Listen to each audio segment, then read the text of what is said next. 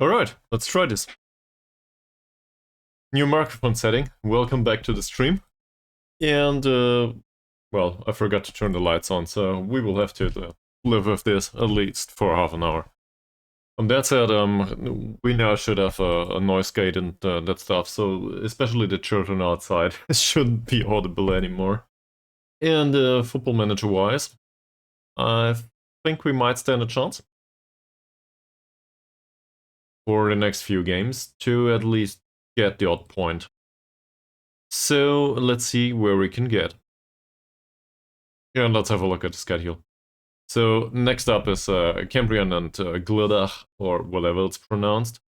And afterwards it's Llanelli Twon. I don't know for sure how to pronounce those double L's.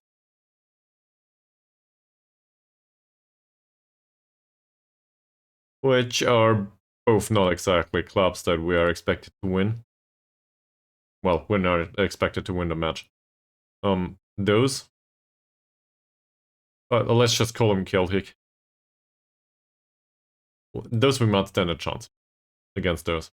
And then there's Pontypridd and Goitre. So Goitre is a must-win, and Pontypridd is a I need a point at least. We just want to be clear of the drop zone. So 35 points it is. That means we have 23 to go. How many games is this?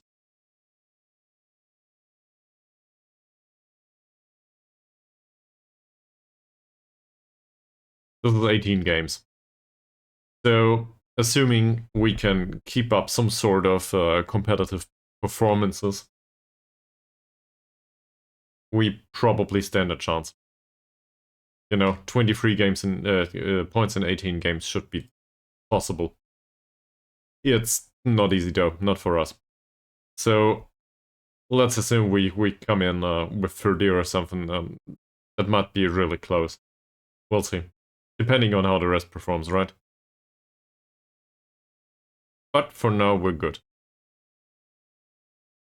Which reminds me, I do not think we had a talk with the players after last game.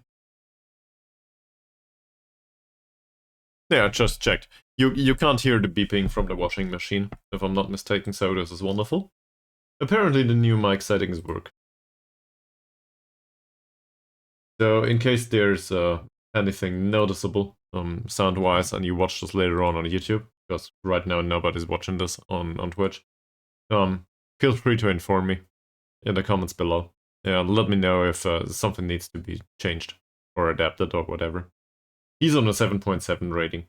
I have no complaints whatsoever about Masaru's performance, just because there's absolutely nothing to do. He was wonderful last game out, because he didn't have to do a single save. Just none.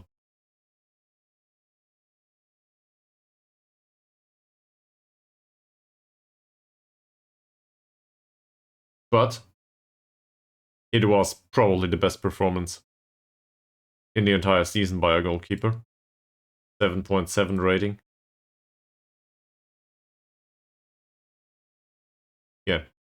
Coleman had a 7.4 against Port Talbot once. That's all. So no complaints here. We will keep him in if this is the way he plays. Also, the communication might be part of the story. So I guess this communication might be the reason why we had that good performance in the first place. Maybe the defenders just did a bit better. That. So now we have his performance. I guess we praise the tackling, or alternatively, we can go with the heading. That said, we can't praise him just yet, so I guess we need to wait. Maybe we can do that. How's the schedule? Yeah. So the next match will be a bit earlier. This is why we can do a match preview though. So I guess that's good. And we can do a review too, which is just fine. So we will go in next week and do all the praising and all the talking and all that stuff. Because I suppose I hope that morale will be kept on a moderately high level until the middle of the next week.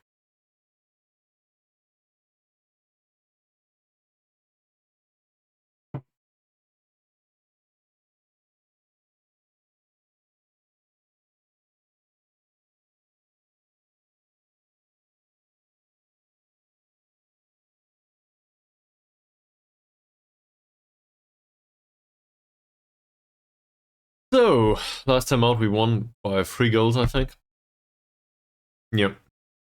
Should have scored 5, to be honest. There it is. Yeah. So expected goals-wise, this was well deserved. Even though we didn't... The expected goals metric doesn't reflect in the situation that we had a few really good chances. At least from my perspective. We had stronger momentum throughout the entire game, even though we played on a defensive duty. And even if we ignore the penalty here, overall, we deserved to win this game.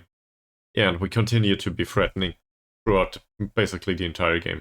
We just didn't score a 4th.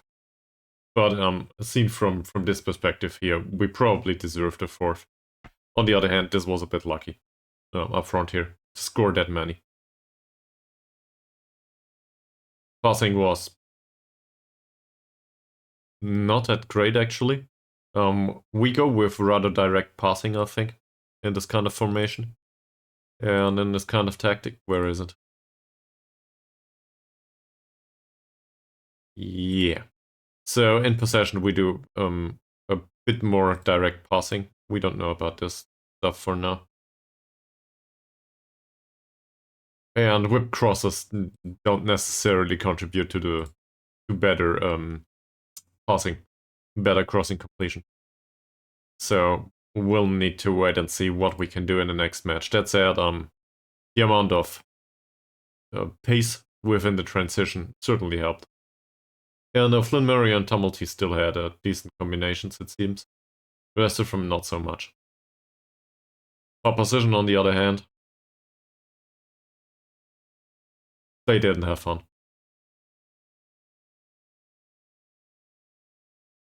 So from their perspective, I think especially the opposition instructions might have worked.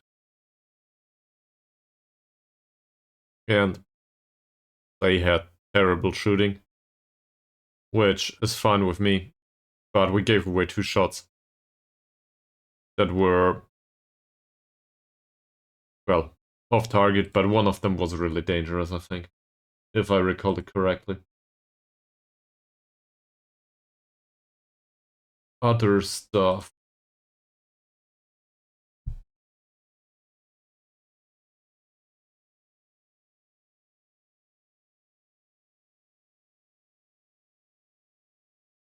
So, the U19 apparently has fun.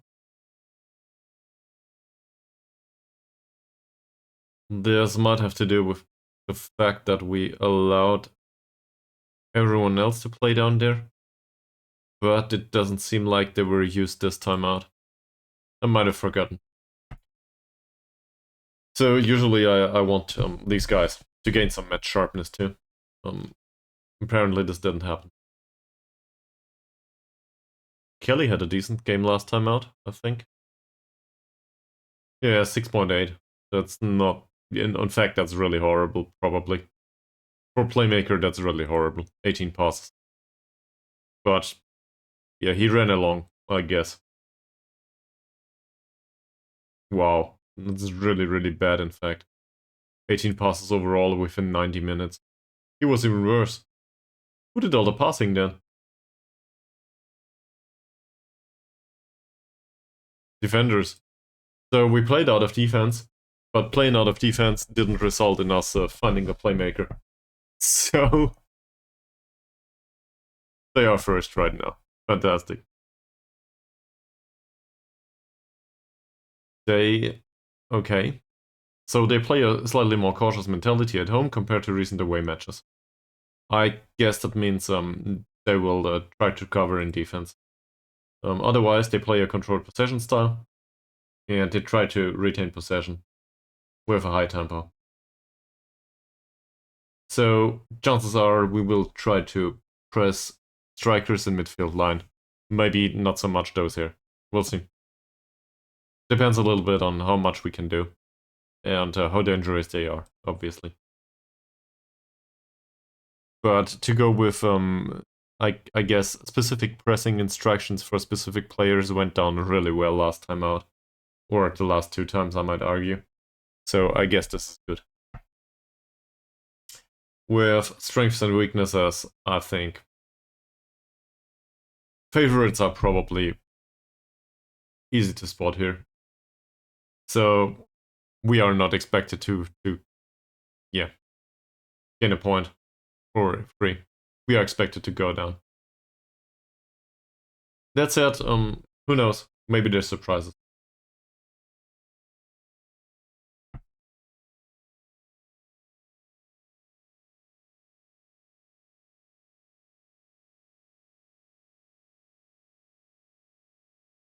And this might begin with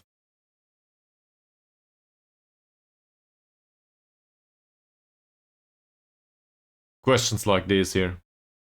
He's rather pacey, really good positioning. Not that strong, but it doesn't seem like we would stand a chance with one of our strikers.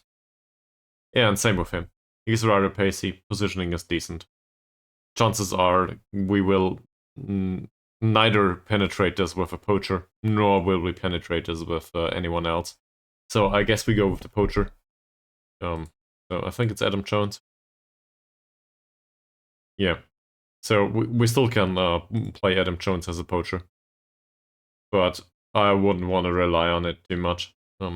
He might not score in that game. So maybe not conceding would be a good idea. We'll see how that goes.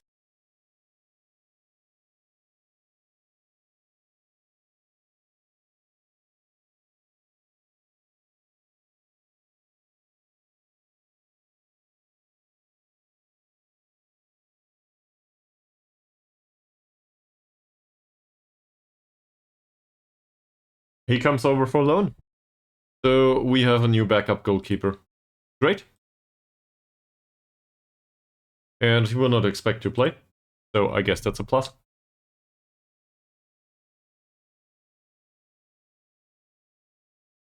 In fact, maybe we can extend that loan for next season. We'll see. But I very much like this.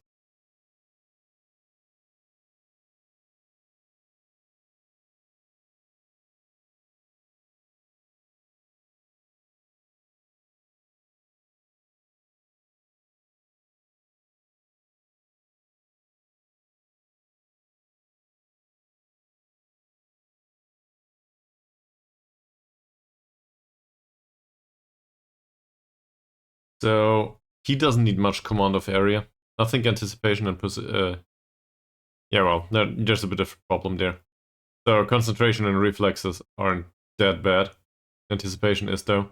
Might increase with time. He has major weaknesses positioning though. Communication isn't fantastic. Well, it's here, but he needs positioning. Seriously. So whatever the other two do, he needs positioning. And this is why he's back up at all. If he had better positioning, he probably would be first choice immediately. I think we compared him excessively with the others. He's, in comparison to Massaro, for example, he's just better in basically all of the disciplines. Did every single attribute? No, it isn't, due to the positioning. And this is one of the reasons why Massaro will probably play the odd match, whilst Coleman might also play from time to time.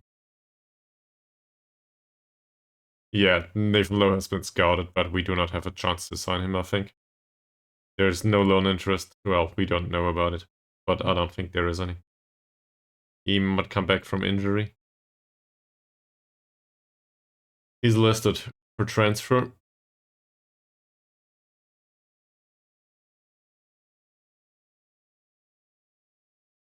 He definitely should be able to score with us if we can loan him in. But there's no...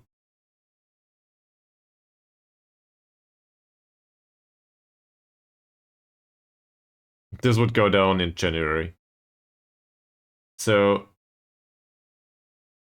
I guess we could use him till the end of the season. I wouldn't want to pay any wages. He would be regular starter. Let's say squad player. But I expect Low to definitely make an impact. Cannot be terminated, I don't care. This I don't care much either. Much about either. Yeah, and probably we would play him as a Metalla. That is, if we play him. And if we don't, well, he can go back, right? Nathan Lowe is at, well, in the early decline of his career, I feel. That said, with these long shots and with that dribbling, running through the center, this is totally fine for us. He's not perfect, but he would be really great. So we'll try that. They will probably agree to this, but he won't.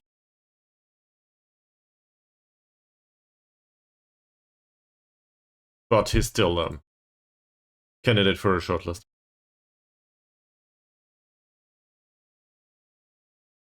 Finn Evans. We finished scouting him. That's a former player of ours. He's on an amateur contract. I think we have enough alternatives. Well, we have low-grade alternatives out there. Last resort signing. Okay. Personality-wise, I feel another way. We don't know about that yet, though. So I guess we will fully scout him.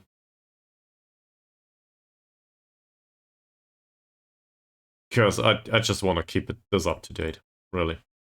And then there's Morgan Moody. He's out of scouting range. Last time out, we knew that he was a model citizen. I want to keep tabs on this guy. Currently, he's within scouting range. He doesn't even play there.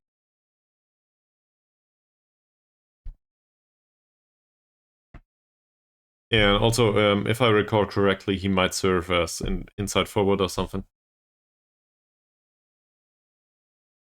Nah, he's left-footed. But we can probably retrain him to the right. He's not a great target man, but if we can retrain him on to play on the right, I'm confident that he might show up if there's any potential in him. That is, but personality-wise, as I said, he was a model citizen. So whatever happens, that was accepted.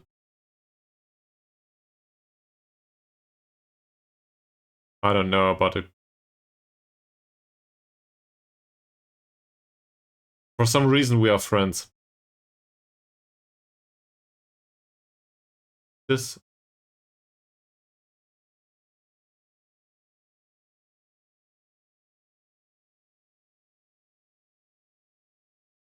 Nah. He was hired after we got sacked.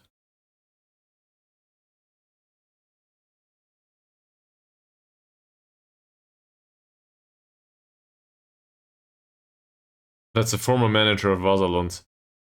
I am not sure what happened there. What about him, by the way? He's not great. Well, he's Swedish, never mind. I forgot. We have the problem with work permits. Yeah. So, looking for players at your former club is always a nice idea until you realize that the rules are very different in your current league.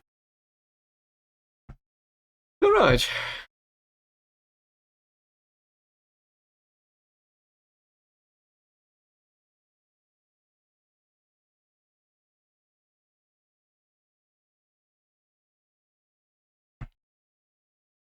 There are scheduled changes. Fixtures have changed, apparently. Where is this? Well, this is rubbish, but I like that very much. So, due to the match being on Friday, we can get an additional training session in, which is perfectly fine with me.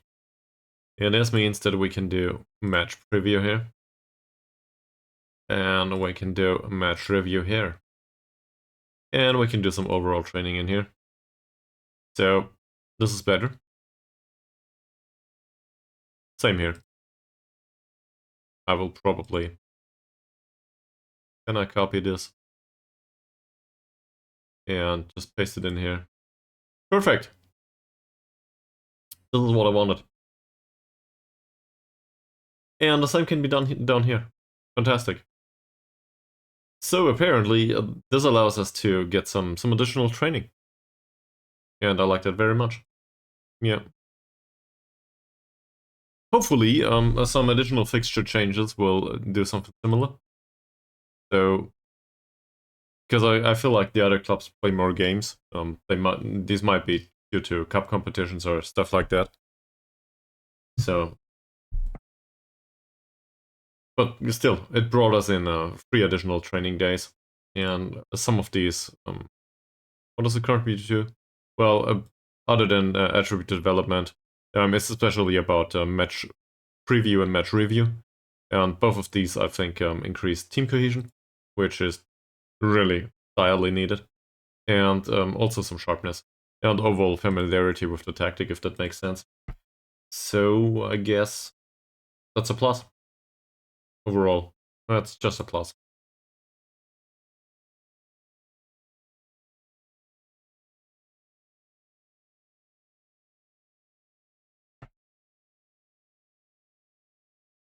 Apparently you can still hear a squeaking of the table. Well, not everything's perfect.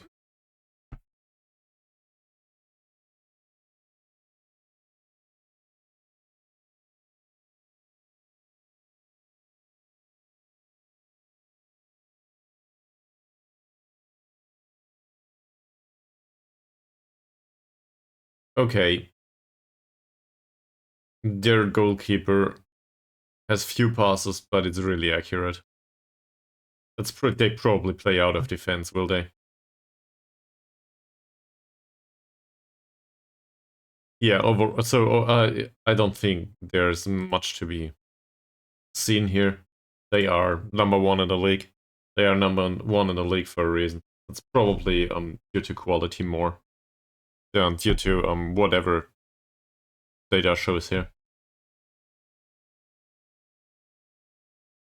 So we'll try to be very destructive in certain fashion.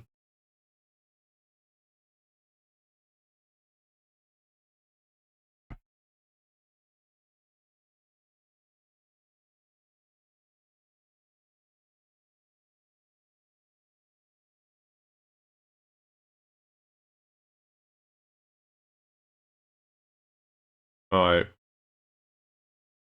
don't think we need to talk him very much. Decent player, but sure. Let's see.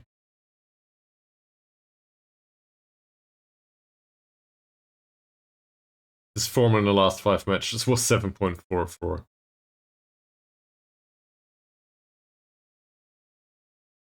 I think that's great.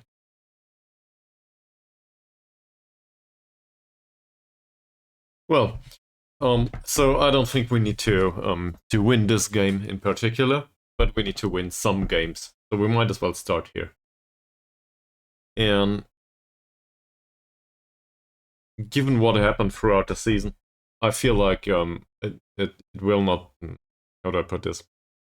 This will not go down without conceding, obviously, but we're trying to form a wall around our goal, and at this point in time, it feels like we have a slight grip on it, but this might not be a good idea against them. That said, it's not like we have a choice, because this is the only tactic that ever worked for us up until now. So we'll continue to do that.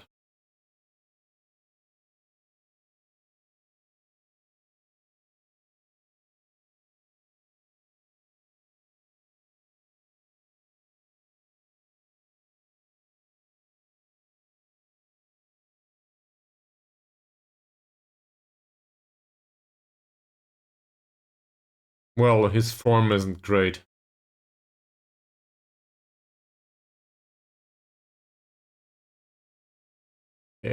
Sure he can, but I wouldn't want to increase the pressure.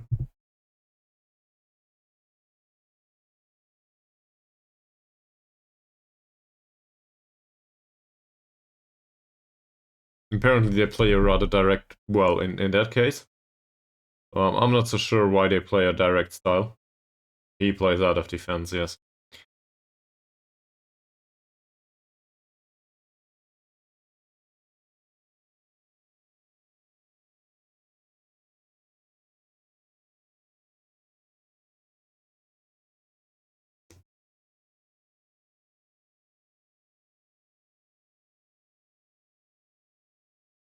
That's it. So, now that the press conference is over, all the training should be over. Yes. So, now in the evening, we won't give the players sleep. No, we will talk to them about their recent performances. And in the last game, there's nothing to criticize about him for, right? Absolutely nothing. So, he's just fine. Then Murray, on the other hand,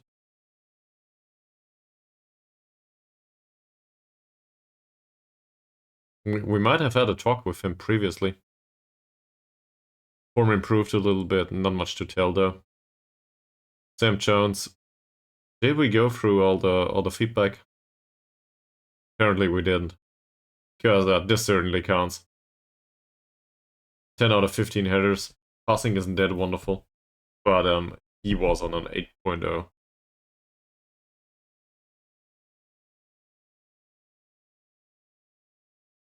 Yeah, definitely go with the scoring. I do not feel like he did very well in defense, but there's nothing that we can criticize here. He should have scored a second, I think. Yeah, he had his chances.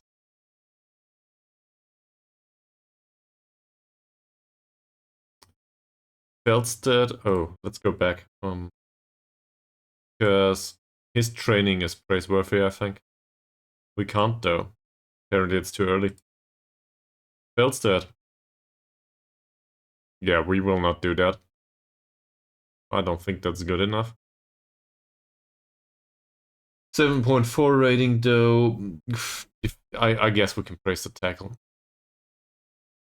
That single tackle was just fine. So we do that. Alex McDowell's performance. Well, the 6.9 rating last time out was good. He improved a little bit. That one tackle was fine too. And I will not do anything else. He's in perfect morale now. Harry Martin. 2 out of 2 tackles, 5 out of 5 headers. Why not?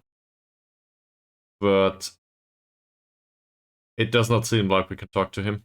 At least not about that. 6.62 isn't great. We will criticize his recent form and tell him that he needs to improve. And this is... I think the strikes is feeding on scraps is probably the way to go about things here. Even though he's a defensive midfielder.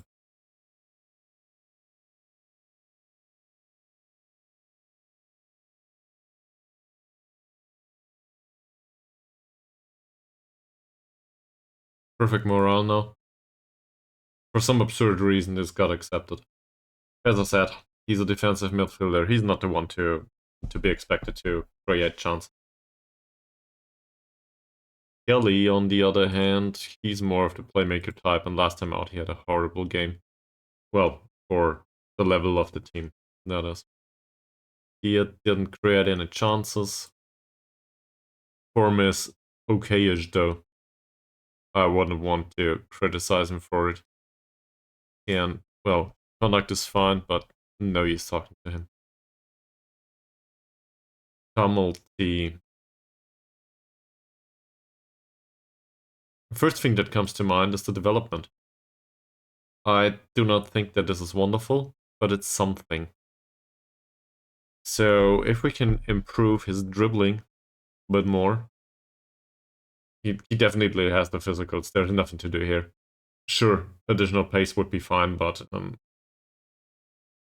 he needs the dribbling. Because he plays out of his way out of trouble. Is the dribbling the lowest here?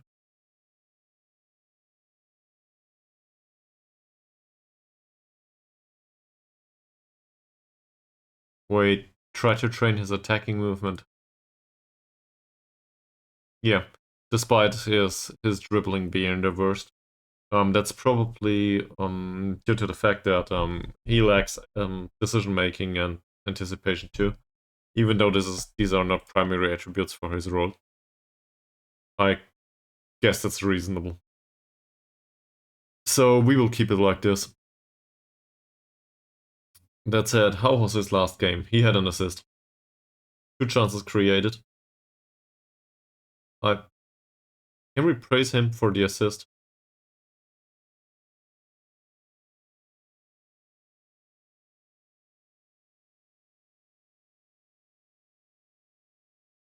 Okay. I guess he likes that. He created 2 chances, so this is okay. Then there's Llanelli Twon.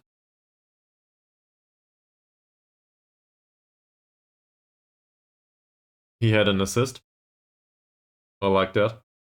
I don't feel like this is a lot of chances created, so not so sure. His heading wasn't that great. Passing was wonderful though. 22 out of 23 is totally fine.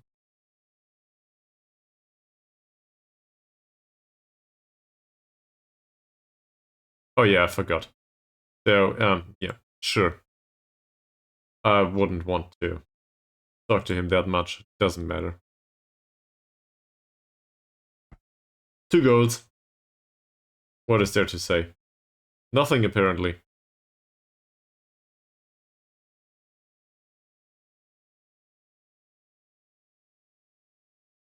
Yeah. And I think he will be included in the dressing room. Oh no, we lost the team leader. Well, I guess we demoted him ourselves, right?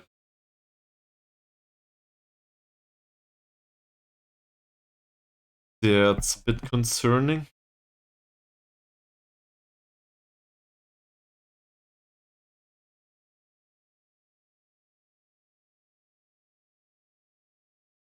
Well, hopefully these two can still adapt some of his professionalism. But I wouldn't want to count on it.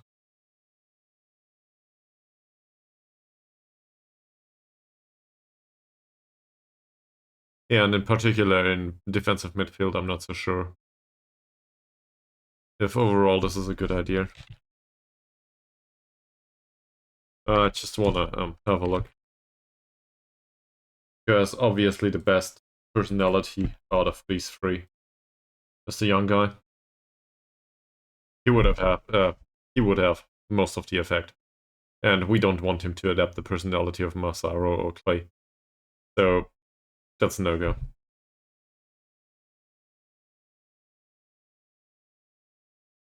Is there... whatever.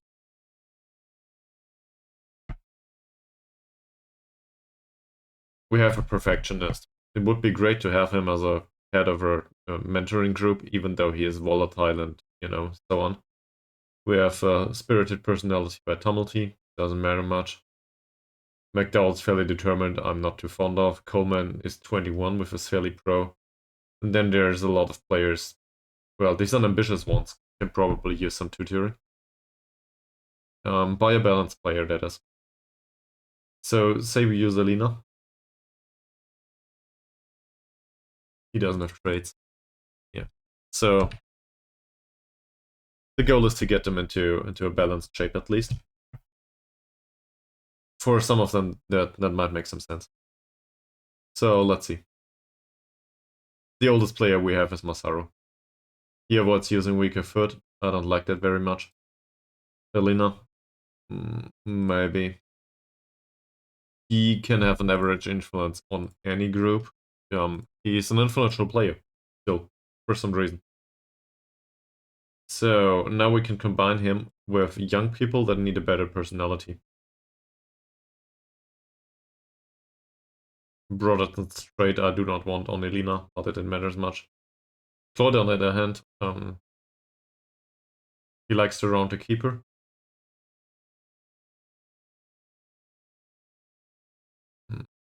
Lynn Murray, though, probably is the better choice here. There's light influence on the group, and there's no influence whatsoever on him. I think his stature in the squad is too high. Lynn Morris, that is. Gary Byrne, on the other hand, does he consider himself a star player?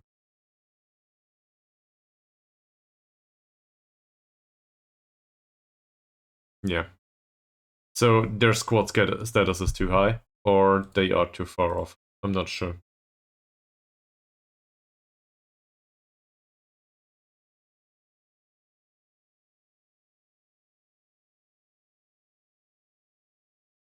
I just want to see if any one of these gets any influence whatsoever. Apparently not.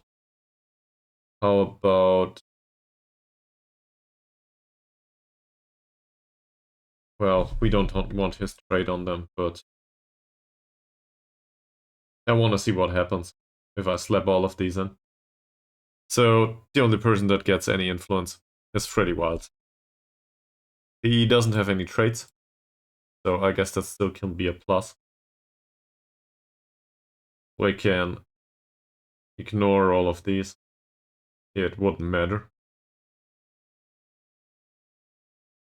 We do not want McDowell's traits on anyone. Massaro, I guess, would be okay. Both avoid using the weaker foot anyway. And in Alina's case, that's probably a good idea too. So, seen from that perspective, we can slightly try to mentor one of these players. They might share the trait. I guess that's a plus. Otherwise, I don't think it influences much. Which reminds me... Oh, interesting. Is Metzola recommendations?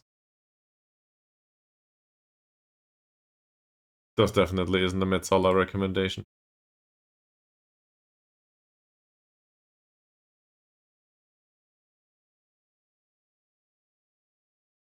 They basically recommend half the team. Cool.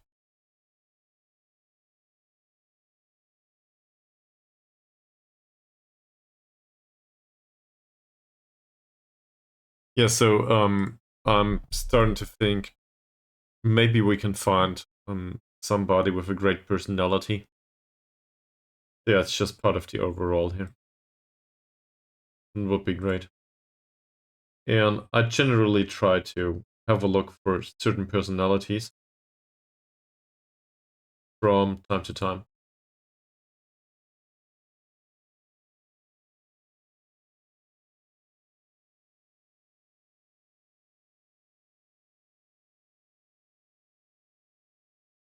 Uh, 21-year-old determined playmaker.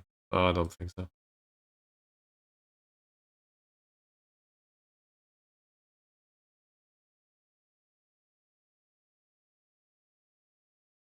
Yeah, fairly determined, there's a few. So, for example, Ivan Watkins, I think we looked at him previously. We don't know him, we don't need him anymore, but there are some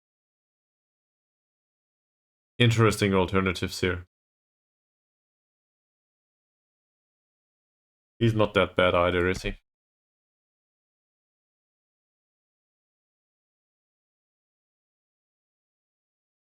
Yes. Is their playmaker. And I can certainly see why. That said, his dribbling is really bad. If he makes an appearance, we will probably stand on his foot. Like 90 minutes. Stand on his foot. 19-year-old, that's not bad.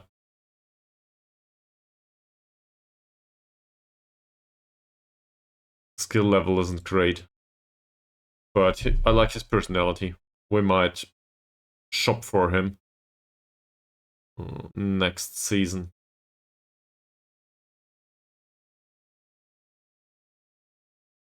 I just want to know if there's anything in particular that's really bad about him. Obviously, the anticipation isn't great, kicking isn't good, one-on-ones aren't great. So he might not be that good of a choice. That said, he has a good personality, so let's see. What was this? Pickle. A 17-year-old pickle central defender. Yeah, and the strength is a bit off. He's 17 though.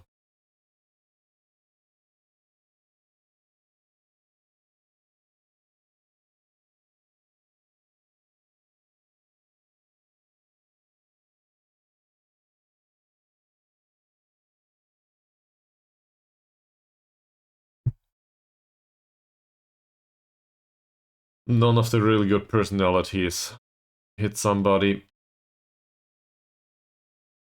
So I guess we don't know. At least we don't know about them.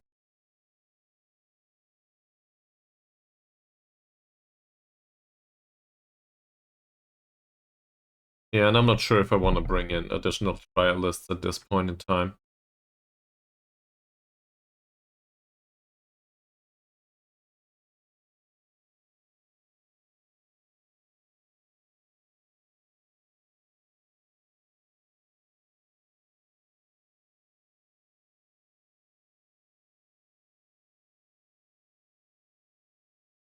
No, let's not do this.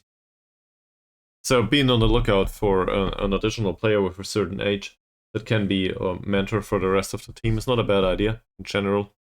Sometimes that might be viable. But I think it's a bit too late. We should have had that approach earlier on. And now we need to basically make do with what we have. Now obviously we can transfer people in, like Low, but he doesn't want to come. Which is a bummer.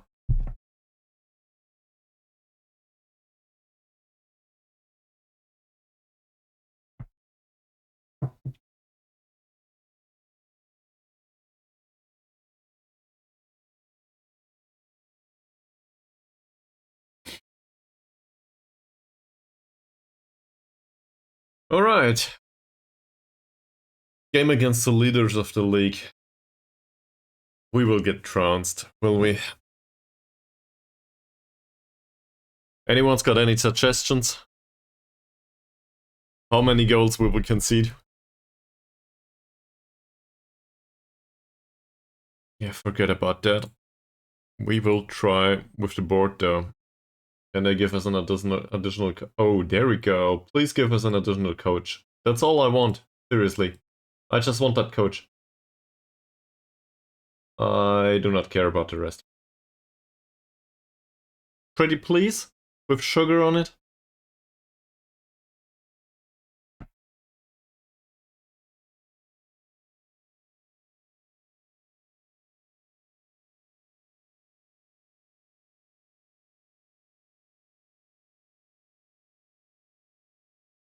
Freaking fantastic. We get an additional coach. So, where do we need a coach? Forget about the match for a second, we need a coach. What's most important here? We have somebody that can do some quickness, some fitness coaching.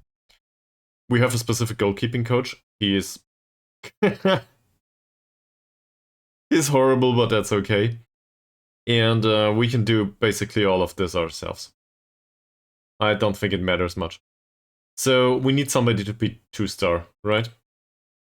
We had a few applications, so I guess we need to look through these. We are looking for a fitness coach. Yeah, that's true.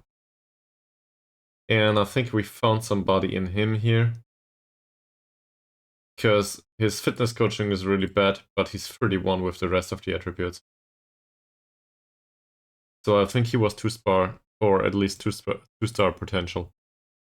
Unambitious though, I'm not convinced. And with the other...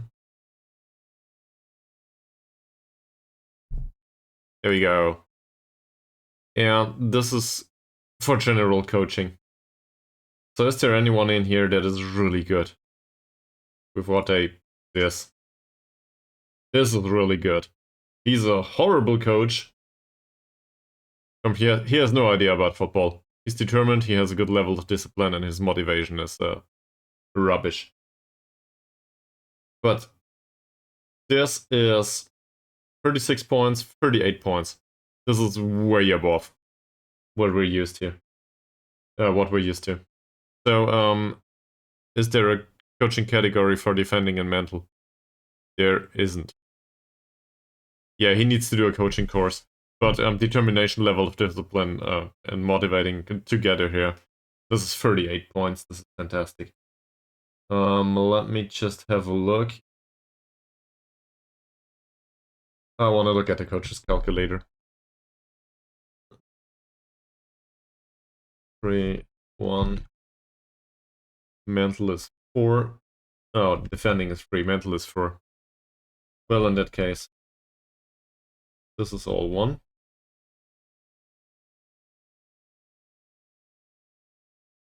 Determination is 18. Level of discipline is 18, and this 2.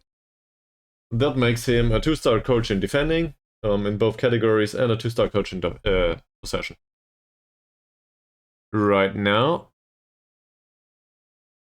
defending coaches is never a 2-star coaching category, and possession, the technical area, isn't. So we can set him up on any of these categories. Let him be 2-star coach there, with a single purpose, to increase the coaching there, quality-wise, in this one area. He wants money though.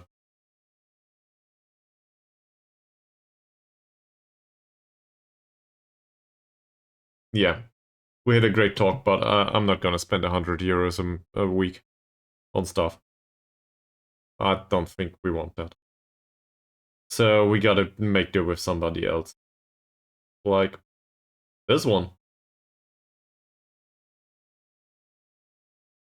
I don't like the unambitious personality, but he might still be a decent coach in some categories. Let's see.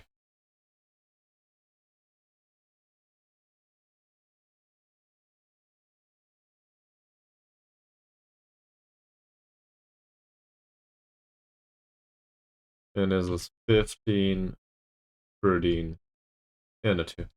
Still 2-star coach. Not a bad choice.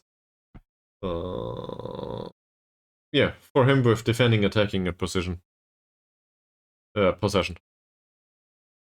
And he's way cheaper. See? So I guess we go with that.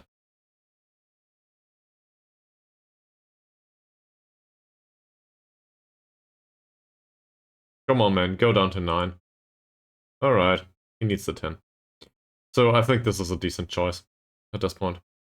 And Alex Jones can... I guess it can go away.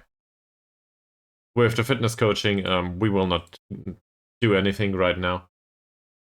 We might adapt this later on, though. Okay.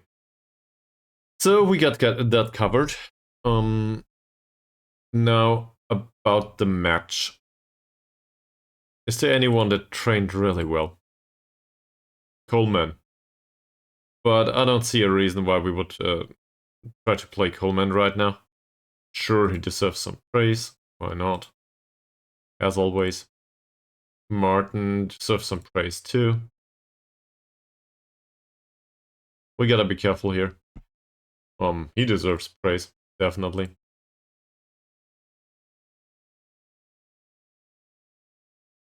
And I want to be careful due to the current morale. Do we see this in here? Well, we don't. But I think most of them can use with some praise. Could use with some praise. 7.55 is good in general, but I'm not sure if they would accept it. For example, Sam Jones with a 7.45. He's a professional. For him, this is not great. And Toby Yates will still be annoyed by us criticizing his training, so I guess we don't do that. Yeah. So, I'm not a big fan of their training rating in general, but nobody came to mind that we need to play immediately. He's unregistered. Is there an end to a registration window? Gotta be careful here. Rules.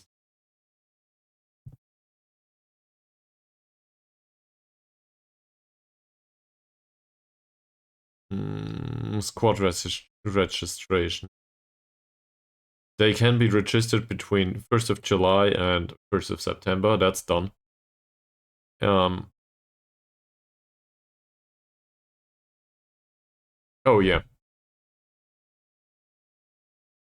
So in December, we cannot register any new players. It's a bit of a problem. Because I do not want to register 3 goalkeepers, but we might need to. Which leaves us with... There's a squad size of 25. How many are there? This is 18. There's 1 player surplus. Also the U19s, I don't think we need to register them. So we might still get there. This is somewhere here. Squad registration.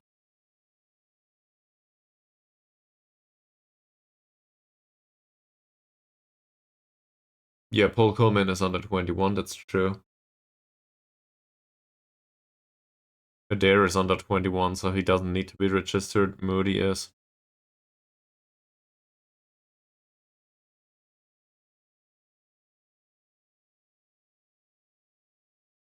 Yeah, he counts towards the minimum of 4 players trained by Taffs Well for 3 years for, you know.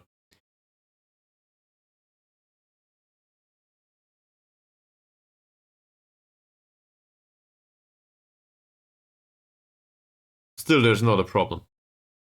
There's a maximum squad size of 25 players. We can actually we can register a few more if we want to.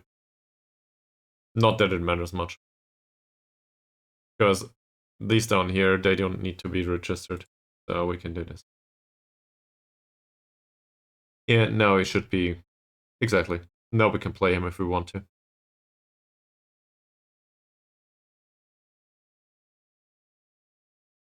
It's funny. We need a minimum of 2 under 19 players in the match squad. In the match squad, that is. So either on the bench or somewhere else. I never even looked at that. But I guess generally that should mean that we need to have 2 players that are under 19 on the bench. Okay.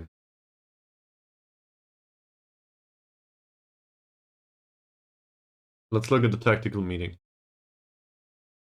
And this will probably be, you know, difficult. Alright, opposition instructions. This is where we start. So they play a more direct passing game, as far as we know, but apparently they like to control possession. I'm not sure how this works, how they do this. So let's just start at the back. He has a weak left foot. Let's show him onto the weaker foot. Is there anything else about this goalkeeper that sticks out? He is no good in one-on-ones. So this basically tells us we want to score on the counter, if we can help. Also, his positioning isn't great, his anticipation isn't great, and his decision-making isn't great. Aerial reach is wonderful, so no floated crosses. Command of area is decent, yeah. We don't want to float crosses in. That's not what we're trying to do anyway. Right? Because we have a pacey striker, and crosses are whipped. Crosses are whipped. Check O'Reilly. Or O'Reilly. Who knows? Weak left foot.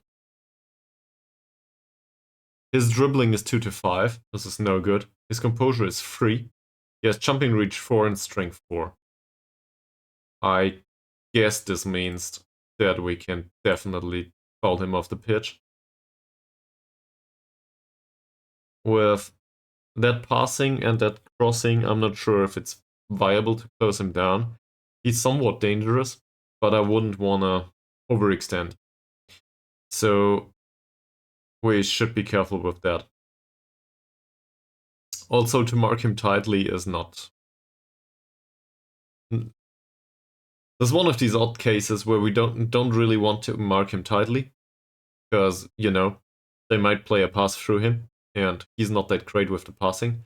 On the other hand, I don't want to not mark him tightly, because his passing is good enough that he might be dangerous.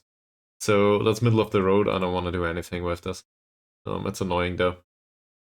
We will not mark him tightly. That doesn't make sense.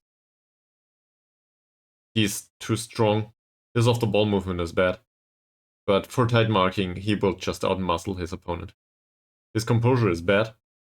His bravery is rather decent, so hard tackling will probably not be a thing against him. He will just go where it hurts.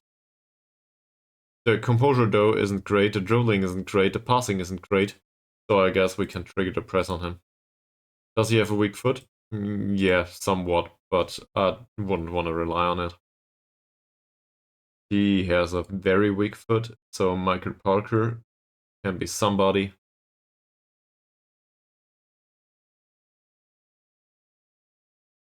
There we show to the weaker foot. Dribbling is 1 to 3, so this means we need to close him down and need to try to win the ball back from him. His bravery isn't that great for a central defender. His composure isn't great. His passing is utter rubbish. And I guess we can try to win the ball from him. Marking him tightly, not a good idea. Yeah, his off-the-ball movement is shit, which is expected with a central defender. But he's too strong.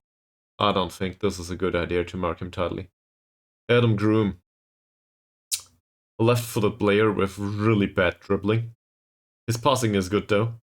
His off-the-ball movement is rubbish. His overall physicals aren't great. This is one of these cases where the player is dangerous enough. For Adam Groom, he's dangerous enough. His off-the-ball movement isn't that good though, so maybe we can mark him out of the game. Now, I realized that there might be a problem with the player, and this is Tumulty's job. Anyway. So, Tumulty will probably need to do this, and he's no good at it. But the dribbling is bad, the composure isn't great, the bravery isn't wonderful. He has strength 2 and jumping reach 5. So what does this mean? Probably hard tackling if we can do it. You see, with dribbling 1 to 3, I think everybody, with the exception of Tumulty, should probably tackle him hard. Milton Oni. Bad dribbling, bad off-the-ball movement, really great strength, decent passing. So to mark him tightly will probably not work. With that composure and that passing though, this is a bit of a mixed bag. He has really great passing, but under pressure it might go down, quality-wise. I don't want to dribble him. Well, I could tackle him hard, probably, yeah. So let's trigger the press on this guy and tackle him hard. Sure, the strength and jumping reach say this will not work. On the other hand, he has composure 2 to 4. His bravery isn't great, his dribbling is bad. His technique is bad. And basically the only thing he can do is play a pass, and he might not be calm about it once somebody comes and kicks him. He has bravery 1 to 4. No good. But we're getting into the more offensive area here. Midfield. So his passing is good enough. His strength and jumping reach aren't great. His off-the-ball movement is good though. We want to mark him out of the game. The problem is we probably can't. So trying. And I guess triggering the press on him is not a thing. We can do that, but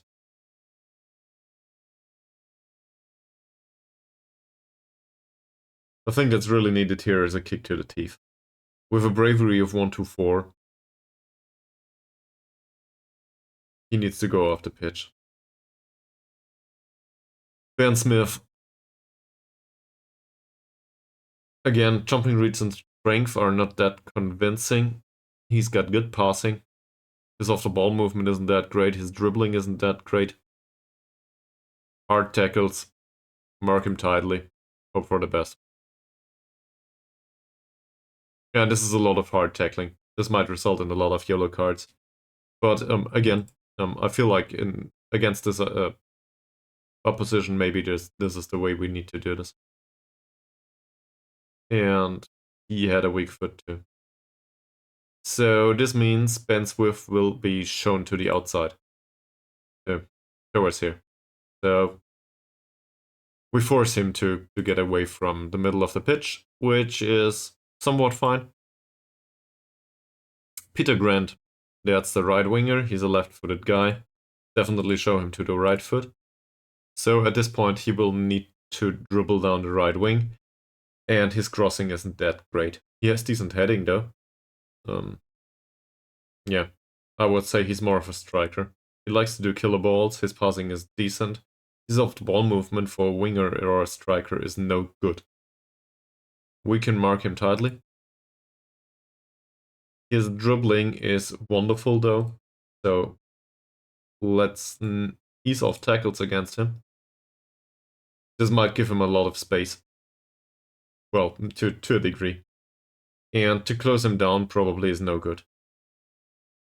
We can, but his composure isn't that horrible, and he has the technicals. So I guess tight marking it is.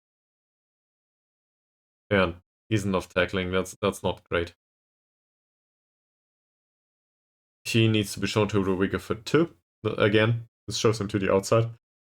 He's really slow. He doesn't belong there. It clearly states he's a defensive midfielder, and it shows. The problem is, what do we do with him? So his off-the-ball movement is really bad, but I'd rather not mark him tightly. His jumping reach and strength says I will muscle through. Closing him down, maybe that's a thing. Bravery isn't that great. His dribbling isn't that bad though. So I guess we close him down. And maybe we do nothing otherwise, because hard tackling might not work. Depends a little bit. And then there's Dylan Whiteley. He's just freaking fast. So, dribbling 10, I guess we will ease off tackles for him. He is left-footed. He has really bad strength though. He has a really shitty finish. I have no idea how he managed to score that many goals in previous matches, other than with the acceleration and the pace. And I guess look at the anticipation and the off-the-ball movement as well as the decision making. We should be able to mark him out of the game. Yeah, exactly. And closing him down, I'm not sure if this is a good idea. Well, I guess it is. We should still close him down to force him into a bad finish or a bad long shot. And even a passing of 7, we might get a bad pass out of him. That's it. So they play with somebody that looks like a poacher, so we will put Feldstedt on cover duty again. No, well, actually, forget about that. They play him as a deep lying forward, right? I remember seeing this. So he's played as a deep lying forward. If I'm not mistaken, deep lying forward that knocks the ball past the opponent. Interesting. Okay, that's it. That took a lot longer than anticipated. Let's go to the game.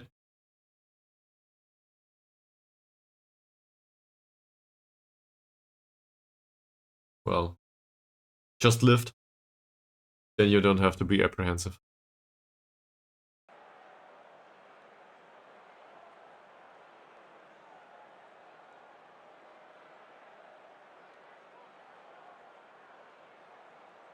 not that inspiring to most of them. Masaru, on the other hand, was on a 7.7 rating, and apparently that's enough for him to feel inspired here. Hamilton is focused. Well, that's good, isn't it? There's some people in the stands. Just sad that this is an away game. Here we go. Weather says it's a drizzle at 9 degrees Celsius. This is perfect. Gibson. First attempt by Gibson of something of a nice ball. Feldstedt. Jones. Oh, that was rather close. I like that. Jones, McDowell. The other Jones doesn't necessarily pick it up. Gibson, come on. He hits the crossbar. I saw that one in.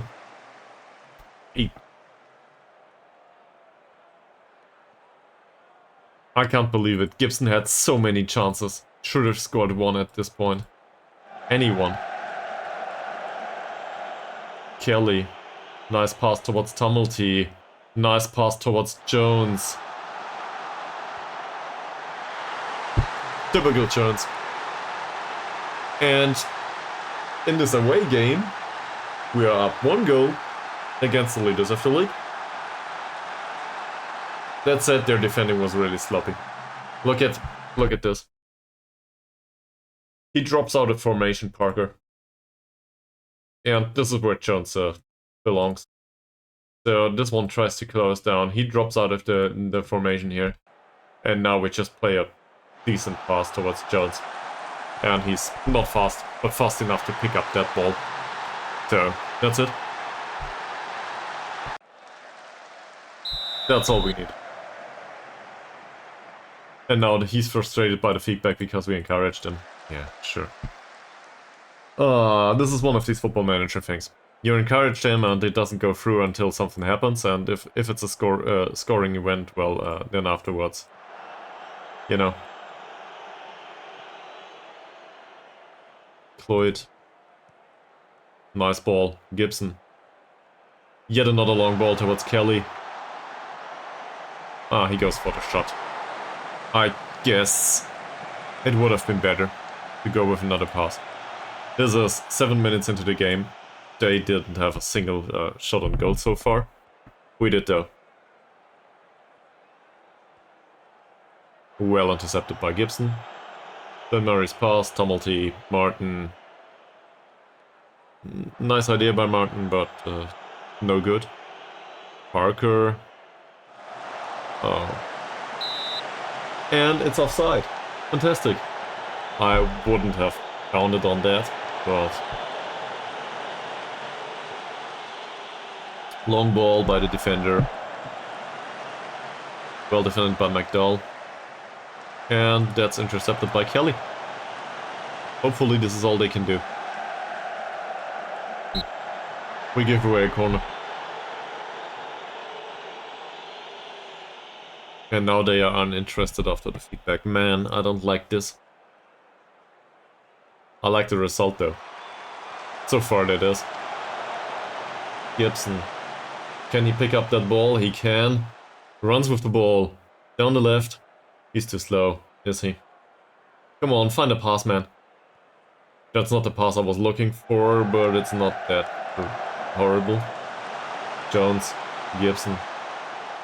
Martin. Yeah, we could have done better with the situation. Long ball. Ooh. He picked that one up. Jones. Tumulty. Flynn Murray with another long ball towards Jones. That's no good. That should be offside. As I said, should. And it is.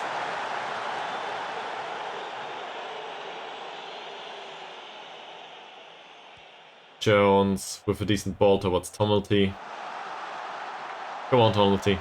Gibson. Then Murray. There's a cross from deep. Ah, it's no good though. Not this time anyway.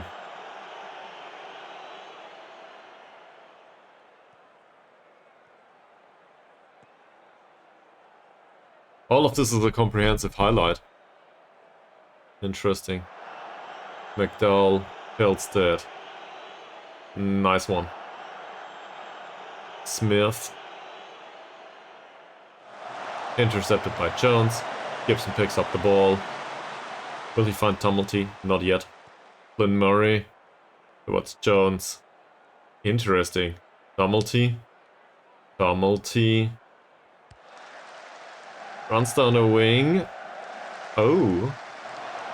That might have ended up with Floyd. Didn't though. Really? Riley? I think it's Riley. Yeah, it's Riley probably. Jones. And again. Offside. There's a lot of offsides so far. Can't we shout in and just praise them? Because overall I'm happy with this performance. Yeah. That worked just fine.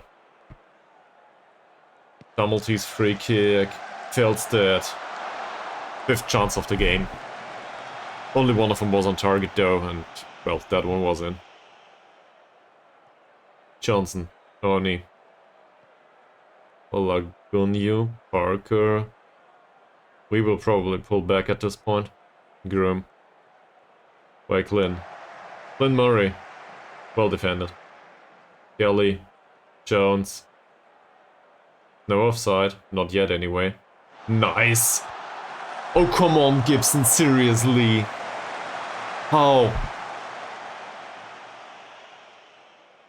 What a nice chance. Now we face a free kick by Grant. Whitley.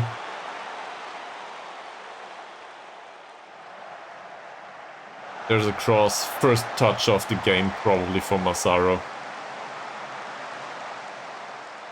I guess this counts as a save. Given the position.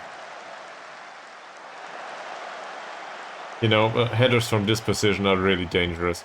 Especially considering how free that opposition player was. It wasn't a great header. So Massaro didn't have a problem to pick that up, but still. They should do better than to defend this like this. Gibson, Tumulty. Not a good finish. I do not expect him to finish that much better. Let's have a look at Gibson there. He has finishing 6 and long shot 7. What's the problem? Composure's decent. He could have scored like 5 times this season already. Mr. Parker is on a yellow. Mr. Parker is a central defender. So no use changing anything. Oh. Come to think of it, I think we might want to play down the wings though. That shouldn't be a problem. And it isn't. Yeah, so thought process here is play this formation. So why should we focus on, you know, the middle of the pitch? It worked just fine at the start of the match, but for now I think we can play down the wing. Or we do it like this. I don't care much if we score. Oh, come on, Gibson, he runs into the heels of Groom. Well, I guess we get a corner. Maybe that's one for Jones. You know, the other Jones. The one in the back. Tumulty. Jones. Floyd. Tumulty again. And it's offside.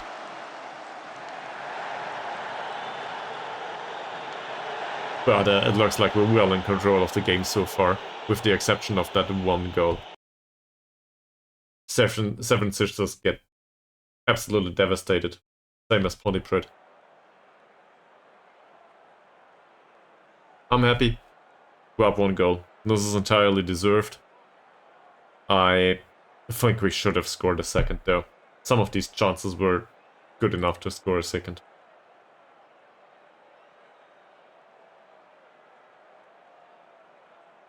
They can do better. So, did they change anything? Groom is on a yellow card too. How unfortunate. Groom's tackling is 13. Parker's tackling is 7. Do we want to focus down the right? So down there left? I guess that's a thing. We can do it like this. And hopefully we will give them some trouble. Well done, McDowell. What a decent tackle. Really, without any hesitation. And it was a calm one. I like this very much. That's no good. Jones. McDowell runs past the man. Really. Riley and Grant. We were lucky.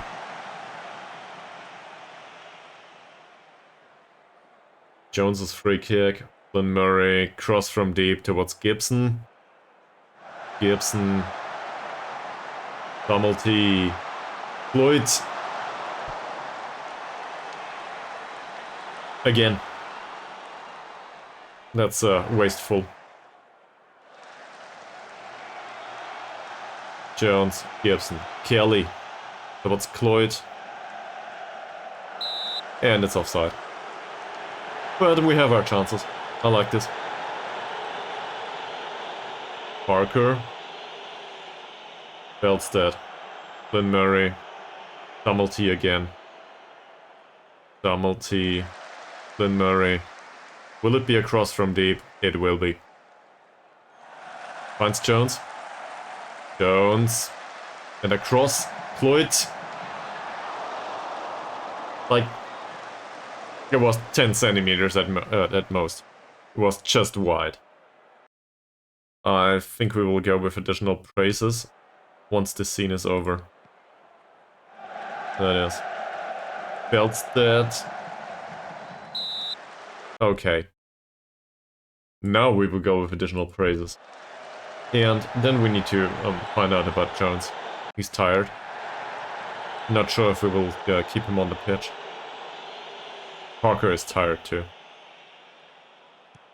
Long ball by Jones towards Dummelty. Dummelty. Dummelty's ball. Floyd. And Jones is too tired to run for the ball. Seriously, man. Who's on the bench? So obviously Yates would be an option. Can he do poaching? Toby Yates. I guess we could use him as a poacher. Not to deduct from the current tactic.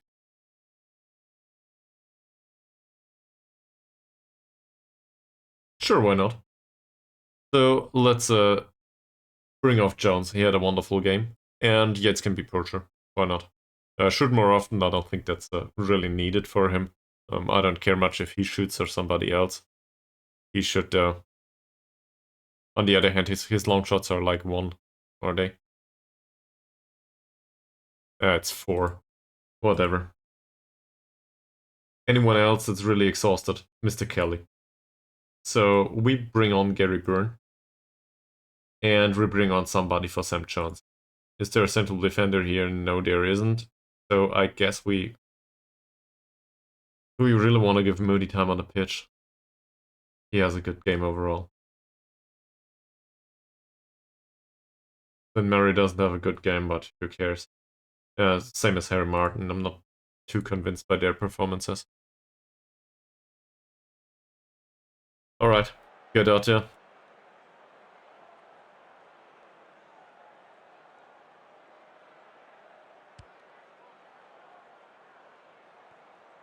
Ridley. Grant. Come on, close him down. Riley. Riley. Riley's cross and nothing. Well, it's a corner. So hopefully they can defend this one. Thomas, Oni. Whew. That was close. Let's give him a shout, but we can't. Not yet anyway. Now we can. Let's praise them once more. That seems to have worked. Jones towards Yates. Parker wins the duel though. Yeah, it's offside. So hopes are that Yates can go for a similar run. Thomas. Whitley. That was a shot like an arrow. But luckily it was a bit off. Thomas. Whitley again. Close him down, man. Decent cross. Smith with another long shot. They're trying to shoot from all areas now. We have one additional casualty. He's on a yellow card now. He had a decent game. But I think Mr. K Grenade can come on and replace him. Because he's enough tackles for him. I don't want this to do to him for the remainder of the game. And maybe Mr. K Grenade can go for a really good run.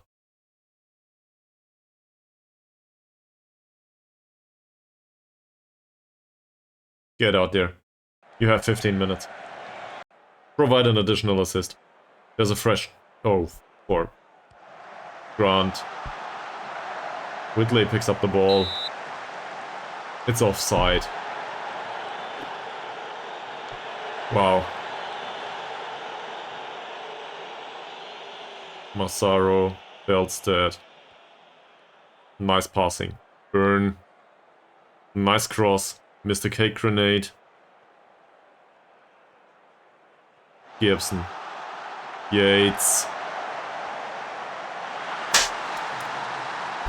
Just as expected. Assist by Gibson, by the way. Fantastic. Now we're up 2 goals, and I think we can count this as a win. Against the leaders of the league, though. Gibson. Yates. And this is basically a copy. This is a copy-paste of the first goal. I'm really happy with this. This was no offside, and the defender out here. He was responsible. He lost the overview entirely. It's just fantastic.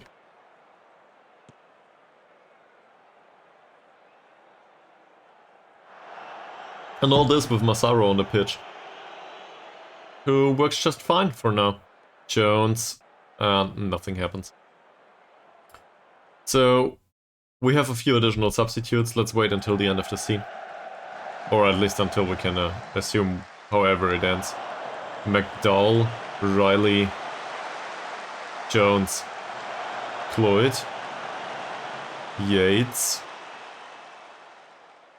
Will he find a long pass? Doesn't look like it. No, he does. Mr. Kick Grenade, and it's intercepted. Yeah, they tried to go through the middle of the pitch for some reason. This Groomby guy has a really bad game now. Poor man. The others, Stellar is new. So we need to look at this after this scene. McDowell. And that's off. Alright. So what do we need to do? We need to look at opposition instructions, because there are 1 or 2 players on the pitch that do not have opposition instructions right now. I don't like this. These are all good. Stellar isn't. He is right-footed only. His dribbling is really rubbish. And same as is his passing. So we can definitely close him down, and we can tackle him hard, I feel. His bravery is okay. But first of all, let's close him down. And let's tackle him hard. I feel like this might be an option. Sure, this is a central defender. So most likely he will not be closed down that much or tackled hard it is, but it might misplay some passes, so this is what we're doing. Iron Jones. We don't know about any weak feet. We know his passing is horrible. We know he doesn't have any strength. We don't know about off-the-ball movement or something like this, so we close him down. And we try to force him into making a mistake. That finishing, though, is really concerning. So, sure, he might be able to score. And then there's Jonathan Thomas. Not a great finisher. No good long shot. Strength is 1. Off-the-ball movement is horrible. He needs to be marked tightly, and I want us to tackle him hard. Does he have a weak foot? Not necessarily, no. But we should be able to mark him out of the game, and he's a midfielder. This is... I don't know what the opposition's manager does. But this doesn't look like a reasonable decision. Did I forget something? Sure, substitutes. There's 3 players on the bench. 2 of them are pleased. 2 of them might come on. 2 of them will come on. Just for the sharpness, that is. I expect them to get this done for an additional 5 minutes plus. So, get on the pitch. Get some playing time under your belt. And that's it. Expected goals-wise, we did well, and they didn't. That's a part of the story.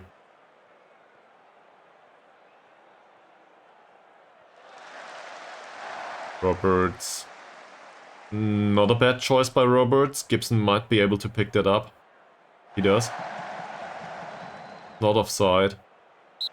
It's a corner. And that should help. Also, given the circumstances. You know, this. 4 minutes injury time. 5 minutes to go. 2 goals in front. We've got this.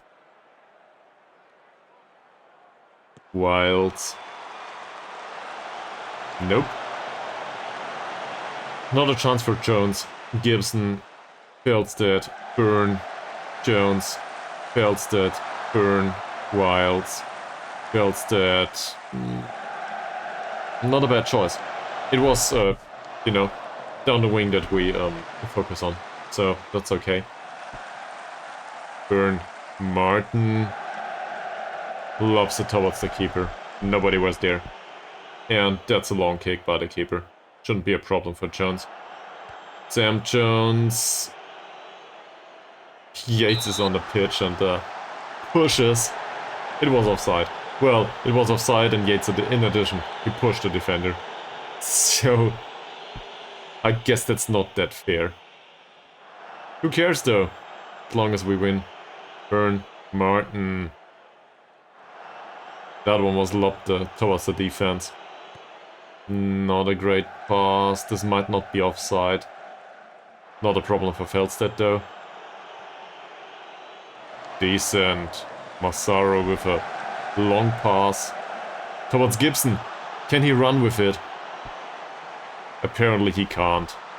And we get a free kick. Byrne. I don't know how far that was, but 1.5 minutes will not be enough to win this game for them. Or to turn it around. To at least get a draw. So, we win against the leaders of the league. Seriously. Byrne.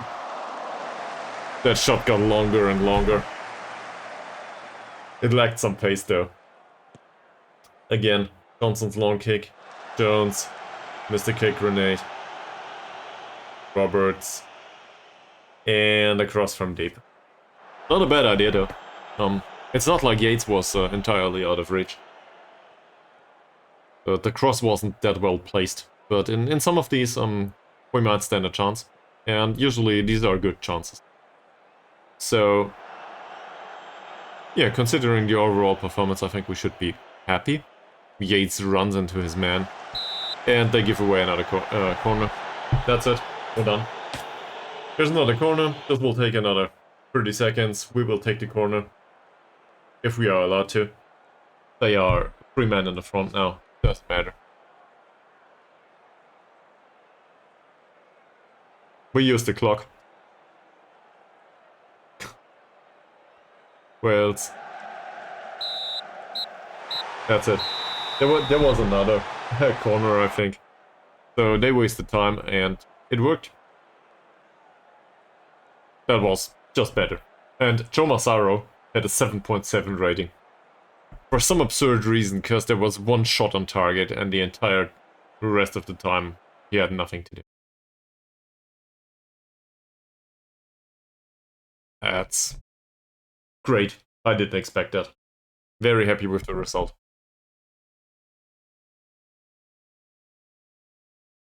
That shoots us up right towards 10th place.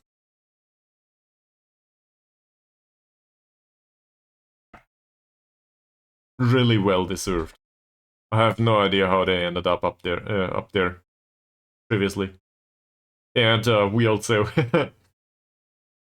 we took them down by one spot, or one place, I guess. No, because we subtracted 2 from their goal difference. So they're no longer leaders of the league. I'm really happy with this. And both goals basically were the same from a creative perspective.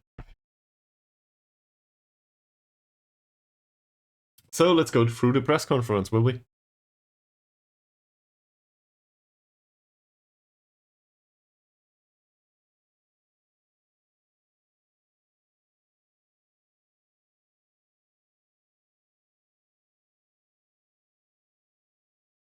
Yes, I am.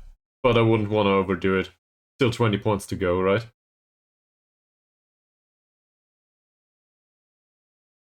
20 points in 17 matches, though. Sounds much better than what we had to do previously.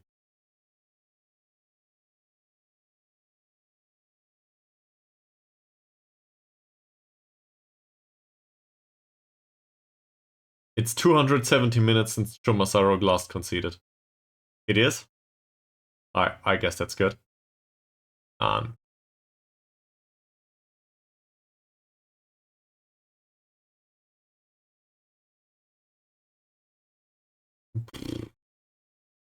I wouldn't say this.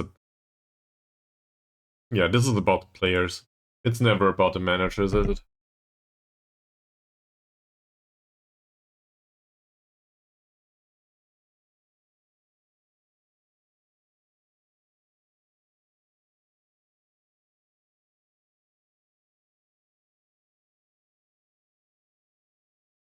Alright. Now we will have a match review, which is wonderful. We will have some overall training, which I very much like. And given the performance, there might be some experience to be spent. So I like this a lot. And within the league, there's additional games that will be played. Yeah, so all of these down here will play. I guess we did what we could. So in aggregate, we will win position-wise. I don't know if it will result in a much different position than where we were, but we're good so far. So I like this.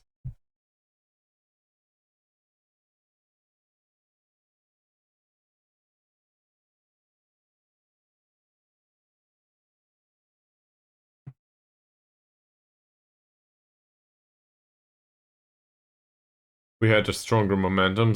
We gave away some quality chances, though. I don't like this. Yeah. Overall, expected goals-wise, we were fine. That said, we gave away, as I said, high-quality chances. That's no good. Passing was okay-ish, but I don't care that much about passing.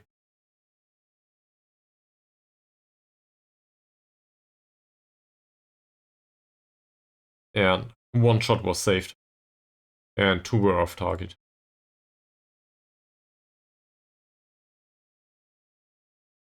I just don't see them being annoyed with training, though. Where Hetfield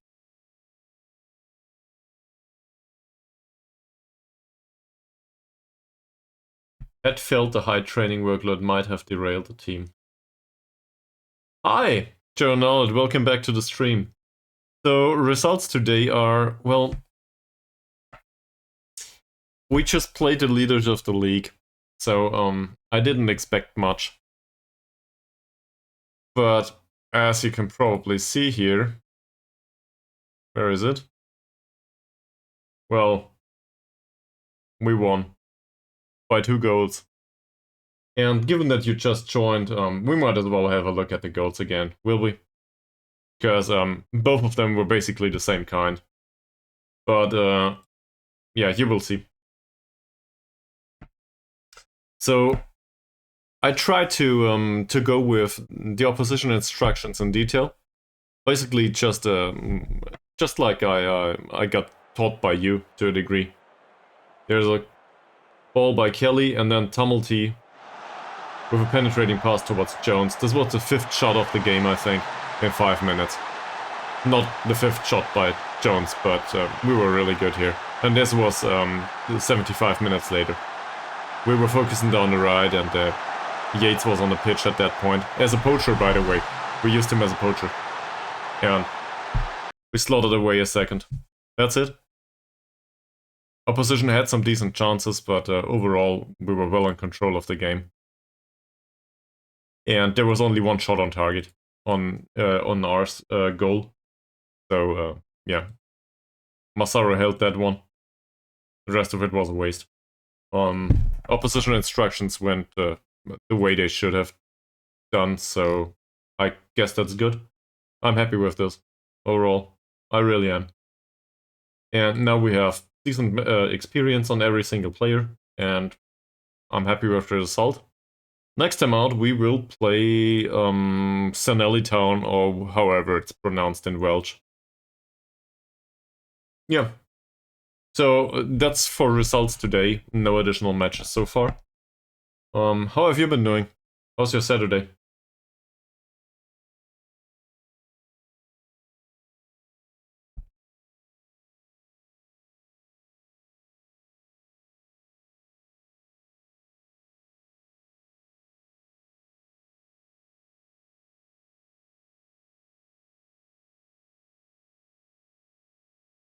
So, what kind of football do they play?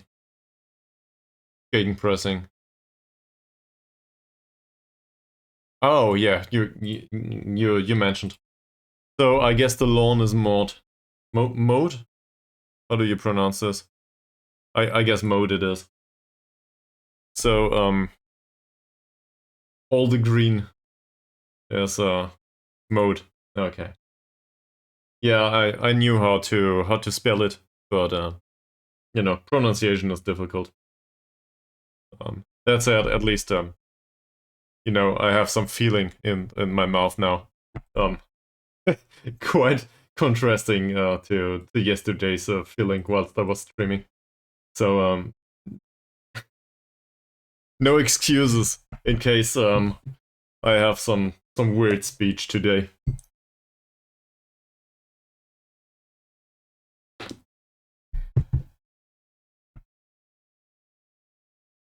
It took me some time to get to streaming too today.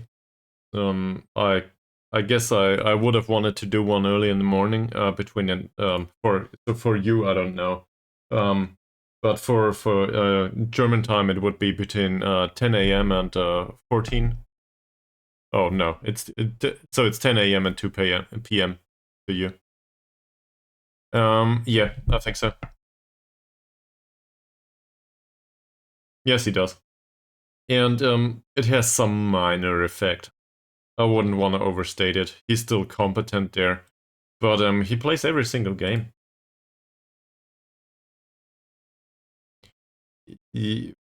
Maybe. Maybe. So, sure. The hope is alright. But on the other hand, if I look at these attributes, he's not good at it, is he? And he probably never will be. He's 21. That's middle of the road for development. He has 4 years to go until he will probably reach, well, the highest he will get.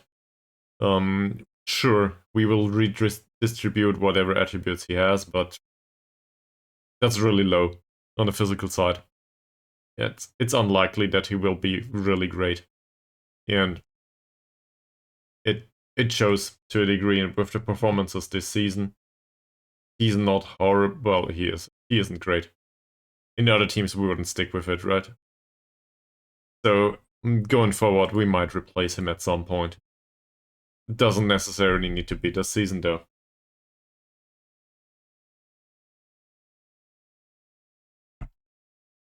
Yeah, there's that.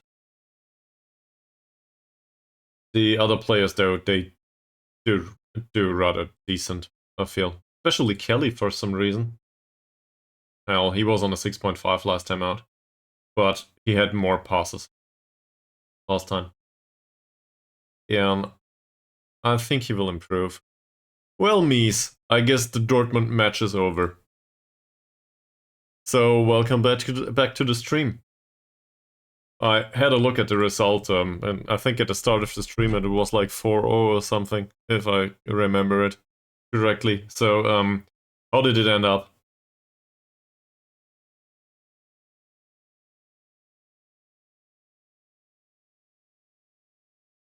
5-2. So, I guess Dortmund lost the second half. Well, you'll be happy to hear, or you might not, that the other team with the yellow and black kits, they won by 2 goals against the leaders of the league. So I guess we can be really happy. That shoots us up to 10th place right now, and results have been rather decent so far. So I'm happy with that. Now we just need to do this again, like, we need 20 points. So, no, he can't. Yates is not fast enough. Same as Cloyd. He's a right-footed guy. Yeah,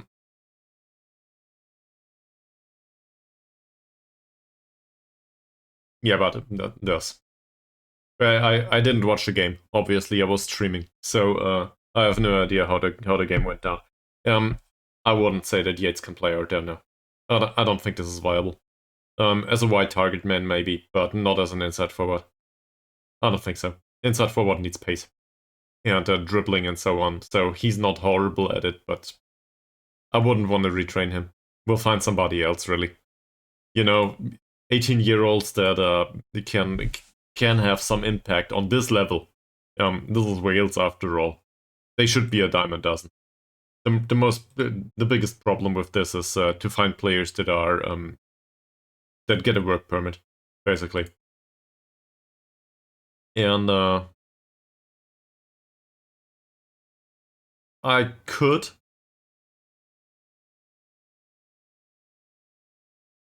No, I don't think so.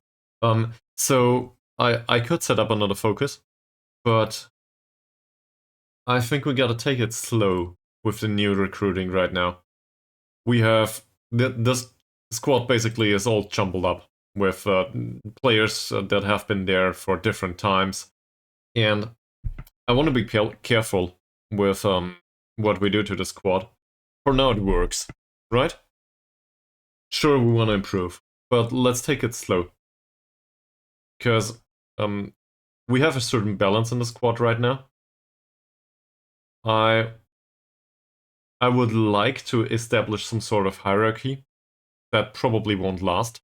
And there's other areas of the squad that are more concerning to me.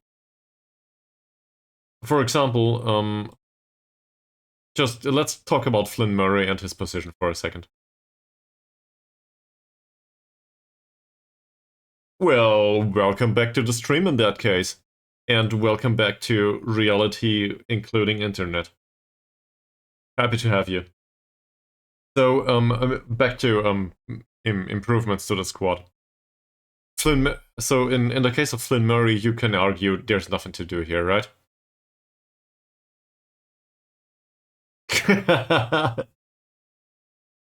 Probably not the primary concern, though. The problem with Flynn Murray is his personality, well, I don't like that very much, right? Being an unambitious player. He considers himself to be a star player. Sure, he plays every single game, so I guess that's fine. But he's a bad influence on the remainder of the squad. We cannot mentor him anymore. He's too influential. Well, not too influential. He considers himself to be too important. So a change in his personality is not a thing. So in a way, this is a problem too. I wouldn't say it's more important than the Cloyd situation, but we have that all over the pitch. And first and foremost, we have it back here. There's two players here. One is shit, and the other is not much better. So we need somebody here. That said, for now it works. So this is probably what we need to get sorted at the start of next season. Also, Metsala position. What did you do? You smashed your router against the wall and bought a new one, is it?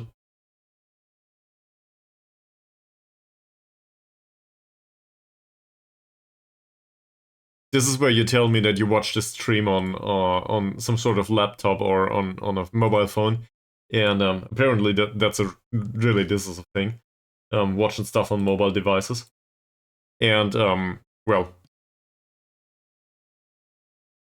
you went with a cable, and apparently wireless LAN is no longer a thing.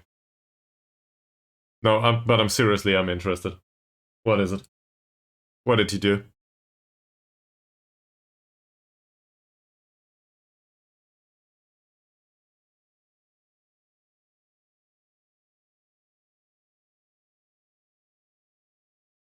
This must be the longest explanation ever. Or his internet lagged out again. Seriously though. I'm really excited.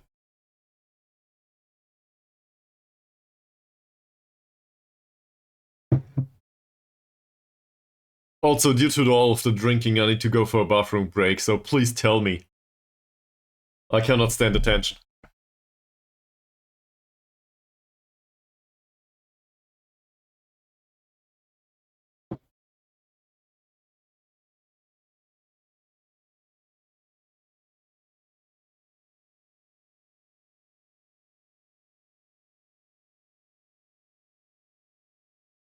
Well, no response. So far that is. Okay, so given that you three are around right now, I just want to repeat one thing. I did set up some noise suppression and stuff on the Blue Yeti in OBS. So in case you have additional background noise, please let me know. Obviously, whilst I'm streaming, it might be a thing. But yeah, the number of viewers just declined. But it's not explosive birthday cake. So I don't know what's happening. But in any way, any case, let me know if something with the voice or the sound isn't great. So maybe I can adapt this. Probably not live on stream. I don't want to butcher the settings, but it should work for now.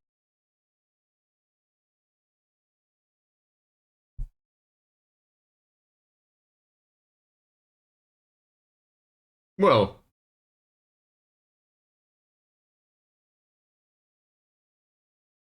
given that we will probably not find out what explosive birthday cake did to his router, I guess I will do that bathroom break right now. It saves anyway, so see you all in a minute or two.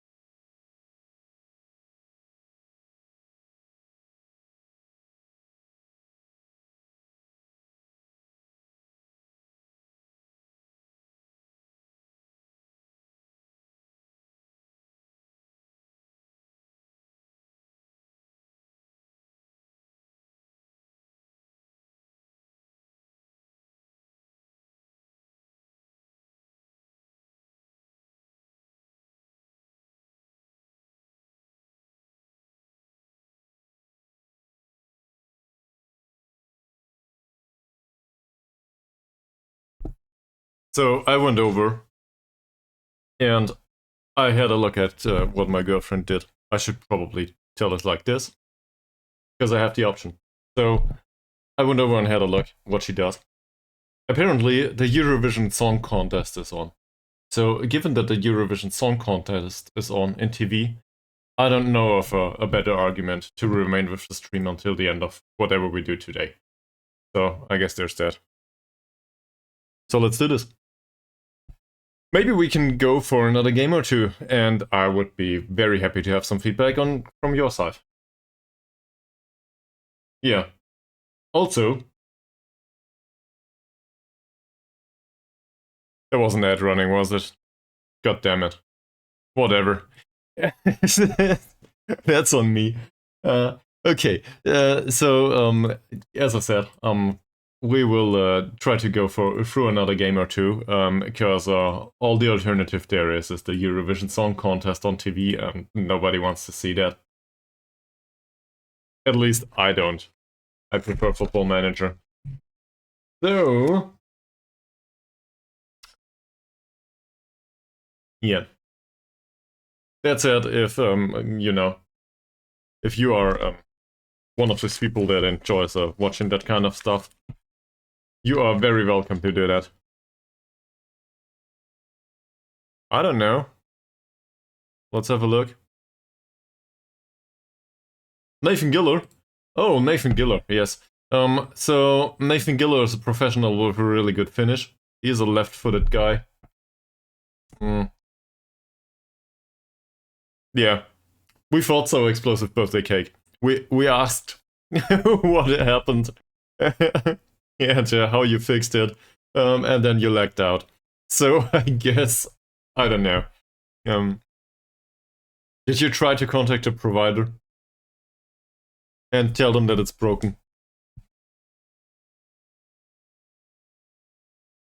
Or if it doesn't work, at least deduct from the payments, man. Yes, seriously.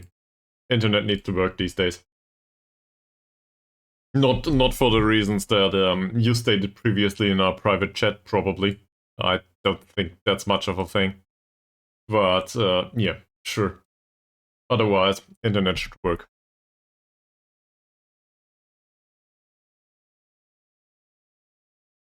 And I was so close to applauding you for getting your internet fixed. So I guess the right comment right now for your internet connection is probably this one. Sorry, man. But I stand by that statement. And if this is no fun to you, apologies. But to me it was funny. Okay. So even though nobody else wants to use the stickers for a bit, I guess this is one way to provide entertainment, using them myself. Yeah. Also, what the hell is this bot? It didn't show up today, did it? Did you not chat enough? You didn't chat enough.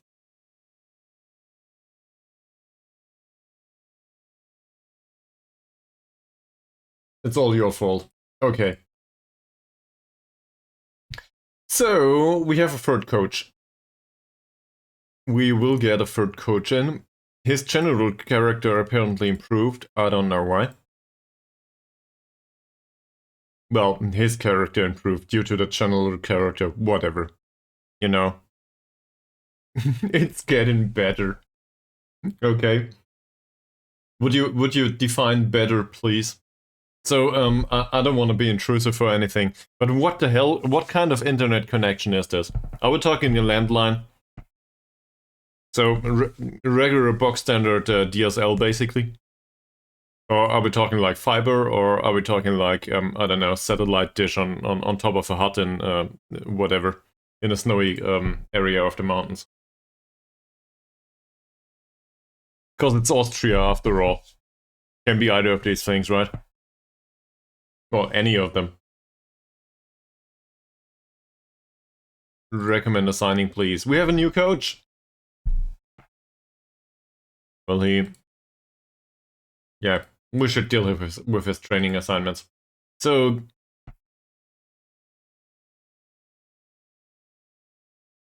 I changed the text. There it was.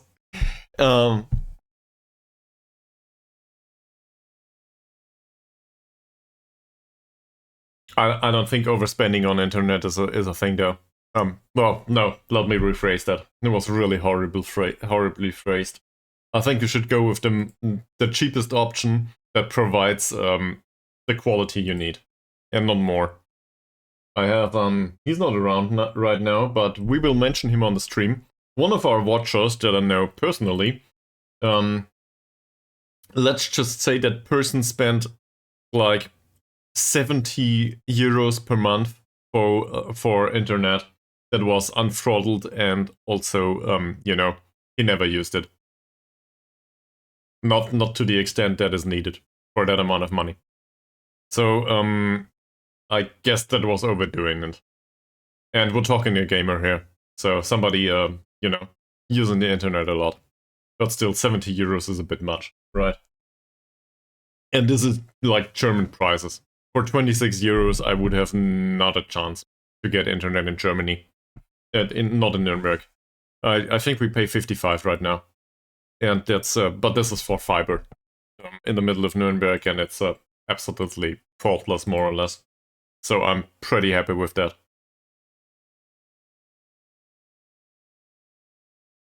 But previously, I was with some sort of provider. I was with Vodafone. There's no use not telling this. For 40 euros, I think, a month, and it was for a 50k landline.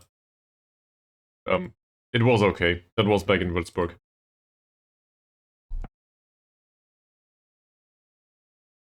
All right. Well trained, Mr. Feldstedt. Quite surprising. I'm very happy with that. Fantastic. Gary Byrne. He should dictate tempo, I agree. He also should improve his personality overall. I don't know. Well, apparently it gets better and better. Maybe with every minute you watch on this stream, it gets better. It gets used to it. Because this is a regular flow of data. There's no additional data other when I wave my arms around or do something like this, then all of a sudden all the picture changes, and there will be much more data transmitted. But maybe the landline gets used to it. I really hope landline is a word. But I think this is what it's called, right?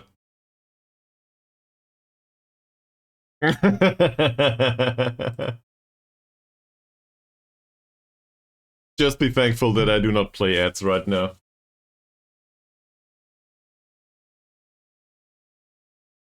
There's also, so I got used to Kappa. You might have noticed that I'm not a Twitch guy. Well, feels weird to say this as a streamer, but I'm not used to watching stuff on Twitch. So I found out what Kappa means. I guess I knew previously, but I'm getting used to it. So thank you very much for introducing me to Kappa all day, Mr. Explosive Birthday Cake. Thank you.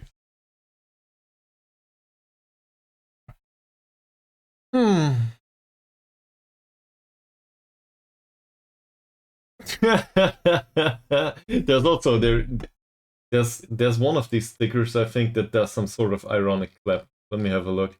Maybe I can find it. It's moving on anyway. Also, there's birthday cake here, but where is it? I don't know. There should be some. I can't find it. Oh, there is one. What about Shay Kirk? Yeah, he's more of a breakthrough prospect at this point. That's true. So maybe now finally we can get him down to where he belongs. We should give him a new contract, will we? And he will not play anytime soon. But maybe we can give him a new contract and set his head right. Nope. In fact, do we want to look at contracts overall? This is a thing. Probably not that interesting though, is it? Huh, okay. So, we might as well do both. So Masaru played for the last games, and I have no complaints about him. He's he's done well. 270 minutes since he conceded last time out. Or for the last time, whatever. Here. I remember playing him against Cinderford, I think. So we pay him for some reason. I have no idea why that is. Doesn't make much sense. We probably shouldn't. Does he really need money? No, he doesn't. Fantastic. 30 euros saved. So much for contract negotiations. How about McDowell gets paid? He considers himself to be an important player. He's a fringe player to us. And skill-wise, he's emergency backup, which he will accept. And then we will not pay him anymore. Apparently, this is not a thing. Sorry, I want to save money. We need to do this.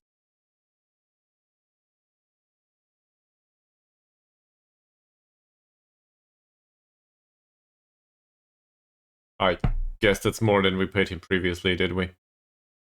Yeah, we paid him 30. So, can we get this down? Pretty please? No? Okay.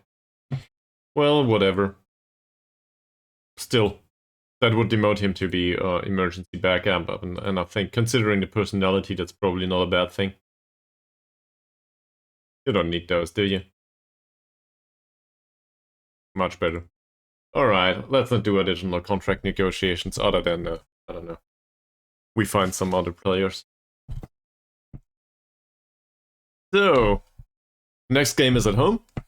It's against the 7th of the league. Given that we just devastated the leaders of the league, well, former leaders of the league, by a decent 2-goal margin, and without conceding any goal, I guess we should be happy with that. And we should probably be able to repeat this now, right? Let's not get overconfident, but this is basically the horror to explosive birthday cake. Given that this is a defensive formation, and there's no ball control here, and also the fullbacks are on defend duty. So no fullbacks on support duty. And if I can help it, I will find people that can play wingback, just so we do not have fullbacks anymore. That said, it works so far. So, whatever. I'm happy with that. We will probably go down, now that I'm starting to get cocky.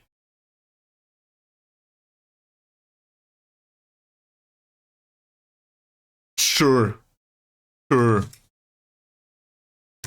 Because it uses technical instructions that might just fit some players. And, you know, this is what Football Manager is about, apparently.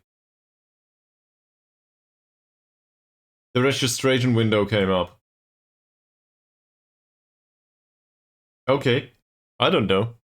This is the first time ever I used those. So let me enjoy some overpowered role, in case you think so. Like, seriously, I don't think I ever played a fullback on defend in this iteration of Football Manager or any else.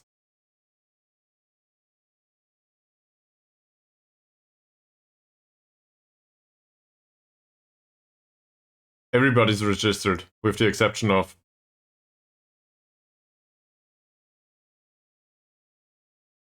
We can do it like this. This is fine.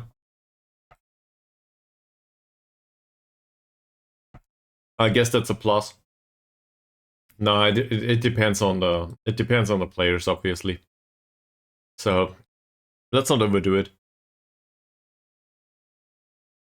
This is the way it is. I'm happy with it, and whatever. We'll still use them this way. After all, the opponent can do the same. If they can, that is. 5 goals and 6 appearances for Adam Jones. I wasn't aware.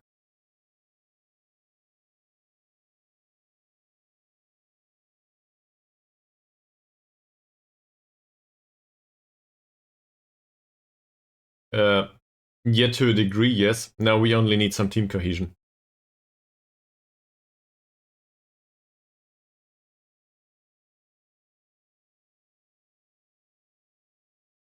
He is a wonderful leader, even though he's off the pitch. And that's it. Not a single question about the next opponent. Great. Really, really great.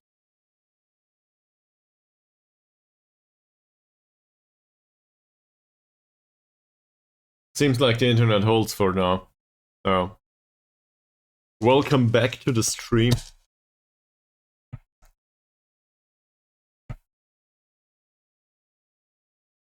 Llanelli, what do you think? What's the weakest position in this squad right now? Because you seem to be, how do I put this? You seem to be interested in this kind of approach. Party time? I don't know if there's a sticker for this. It might get really annoying, but well, we can always use those. It might not explode though.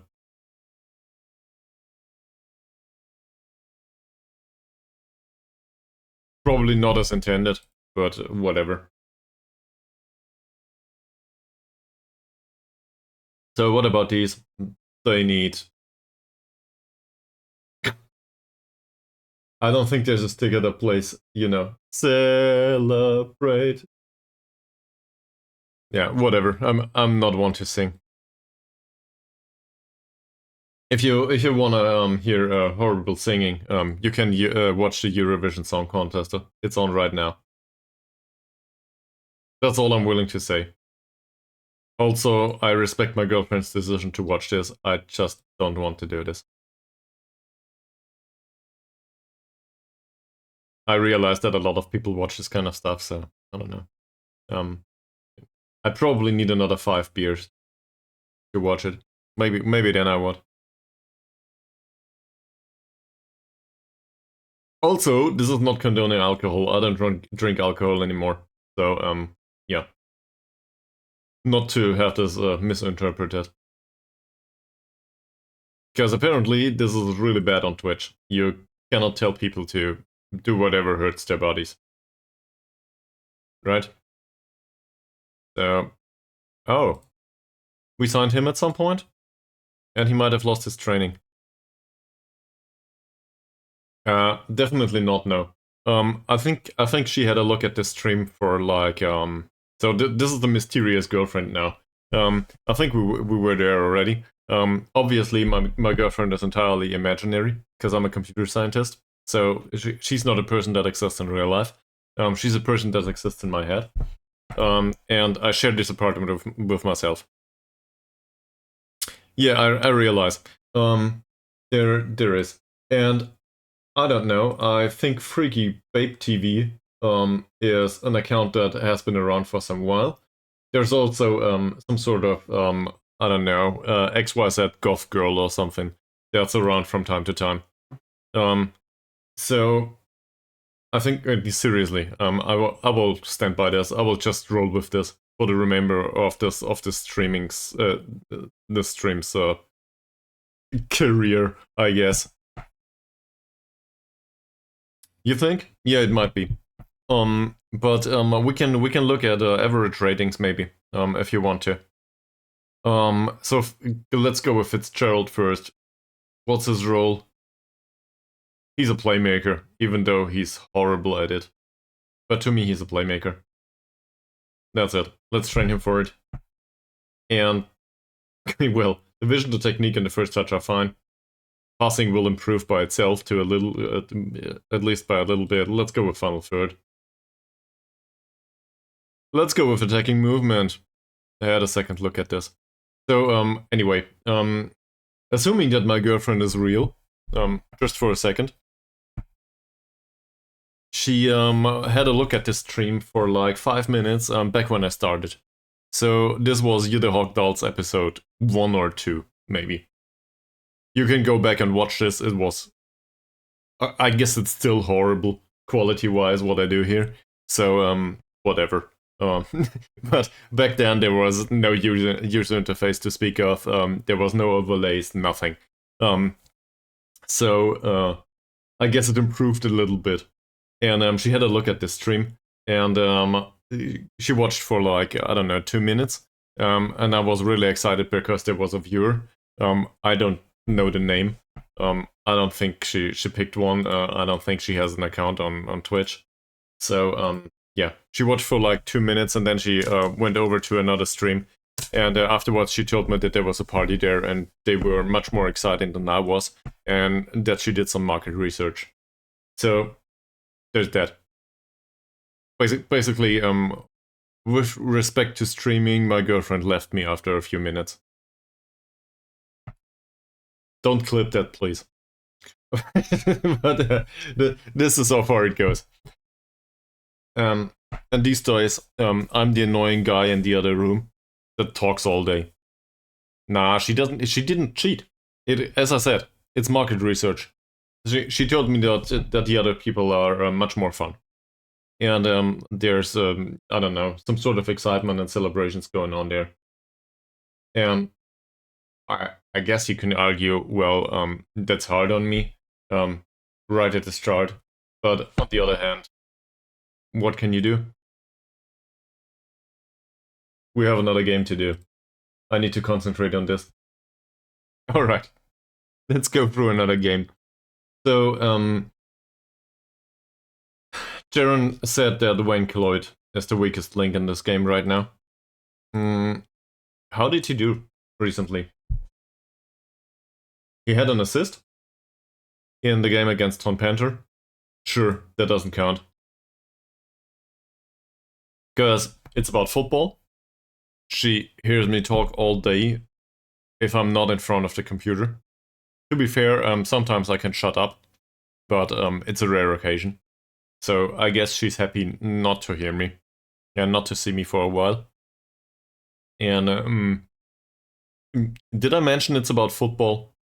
It's not like she's very excited about virtual football players. So I don't think this will happen anytime soon. Yeah, I guess that's the reason. I don't think Wayne Cloyd did that badly recently, did he? A lot of things. I'm not sure if that's. Well, today, for example, we assembled some of the furniture together. So this was fun to both of us, actually. Yeah, I need to adhere to the audience. The thing is, I don't think she's focused on gaming very much. So to her, this is absurd. Like to many people. Why would anyone watch me play this game? So Llanelli, do you have an idea who to play instead? Obviously, we could go with Trainer. It's his core position after all.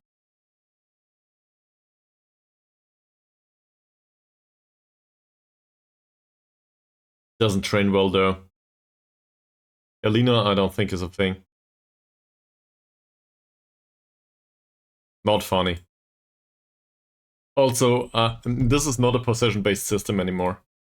Trainer or Gunner? Gunner is the one in the U19, right? His name is Giller. But I guess this is who we're talking about. Well, he would be some sort of winger out there. Also, this is really off, right? From the attribute sample doesn't say I can play there. Anyone else? We have Ian Jones. He's barely tolerable out there. I don't think I want to do this. Who else? Alex McCory. Bacon. No. Well, as a wide target forward, but no. He's more of a striker, and then that's it. So I guess we go with Trainer. On the other hand, I think Wayne Cloyd didn't do that horribly recently. Is he happy with his playing time? Apparently he is. Let's have a look. Is there anyone that's really unhappy with his playing time? Cloyd is unhappy with the treatment, you know. Everybody else is happy. So we can do whatever the hell we want. Alright, let's play trainer. Who cares? And maybe this helps.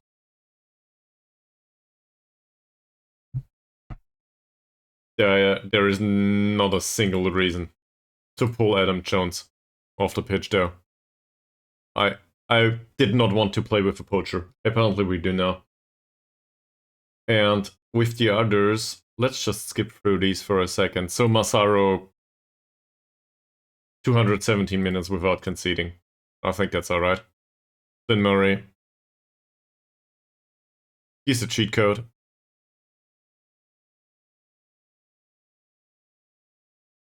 There was an inside forward here though. So I don't know. It might work. Not so sure. In trainer's case. No, he will not do inside forward. In fact, he shouldn't try to score at all. He's really bad at it. So maybe we need Cloyd at one point.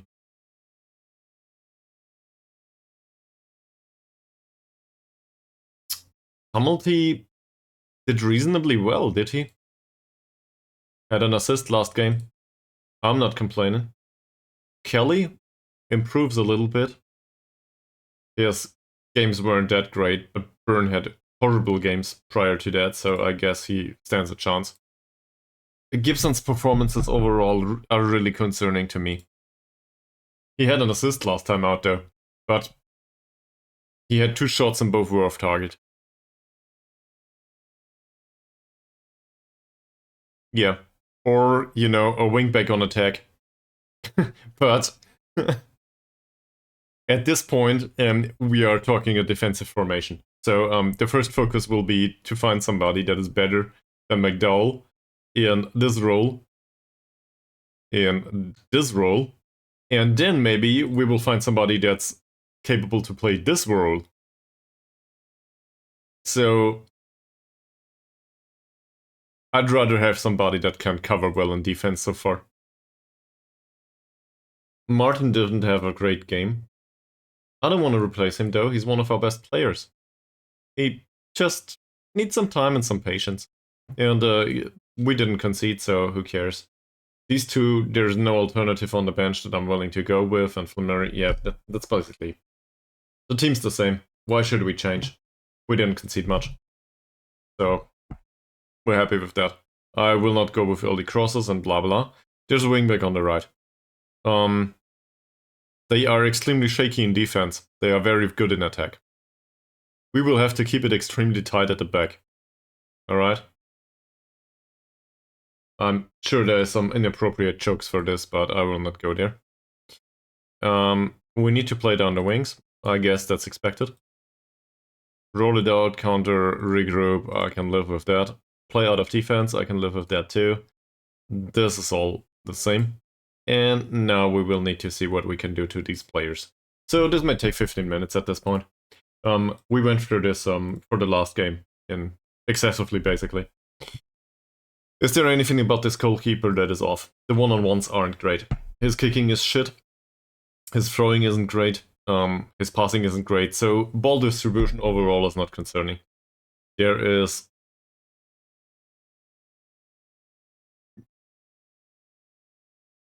Switch to midfield and wingers? What do you mean?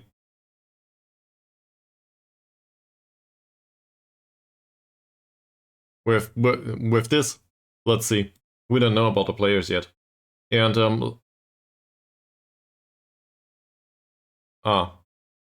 but it's not like we have the personnel that's available for this. So we don't stand a chance. There's not a left-footed player in the squad. So I don't think this is viable.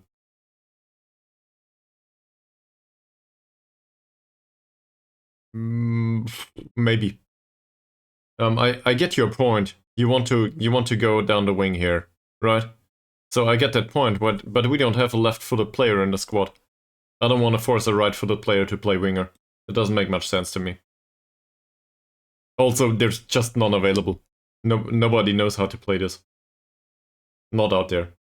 So he's right-footed. We need to stick to what we have. Seriously. The general idea I think is good, but it's more suited to a club that has basically everything available. Yeah, I love them too. They call these inverted wingers. So his dribbling is okay-ish. His passing is not great. His composure is not great. His off-the-ball movement is horrible. We might be able to mark him tightly, but he has decent strength. And I think in this situation, it's probably best if we try to trigger his bad composure and the bad passing. So I wanted to trigger the press on him. Otherwise, his bravery is too good. His dribbling is too good for hard tackles. I wouldn't want to ease off them, so we go with this. Tom Wright. Tom Wright has bad off-the-ball movement. He's a defender, after all. His passing is shit. His dribbling isn't good. It's low. They will not do this very much. That said, we can still try to trigger the press on him. I basically want him to knock off some passes. And I do not want to mark him tightly. Neither do I want to mark this guy tightly. Because I think his strength is too good. So I don't want to go there. And same with Wright. Don't mark him tightly. So he will have some time to play a ball. And if he, if he receives a pass, he has to decide what to do with it. He has the composure, but his passing isn't great, so he might misplace one of these. That's even worse for him. Basically same argument. Did one of these have a weak foot? He's left-footed, he's right-footed, no specific weak foot. He has horrible crossing and no good passing. Off-the-ball movement isn't great. He's got a decent amount of strength, so tight marking isn't. And we press him afterwards. Jack Jones. Jack Jones' passing is better. His off-the-ball movement is rubbish. He's moderately strong though. That said, he plays short, simple passes. At least, this is what's expected. I guess tight marking is...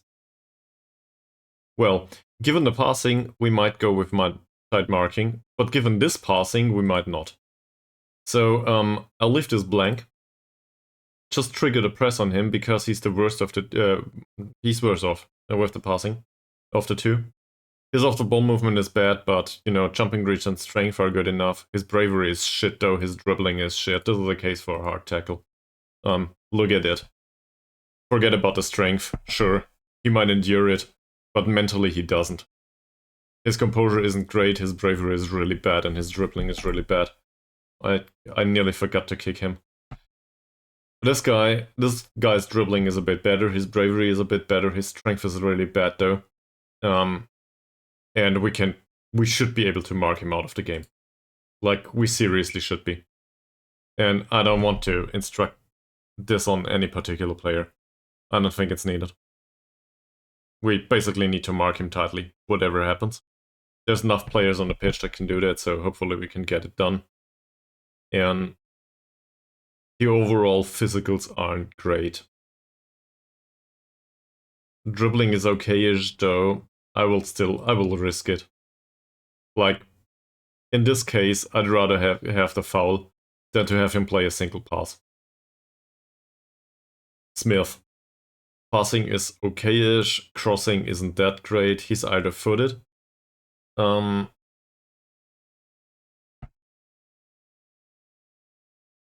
mark him tightly is not a thing.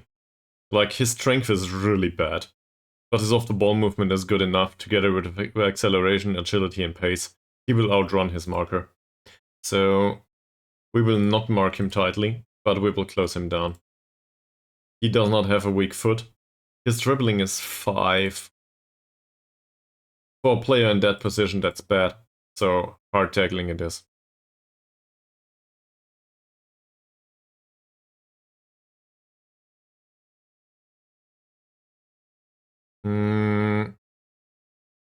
Maybe. I'll just go through this with individual instructions. It will turn out that way naturally, if I do not misinterpret your statement. Because it should trap them outside. And let's have a look.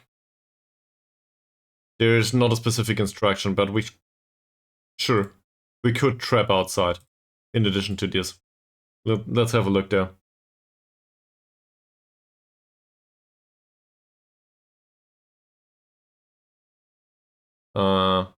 So, Tom Jones. His off-the-ball movement isn't that great. His passing, his name is James, by the way. His passing is okay-ish. He doesn't have a great finish. He doesn't have a great long shot. His bravery and composure aren't that great. I wouldn't want to rely on marking him tightly. On the other hand, that's probably not a bad idea. He doesn't have, well, he has decent stamina and work rate. So mark him tightly, still close him down, because he might not have the composure and so on. And dribbling 3 to 7, yeah, that's still a hard tackle to me. Does he have a weak foot? He doesn't. Well, he might, but not that weak. He's a good crosser, a good dribbler. We will ease off tackles here. This is too good, dribbling-wise. The strength is really bad, but it's not like we can do anything about this. Off-the-ball movement is really great, so no tight marking, please. And we will close him down. He's dangerous. That said, the passing isn't that great. Composure is okay-ish. And then there's Simon McKay. He has a wonderful finish. His off-the-ball movement is okay. His pace and acceleration are okay. I guess he needs to be marked tightly. Yeah. So, to mark him tightly is dangerous though. On the other hand, we can probably do that. His dribbling isn't that great. Let's give him some elbow treatment to the face. And we will put him on cover duty. Hi, welcome back to the stream. That's it. Alright, I'm done. Apparently, that might have forced some of the viewers to go away. Well, not sure what to do about this. But, I feel like this is the amount of technical instruction. No, not at all. I'm trying to do the second game, but this is the amount of technical instructions that I went through right now. So apparently it's really annoying to watch me doing this for like 10 minutes, you know? I need to watch it every single look at every single player and see what I can do with these attributes. But that said, we had some success with that, so I will do that going forward. It was just fun.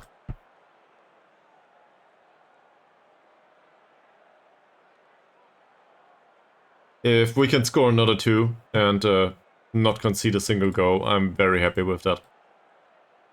We would shoot right up the table. Also, the concept of relegation will probably be a distant memory at this point.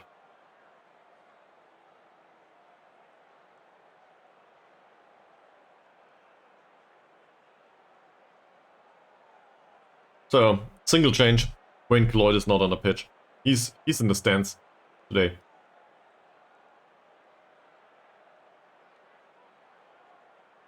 Do we play down the wings? We do. Here we go. I eat too much chocolate. Martin and a long ball by Jones. That's not one for Trimmer to pick up. Coughlin. Nothing. Gibson. Tumulty. Oh, this player is really fast. Tumulty.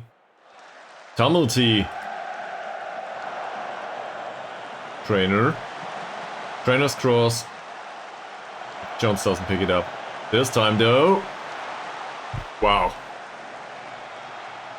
That was with his weak foot, if I'm not mistaken. I think he's right-footed. So much for him. Williams, Perry, McDowell. What a tackle. Decent approach. Morris. That's a corner. Let's encourage the team. Given the length of this stream right now, we're going through the games rather pacey. Hopefully we can do a third after this one. But first of all, we need to win this.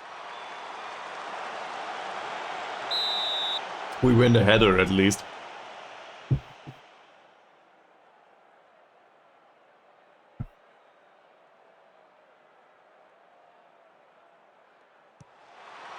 Ellis Horn.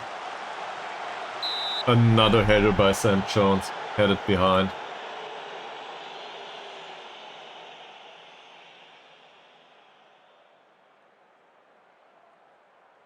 It's all Olshorn, probably. Right wins the header, but it's over the bar. So, 15 minutes into the game, looks like it's a low-grade affair so far. That shot went straight into the wall. We gave away 5 fouls. I think this is a bit concerning. Let me have a look at opposition instructions once more. So, we have hard tackles on this guy. His dribbling is 6. Let's take this to neutral. Tom Janes, his dribbling probably isn't 6. His dribbling is 5. I will stand with this, stand by this. His dribbling is a bit better. Problem is we really do not want him to play a pass, so I'd rather face the free kick. And he's really horrible with dribbling, so we reduced the specific instructions by 1. Ooh, Massaro, trainer. And nothing happened. Can we encourage him once more? Sure we can. This is a home game. I expect a bit more. On the other hand, a low-grade affair so far. And I guess that's a plus. Sure, they are 7th in the league. Morris' long shot. Well defended. Jones. What will he do? This will result in a straight possession pass, will it? Yeah. Another free kick, this time by Olshorn, Jones and Massaro. Well done. Good goalkeeping so far. Chances-wise, it doesn't look that great. Martin on a yellow card now.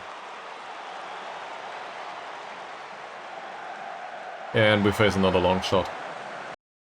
Okay, so he's a ball-winning midfielder right now. We will set him to defensive midfielder and to ease off tackles. And probably to take fewer risks, considering his rather not that good passing. He is passing 5. So, let's get rid of this. Another yellow card for whom? By Jones, but not ours. Novelty. There's so many Joneses. And I think in English there's a saying, you know, the keeping up with the Joneses. Apparently this is a thing in Wales too. Nice one. Kelly. And a possession pass towards McDowell. This will result in a cross from deep, will it? Oh, it's a pass from deep. Towards Trainer. And we get a corner. Go, team, go! You can do this. We do not look that great, expected goals-wise there. But on the other hand, it's not that horrible. We gave away low-grade chances to them. There's not a corner apparently, nothing happened. Martin's long ball towards Trainer is offside.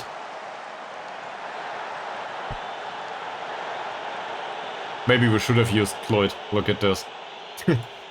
Not that he's any better. Coughlin. Okay. That was an interesting approach, I guess. Massaro's long ball. Jones, Gibson. Not offside. Gibson towards Trainer. He should have scored. That kind of chance, you have to score. Seriously.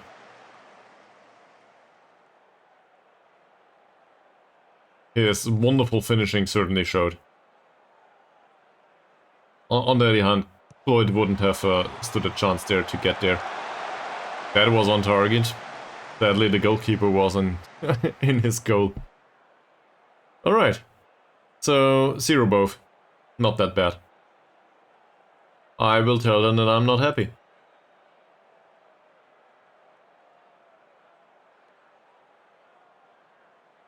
He's demotivated now. Now let's try to encourage the entire team. Because I think they can do better. Well, most of them anyway. Let's tell some in very strict terms that we are not happy with their performance. I think we can do that, and that includes trainer as well as Jones. Alright, this is better. And now for everyone else, we can tell them that we think they are okay-ish and they can do better. Hamilton is on a 6.6. We probably should have included him in the other talk, but whatever. That's better. See? So he went from demotivated to motivated. Michael Kelly loses confidence, but whatever. So, in case Kelly, yeah, he has no self-belief. He needs a bit. Smith. We still have Burn on the bench though. Not a big problem. Gibson doesn't win the header. Martin doesn't win this duel. That's well defended though. Jones towards Jones. Intercepted by Jones. Williams. Will Tumulty pick up that ball? He doesn't. Williams. Did they substitute anyone? Doesn't look like it. Jones. McKay. That's an easy one for Massaro. Still, we gave away a chance. Not great. All the encouragement seems to work. Gibson. Gibson's cross. Williams. Kelly picks up the ball. Jones again. That's a cross from deep. Williams. Not a chance for Gibson. Will this be intercepted? McKay. Acres of space. And another shot. Sure, it wasn't a great one. But that's not good. Martin doesn't have a great game, does he? We probably should take him off. Massaro's long ball towards Trainer. There's nobody there. Trainer doesn't even try to run for it. For some reason. Morris, right. Right's ball. McKay picks up the ball. I don't know why this is not intercepted. Yeah, okay. I guess we saw that coming. And this quality-wise, this was better. There's a chance. If we look at this... So, I guess it would have been Martin's job. Not sure. Both of them tried to close him down. That would have been fine. This would have been fine too. Towards James. What's the instruction towards James? I'm not sure. And then we have a decent pass. So, we have to have a look at James's instruction. But I think they are instructed to close him down under any circumstance, are they? Stop continuing the game. Yes, they are. So, they are instructed to mark him tightly as well as closing him down. I don't think this is bad. They just didn't pull it off. I guess that happens. Jones's long ball towards Jones. Williams.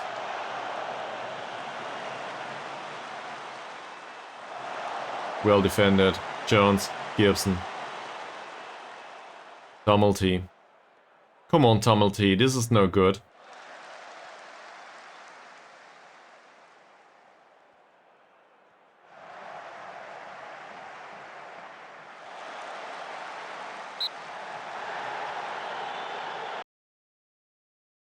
I will bring on Moody for Martin.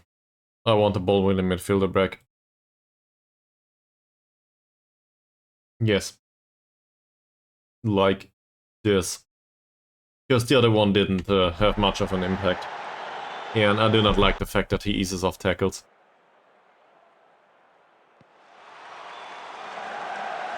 Maybe.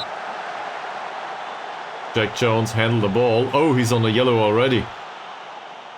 Second yellow of the game. We have another 35 minutes to turn this game around.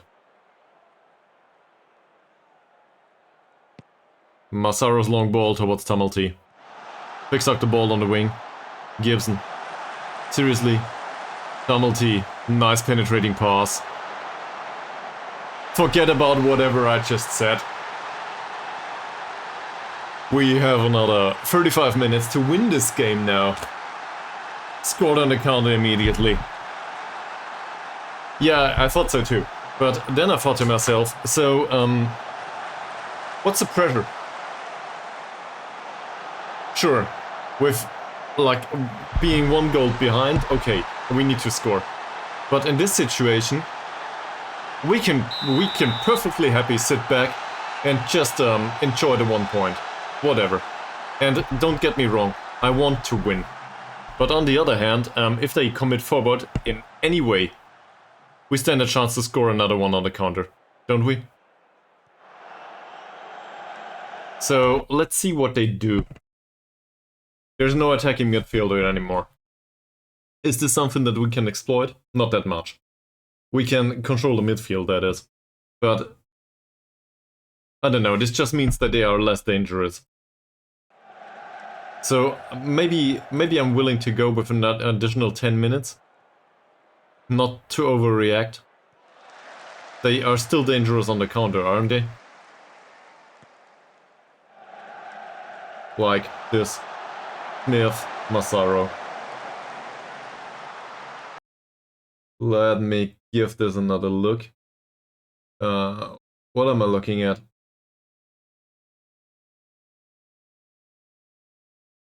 I wanted to look for something. I forgot. Sorry. Sometimes a thought escapes me.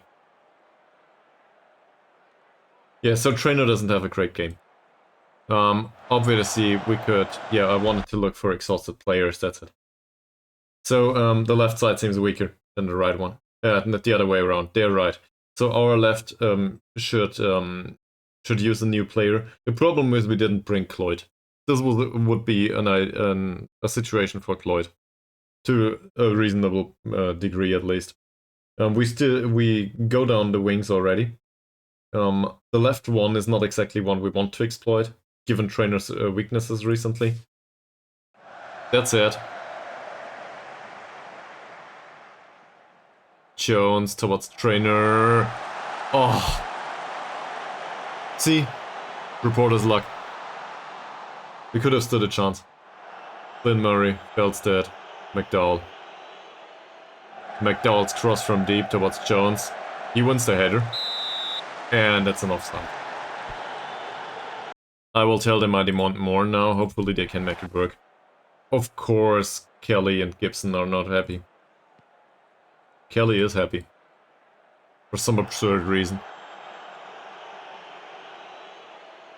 Gibson though, well.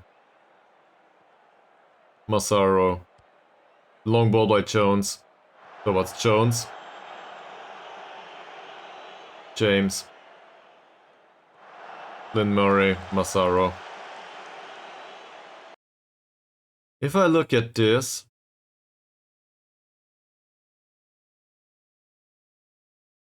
Do they play some sort of attacking formation anyway?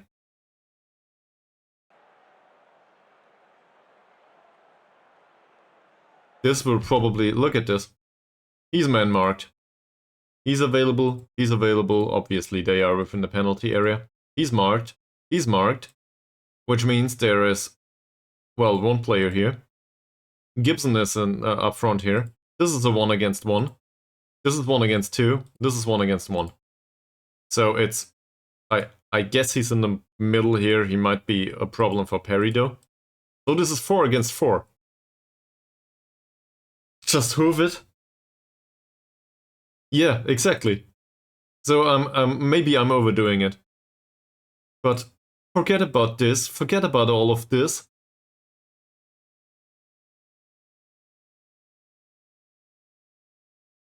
Trapping them outside is... Not sure if this is still a good idea at this point. But just kick it long. Over the opposition defense. Not towards the target man. Just kick a long ball.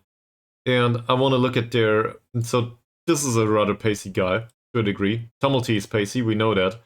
Gibson is not pacey, but he's not slow. And Adam Jones has decent acceleration, even though his pace is a bit off. But his mentals are okay, right? He's a poacher after all. And let's have a look at the opposition. They are moderately tired to a degree. Here.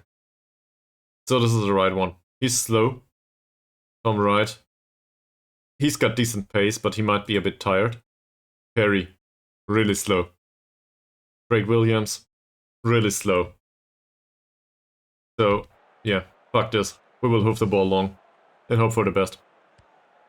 Like this.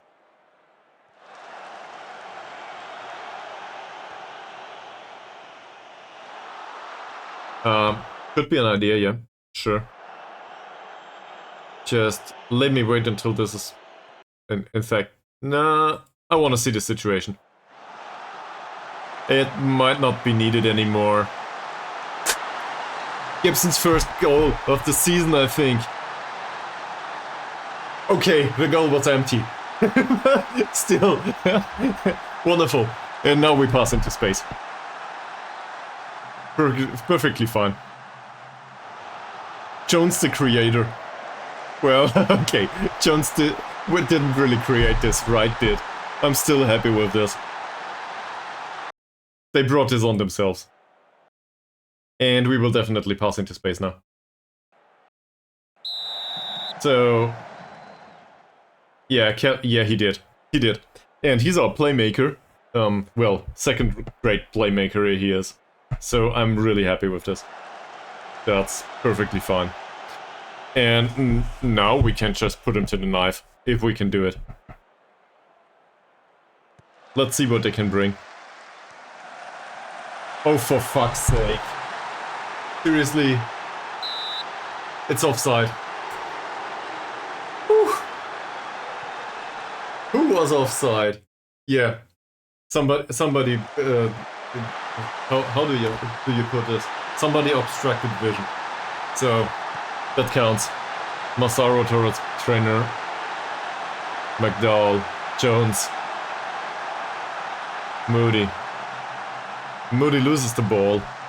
McKay. And that's a weak finish. We were lucky though. Jones. Massaro. Long ball towards Jones, wins the header.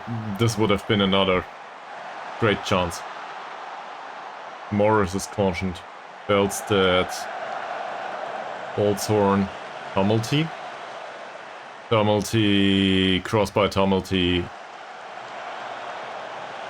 Second cross by Tumulty. Trainer. Okay, that went over. Do we have anyone that needs to play?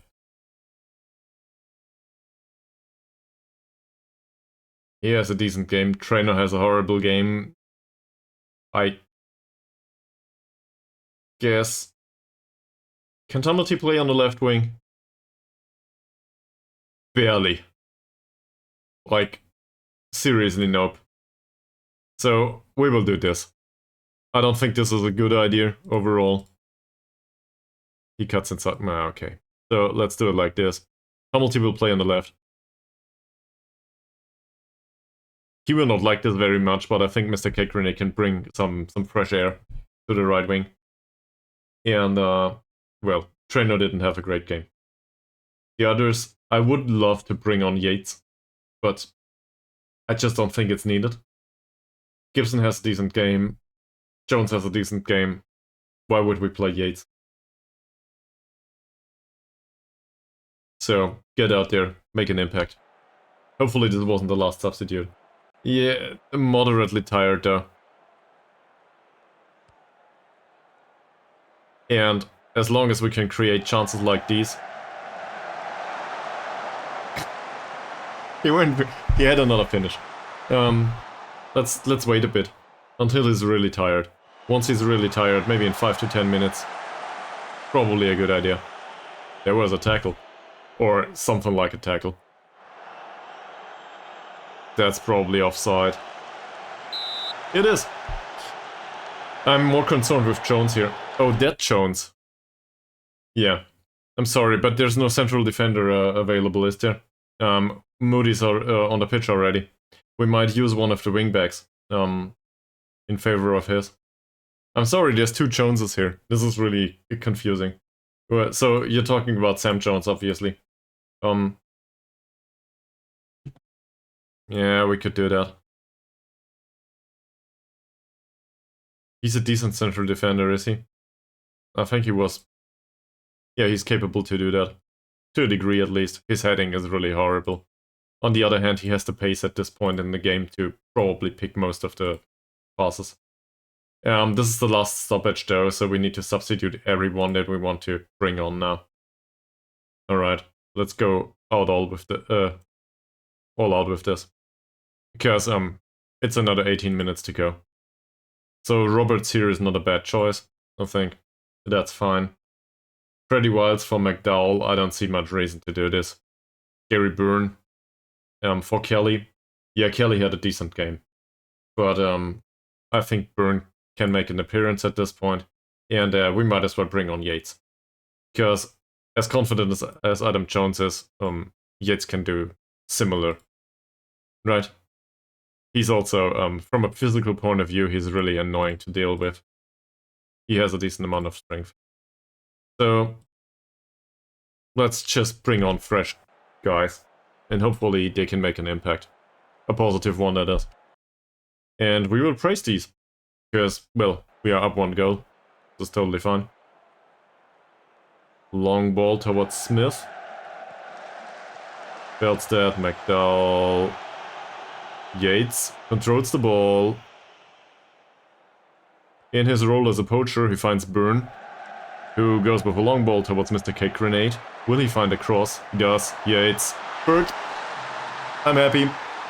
Both substitutes had an impact. Immediately. Fantastic. So, we substituted both Joneses. I guess this is what you meant, right? It worked. In the end, it worked out just fine. Yeah, seriously, they are. I'm really happy with this. Insert easy clap here.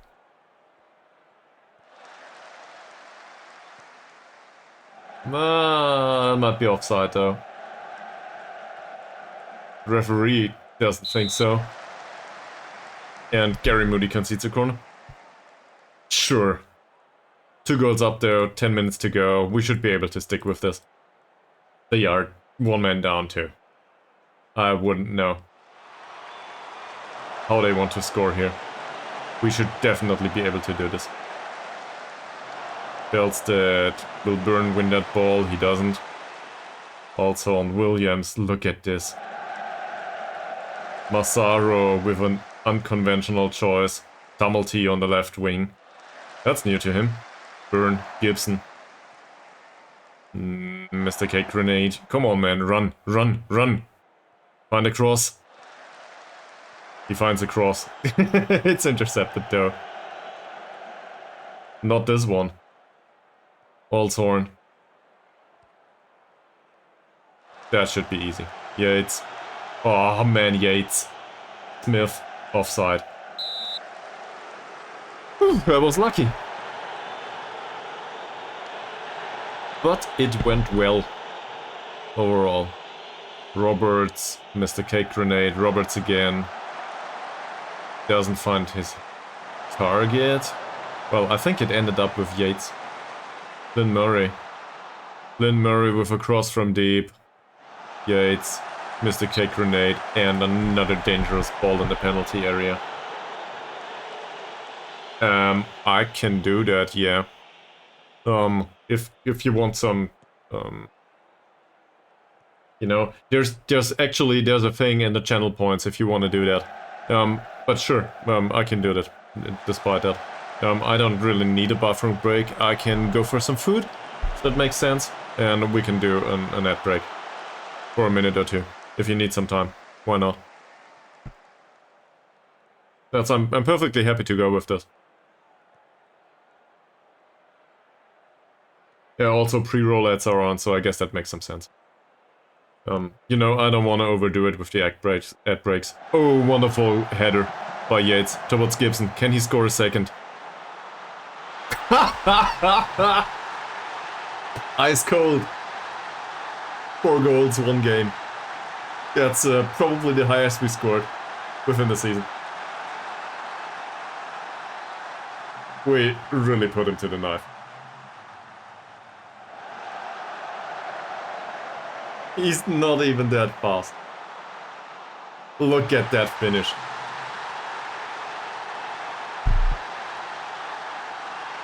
They conceded 4 goals.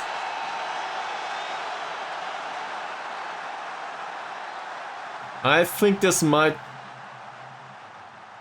shoot us right up the table, right? Or however it is put in Football Manager. But I think we're perfectly happy with that result.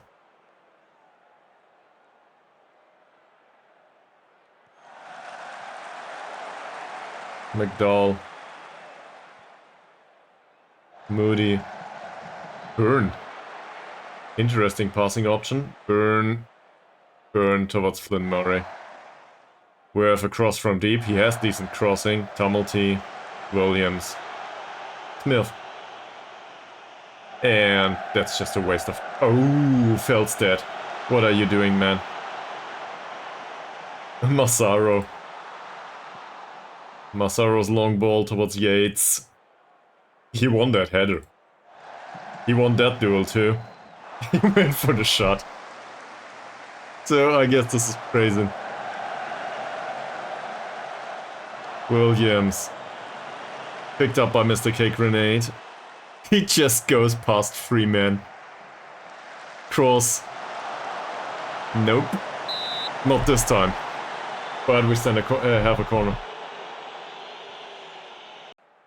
And the expected goals wise, this is highly deserved at this point. Maybe not at this height, or in this amount, but we're happy with this. 94 minutes. Feldstedt with another long ball towards Yates. Is it offside? It is. And that should be the game.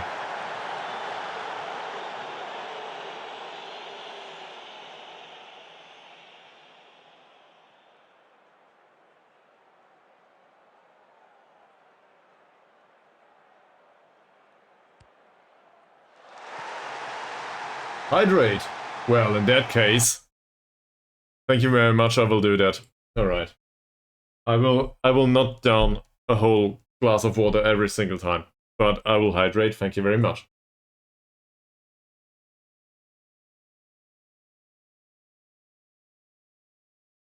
So hydrating is completed. Thank you. A posture check. Oh man, what do I have to do? I think for posture check I have to stretch, right? Okay, let me do this first. You will get whatever you redeemed right now. Also, feel free to save.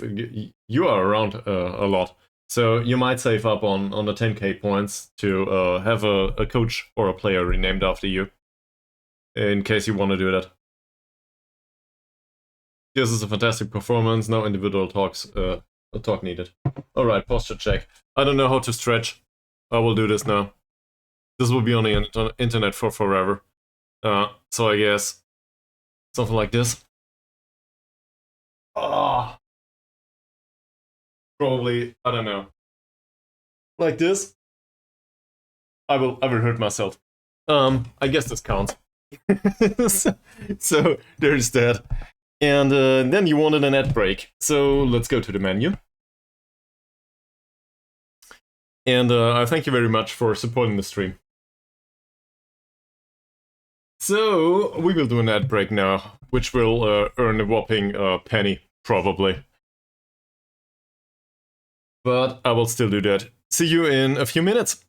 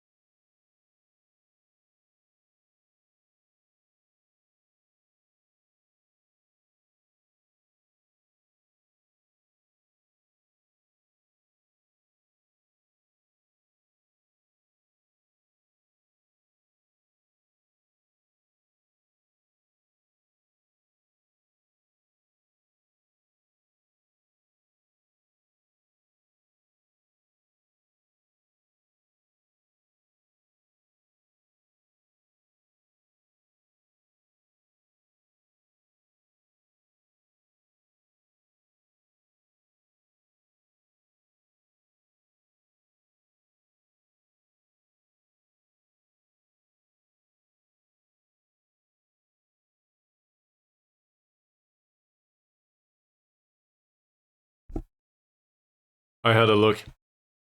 In Eurovision Song Contest, somebody played the guitar, so I guess maybe it's not that bad after all.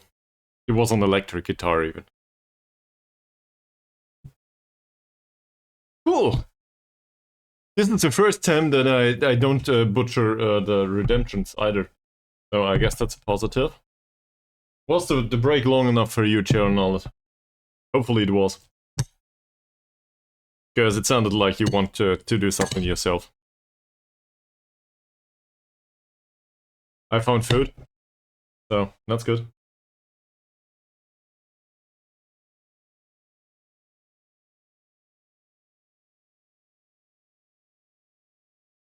Ah. Alright. Post-mess, post-mess. No, it was a mess. No, not ours though, it was theirs.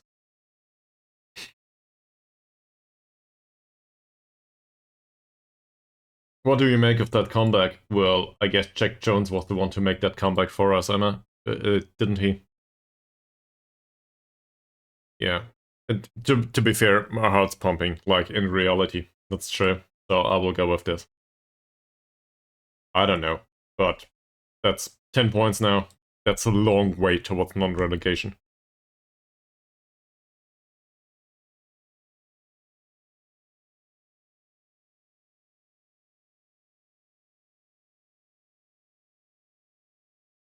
He slotted away 2 goals after being absolutely incapable of scoring.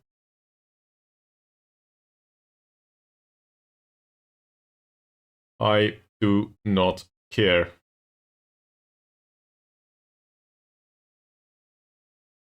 Apparently he was manager for some time. No idea why. Given these attributes, I'm not talking about the person in real life. I don't know that person. Yeah, he has my sympathies though.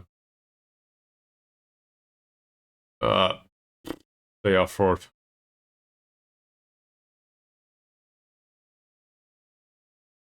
Sure. So I guess that's a plus.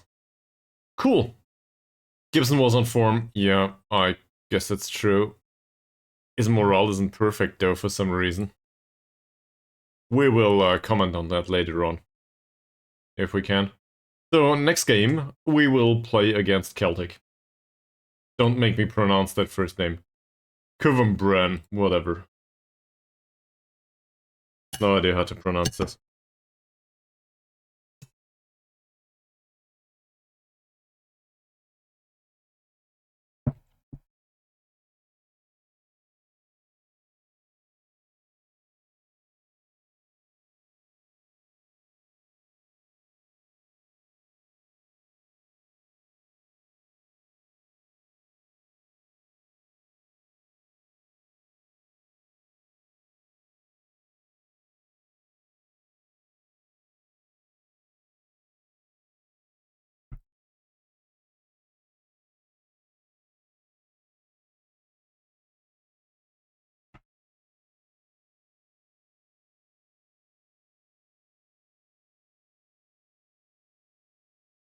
There's no complacency so far.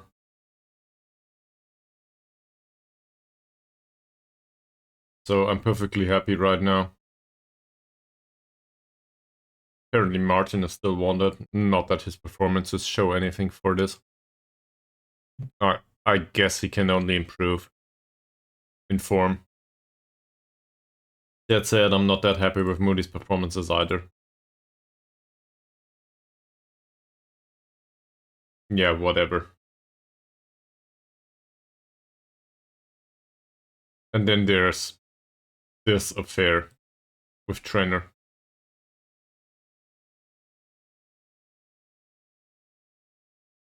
We gave him some time on the pitch, he didn't use it. I don't know. He's probably one of the worst personalities in the entire squad. And it certainly shows.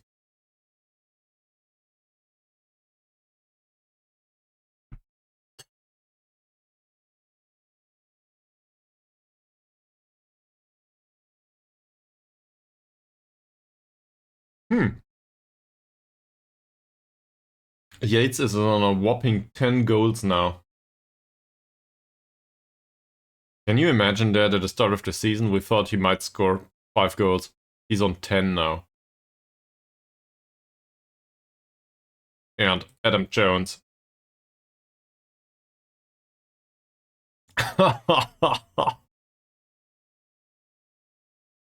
6 goals and 1 assist in 8 games.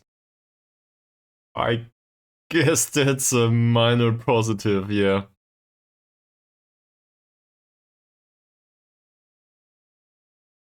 We are in 11th spot right now, at 18 points. I wouldn't say we're out of the woods yet, but given the recent form, so obviously this will end at some point. But if we can carry this form, throughout the games against these three, for example, we are in a really great position. And the remainder of the season basically is entirely, you know, it's improbable that we go down at this point. So then we can restructure the squad for next season and play those that we think will be around next season, despite results being this way or that way. That would be fantastic, because we do not plan for promotion this season. This is absurd. So to plan for next season and to plan with a certain setup, that would be just fine.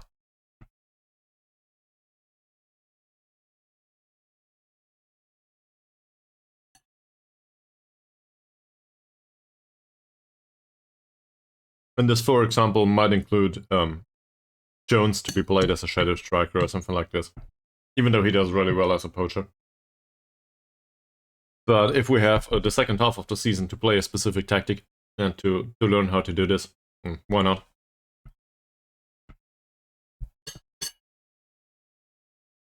Great. That's okay too. Oh.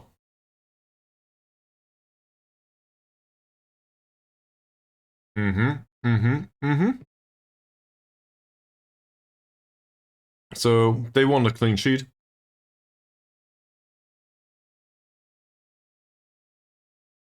Yeah, they want a clean sheet and they want to score on the counter.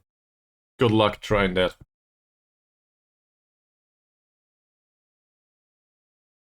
Because, well, we are really dangerous on the counter these days. That's quite impressive. I did not expect this at all.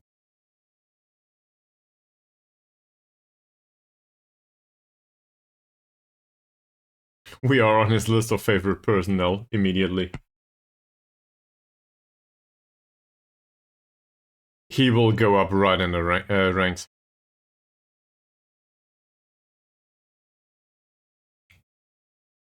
We might not be able to keep him.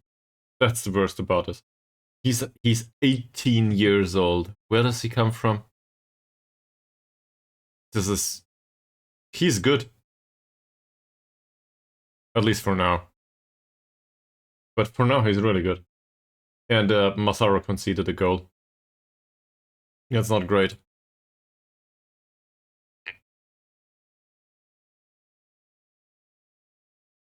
I see no decline whatsoever so far. This club is going places. Might not be very exciting places, but we're going places.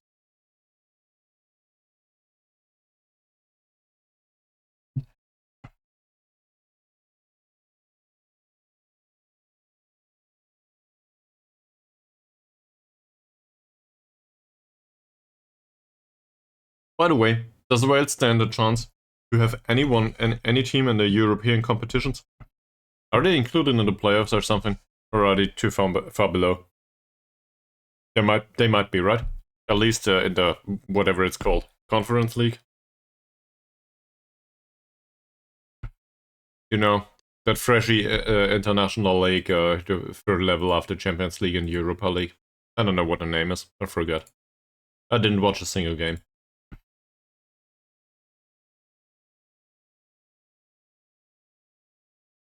Not that I'm opposed to the idea. I think it's a fine idea. I just don't own a subscription to this whatever service it is. I think actually I think I might own a subscription to that service. At least in Germany. Let me see.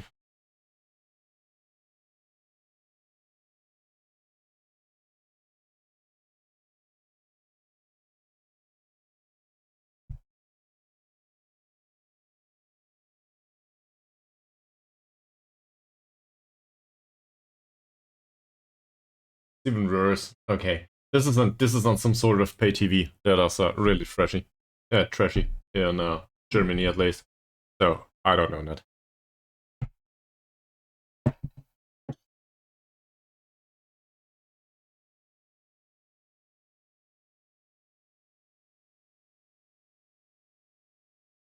For some absurd reason, Sam Jones does totally fine so far.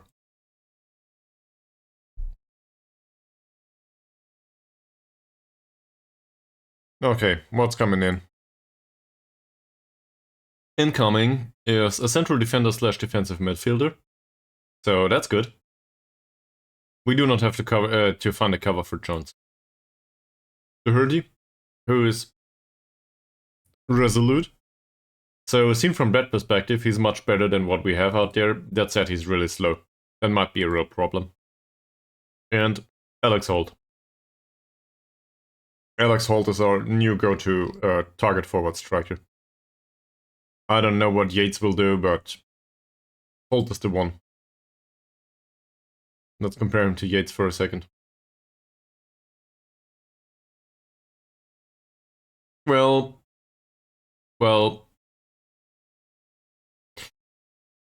I stand by that point, but if Yates continues to perform like this, we might have a real problem there. Yates might want to, I don't know, challenge for first team. I guess he is first team and Holt will challenge for the position.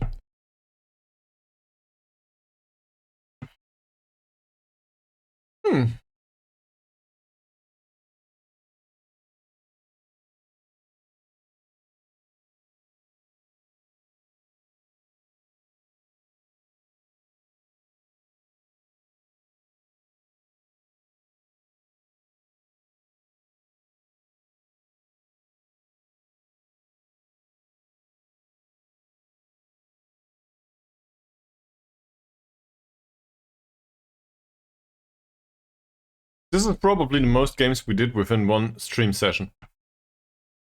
Seen from the perspective of games per stream time. Usually I don't rush these games that much. I don't know why this went down that way.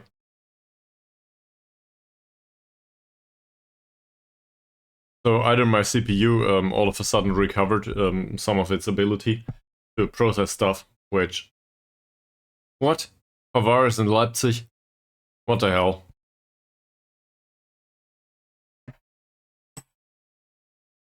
I guess it makes some sense. He went from Stuttgart to Bayern Munich after all, so he went after the money.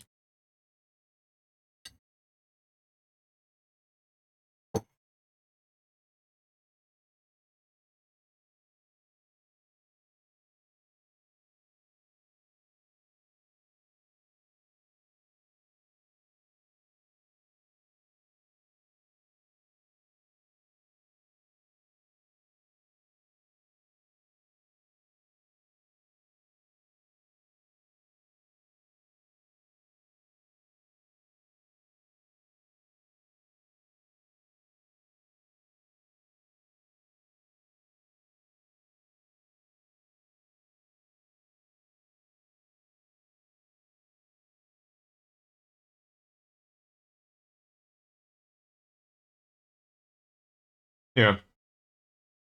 So at this time, apparently Evans is considered not good enough.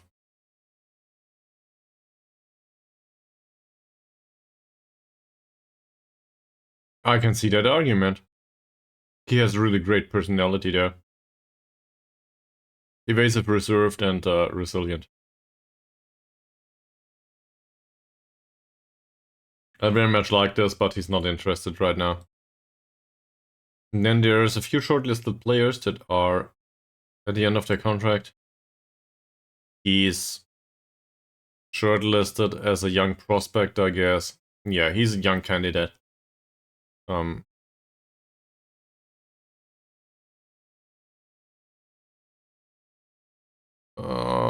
an idea. I'd rather see this as some... So, my thought process is, I want to do a certain concept, and this is not next season, specifically. I think Holt as a target forward is as good as it gets for this level. If we can keep him for a season, I would be surprised. So, assuming we play with a target forward, with direct passing, this is perfectly fine. He will not score much. On the other hand, his long shots and finishing are okay, so he might score the odd goal. But I think this is good for our level. He can also lay off passes, so yeah, that's fine. And this is a thing that's ongoing. I want to play Adam Jones on top of him. Well, on top of his shoulder as a shadow striker. He is a decent poacher. No debate. He's good at it. But I think he can be as effective from deeper positions. Also, I love shadow strikers. So that's why I'm trying to teach him to be a shadow striker. You can make the argument that he's better suited to be a poacher alongside, for example, Hold. So two strikers partnership. We can also do 3 strikers, sure. Then again, is Yates really that good? Do you really think we need a second target forward or poacher up front? Wouldn't that be overdoing it a little bit? And also, we will need replacements from time to time. Not all. Even if we play with 2 strikers, false strikers or not false strikers, even if we play with 2 men for the attack, like here, we will need a replacement from time to time. And Toby Yates can probably do both, to a degree at least. So we might as well just play him from time to time, use him as a replacement. So with 3 strikers to cover 2 positions in the squad, I feel like this is fine. We could do with 4, but I feel comfortable with going with them into the season. That makes sense. Especially given that Yates is 18 years old, and the same with Adam Jones, he's 18 years old. The biggest problem is that they are all on non-contracts. So at the end of the season, it might look vastly different. To do plans like this for even the short-term future is, I guess it's a thing I want to do, but, you know, who can answer that questions? Should we play with 3 strikers? We could try, if they are still around, which is a big if. And it's not like I don't want them to be around, it's more wherever they might go. If, for example, if Adam Jones decides that he's too good for this club, which he might, he's a perfectionist after all, he will move on. He will not remain here. That's okay-ish, but really absurd. So, I do not want this guy. Thank you. He's unambitious. We have enough unambitious players. Yeah. The problem is, Brotherton, where is he? My problem with Brotherton is, so we would need to play him here. He's more or less a passer, that's fine. We can play him as an inverted winger, but there's nobody to, penetrate here. Flynn Murray crosses from deep. So sure, we can play Brotherton. The problem is, do I want to play Brotherton in favor of Tumulty in this situation? I didn't expect Tumulty to be okay-ish even, and he's good right now. He's not fantastic, but he's good. So why would I change that? We're talking a 20-year-old now that has the capability to play here, so why wouldn't I play him? Now, obviously, if he gets injured or something, sure. And also, Brotherton is one of those that has decent training overall, so I guess he deserves to make a game. Yeah, why not? But same with Cake Grenade, right? So Cake, I guess it's some sort of an absurd duel. Because Mr. Cake Grenade is so fucking fast. Same with Tumulty. Brotherton isn't. So Brotherton is more like a passing option, and the other 2 are more like runners. And we can clearly see this here. Brotherton has great aggression, great teamwork. It's not like he doesn't contribute to in some areas. But so he sort of has an attribute sample of a midfielder. Sort of. Like, the problem is his vision is too far off, so what do we make of this? A central midfielder? Not really. His mentals aren't that great. What is he, really? Carriero? Nah. He's not a defensive-minded guy. His agility is okay, so I guess something like an advanced playmaker might do. On the other hand, I don't know. Is there a role that uses stamina, pace, and agility? Also, good passing but no vision. He's nothing deep lying, that's for sure. Yeah, but CM on defend requires, defending. And I don't even have to highlight this. Look at this. He's not a defender. He's a player that has moderate amounts of creativity and technical skills. I guess he's a replacement for a playmaker or something. It's not like he cannot play out on the wing, but I wouldn't want to bring him along. I just don't see much use for him. It's not even so much. It's not so much about the star rating. I just don't know what to do with him. That's to a degree that's on me. Also, we played him 2 games. It's not like he was horrible. He came on as a replacement and he didn't do much. I don't know.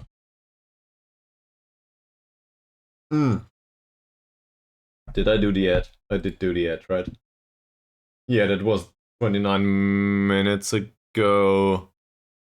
I resolved this, right? I think we ran an ad.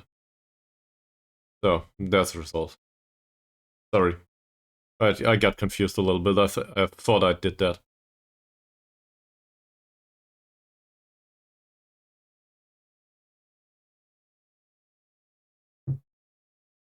There's a separate menu here on Twitch that you can pop out for the requests. So you get some sort of yeah, exactly. And that's what I think too. So far Mr. K Grenade does it. He has a decent performance overall. Dortmund is in 5th spot, by the way. This is well, okay. Wrong person. But I don't think this is to their standards. He wants to be a fitness coach. Sure. We will continue this, and maybe we'll get yet another coach at some point. And then we could try a fitness coach. Or whatever. Somebody else. But coaching overall should improve a little bit. Given that we have a technical defending coach these days. He's not that horrible, and he was cheap. Which reminds me...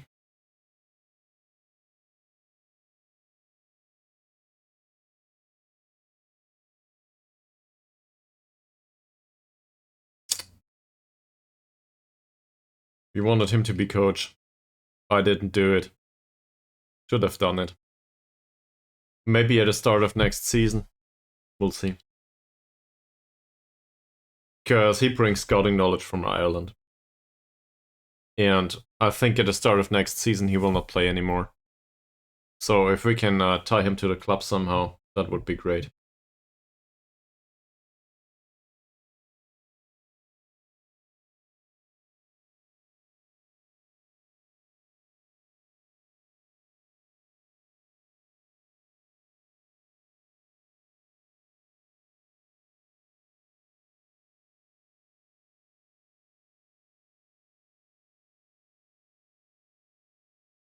So I don't know anything about Celtic other than they play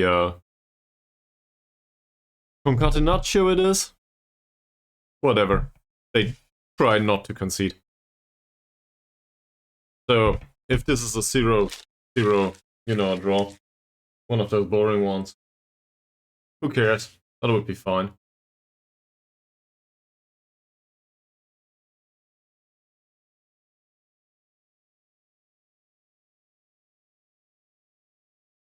Come to think of it, it's 16 games to go. I think 1 point per game will probably do non-relegation at this point, will it? We said 35. We are at how many points now? 18? I'm not sure. 15? I don't know, I have to look. Nah, we are not at 15 points anymore, are we? We did more.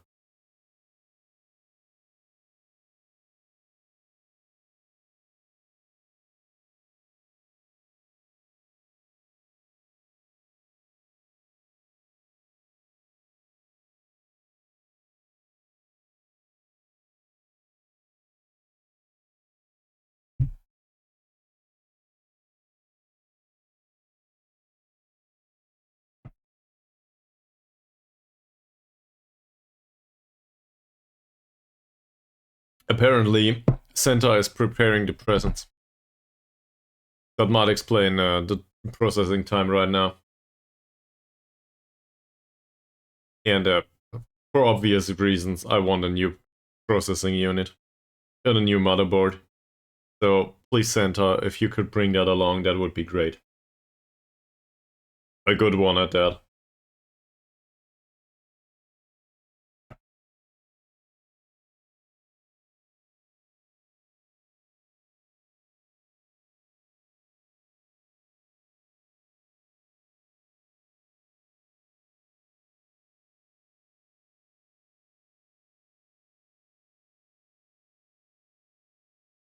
Seriously, what's it doing?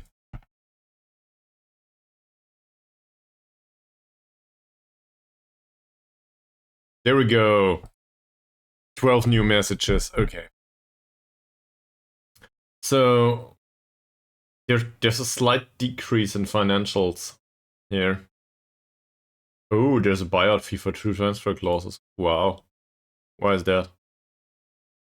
Okay, so expenditure. What did go up that much?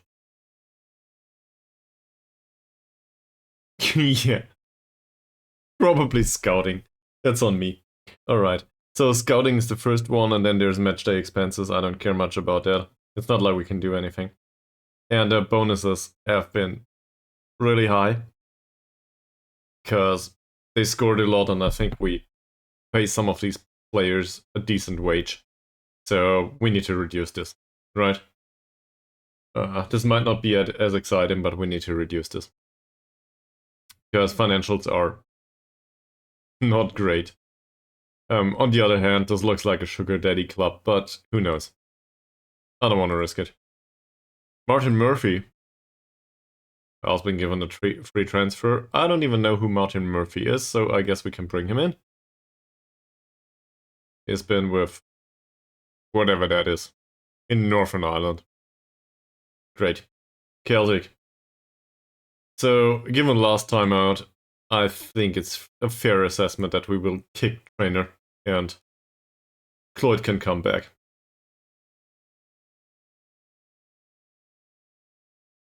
I would really love for him to remove that stuff with the,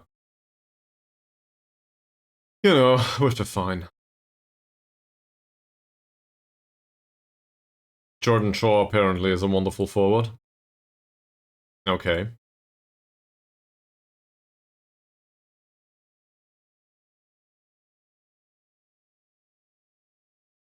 It's not like we need a forward. So, I don't know. I'm not that interested. Cool. We will play Celtic. Oh! No, look at that. 4 appearances, 5 goals, 1 assist. Average rating is 7.7.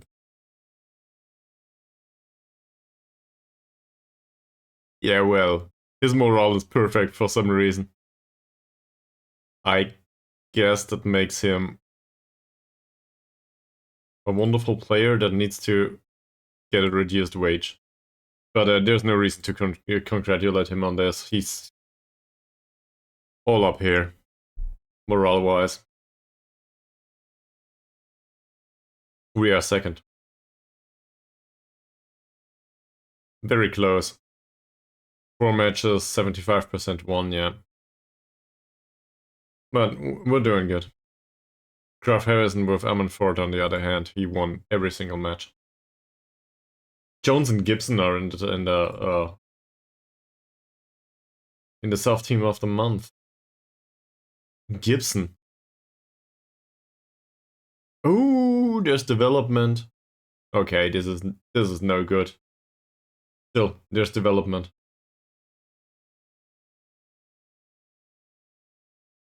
Now, if only he could improve his dribbling. That would be great. Because this is getting better to a degree. I think we witnessed that his dribbling is not that great. He has good technique though. His first touch is okay. I wouldn't want to rely on dribbling training or ball control training for him. Yeah. K-Grenade did well from the bench so far. Burn, okay-ish. Moody, it's not a bad option. I think Harry Martin didn't deserve to be in the first 11 in recent games. Gibson. We could.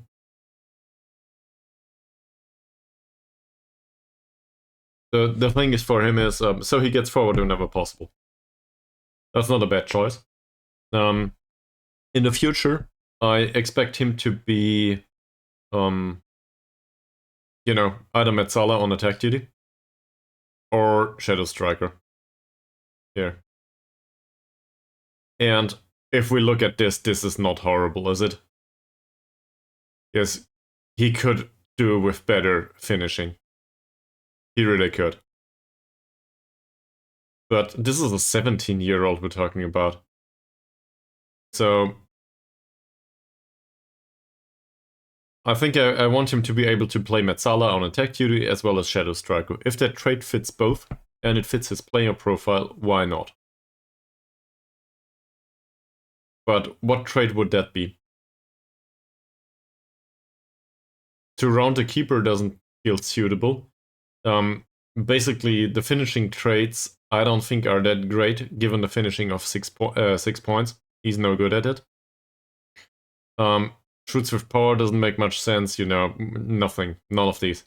Long shots is 7. There's no reason for him to take long shots. 9 points of passing. We could argue for killer balls, but whatever, his vision. But is this something we want, though? Do we want him to arrive late in the opponent's area? Because if he's a Metzala, he's usually the one to penetrate together with the striker. Say we play a target man, for example. He's a primary penetrating player. So he doesn't arrive late, does he? Also, I'm not aware of the attributes, so I will do this.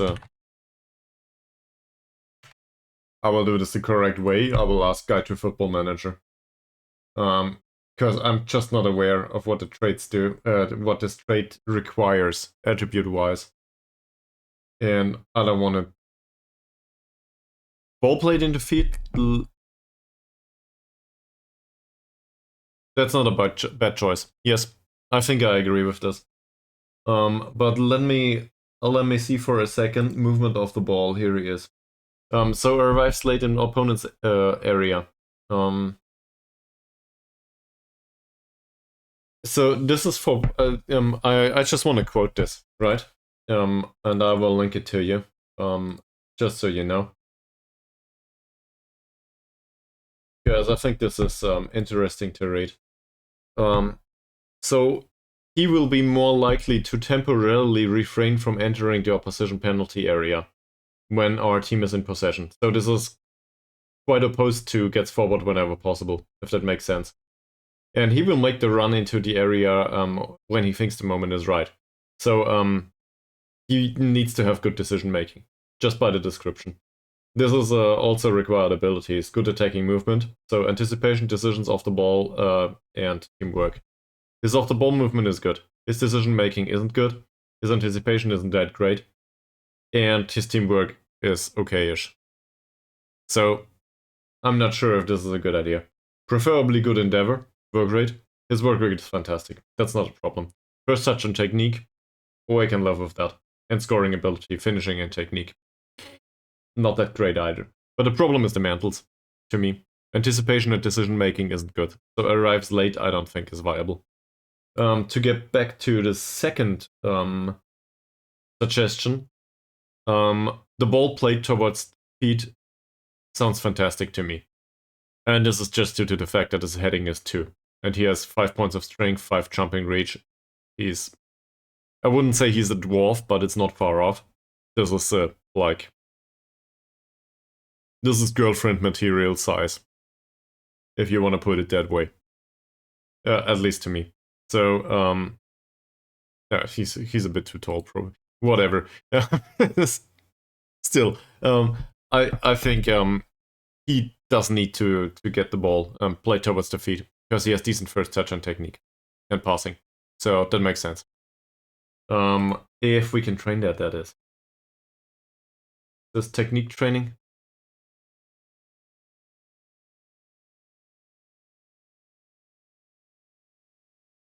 Nah, it is not.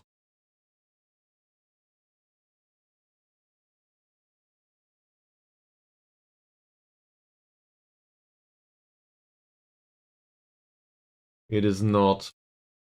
This passing training.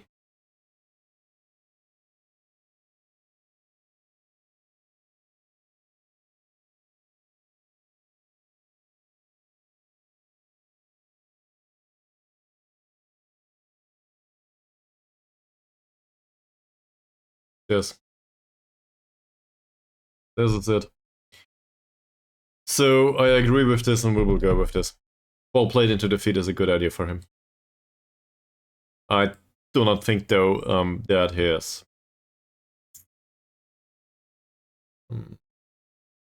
but this doesn't affect through balls, does it? Because that might be a problem. So is this like a passing trait? Let me have a look.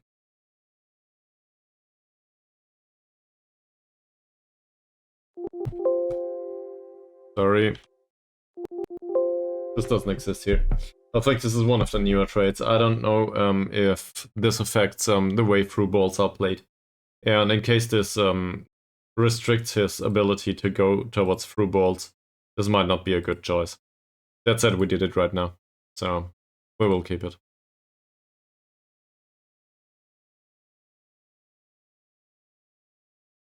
Sure, come in.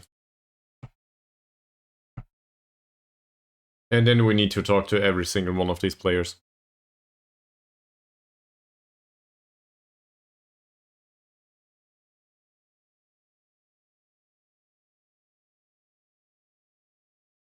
Martin Murphy. He's unambitious. Go to the U19, play there for a match or two. We will go to the press conference. Sure. Did they? Did they?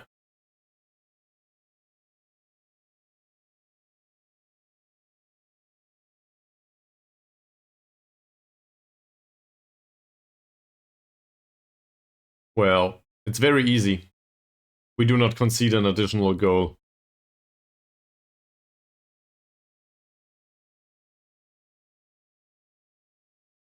No, don't think he will join us. Adam Jones has dedicated his Player of the Month win to me. To us, obviously, but still. Wow.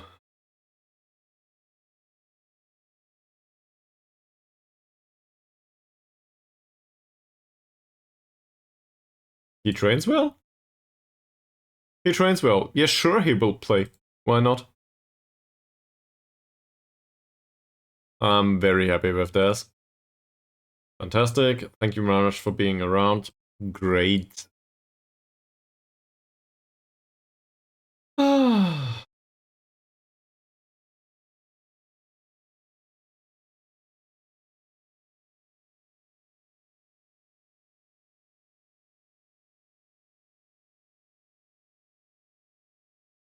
Alright.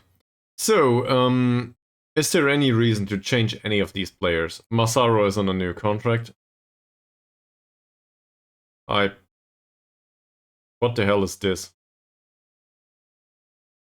He trained half intensity? Why? Did I do this?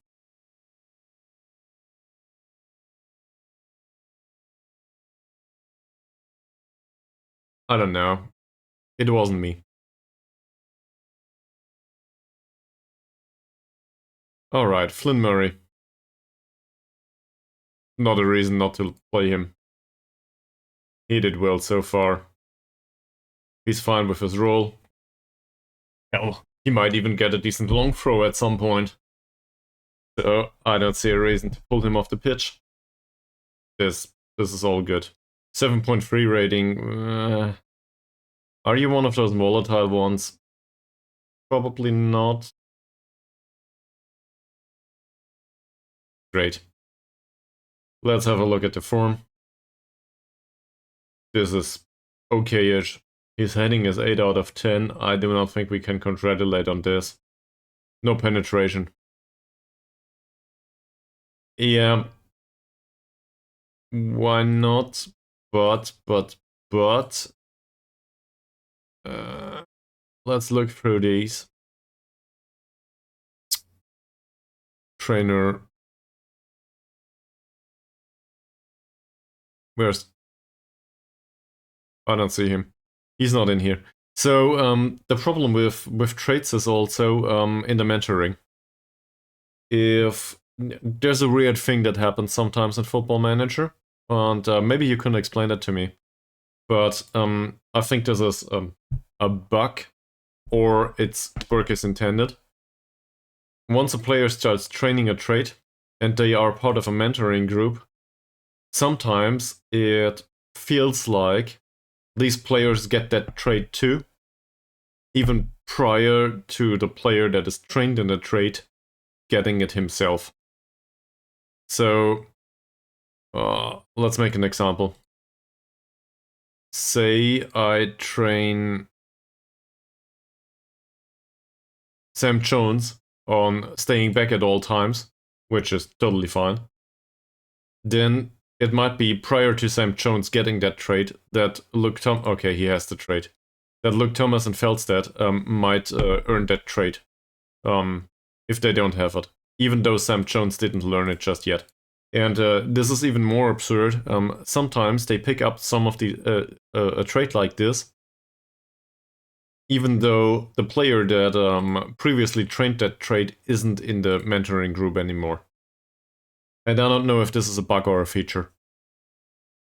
So I'm very careful with the traits usually.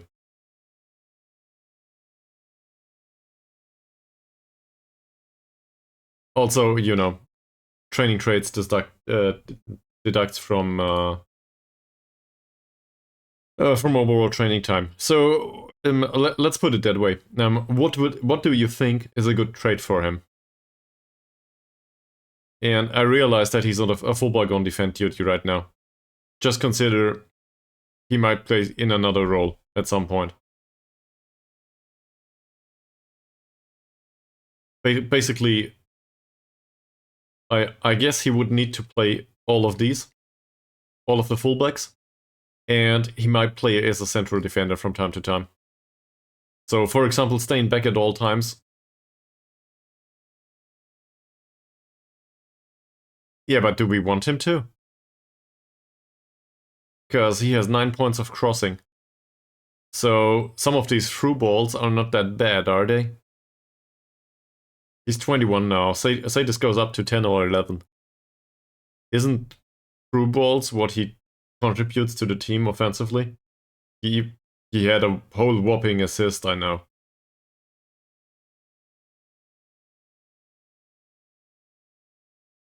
So in his case, I'm not so sure if short, simple passes are a good idea.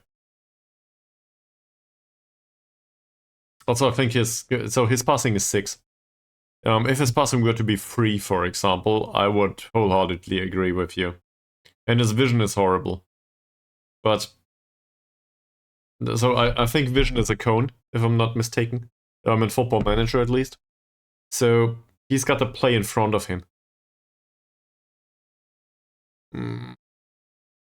Like these.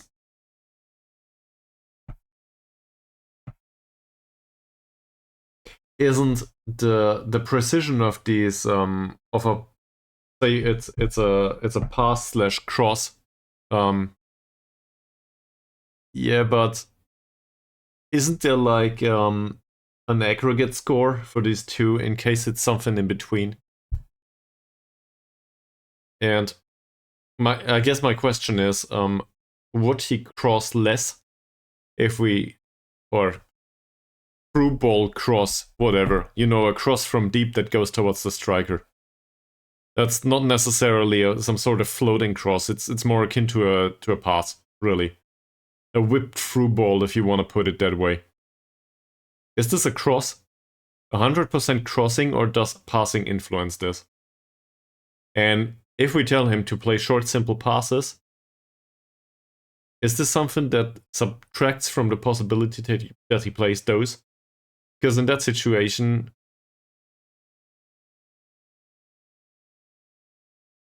Yeah. Sure, yes. I guess I realize.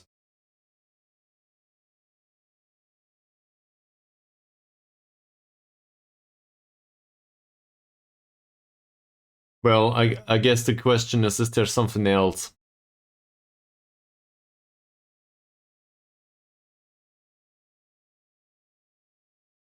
He's not a great header either.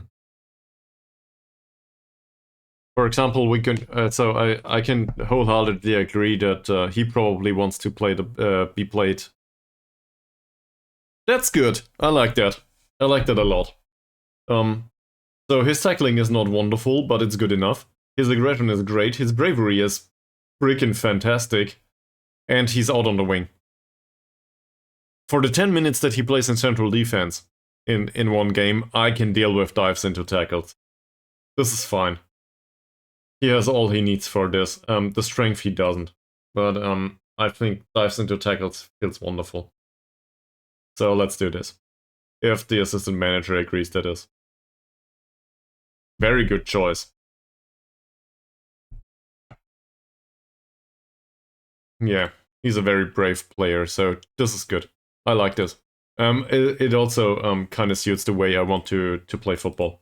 Seriously. We can go through the rest too, if you want to. So in Masaro's case, it's too late, right? He's too old. We will not teach him anything. Yeah, by the way, I think this is really great that you think about it this way, and we can talk about this. I enjoy this very much because there's an over reliance on traits sometimes, and I enjoy being the defender of not adding traits because usually I go all overboard with this, so it's really suited for me to do the opposition. The opposing side, being the one to decline this. This serves me pretty well. So, in the case of Sam Jones, for example, we can definitely do something to the passing. Keep in mind he's head of a mentoring group, but this is a core standard central defender mentoring group. So every one of these will have shitty passing, shitty dribbling, and needs to remain in the back. This is exactly what we teach them. So obviously he could dive into tackles, but I do not want that on central defenders. What we can do though is we can basically teach them not to play, a creative play style. And given his decision making of 4, the first thing he needs is no through balls whatsoever. Right? He has passing 4. Please, don't do that. So we'll try to do this. Avoid attempting through balls. There is. Oh yeah, he's too old. Forget about it. Great having this talk. Next. Michael Kelly. Playmaker material. Dictates tempo or I guess killer balls. We know that he's capable to do these. Might be a bit much. On the other hand, he's definitely the playmaker material. And there's nothing else for him to do.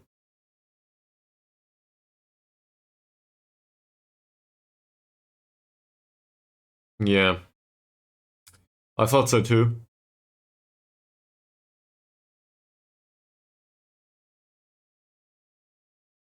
Question is, does this serve any purpose? Because where's the amount of dribbles he does per... He does half a dribble per game. So every second game he does one dribble. You really want to teach him that trait? It feels a bit like, as I said, so I agree with this, but it feels like a waste of time. And I'm very happy to take the contrarian perspective. Well, welcome to the stream, sir. And I guess I deserve that. So does this mean that you will use your, your subscription feature? Because you're probably somebody that uses Amazon Prime. You're very welcome to drop your Prime subscription here if you want to keep it. I don't know. Don't want to overdo it. You would be the second person, by the way. There's a first subscriber has been achieved. Seriously though, welcome to the stream. And this is all about football, so I guess you will not enjoy it very much, given your taste so far. So, still the debate is ongoing. I guess dribbling less doesn't serve much purpose, quantitatively speaking. With half a dribble the game, yeah. No big deal. You're very welcome to follow along and maybe, I don't know, join the stream sometime, have a chat. We talk about a lot of different stuff from time to time. So thanks for the follow. Thank you very much. And this how do I put this? The entire earnings of the stream until since I got monetized is I think $3.61. No, it's not cents, it's pennies. So yeah. No long shots is a good idea, I think. The problem is deep line playmakers tend to train this. Right? For some reason it's not on his sample. Isn't deep line playmaker? Nah, it doesn't include long shots anymore. It did though. I'm quite sure it included long shots at some point. Whatever. So maybe that's on me. Maybe I'm wrong. Dribbling less feels suited. No long shots feels suited.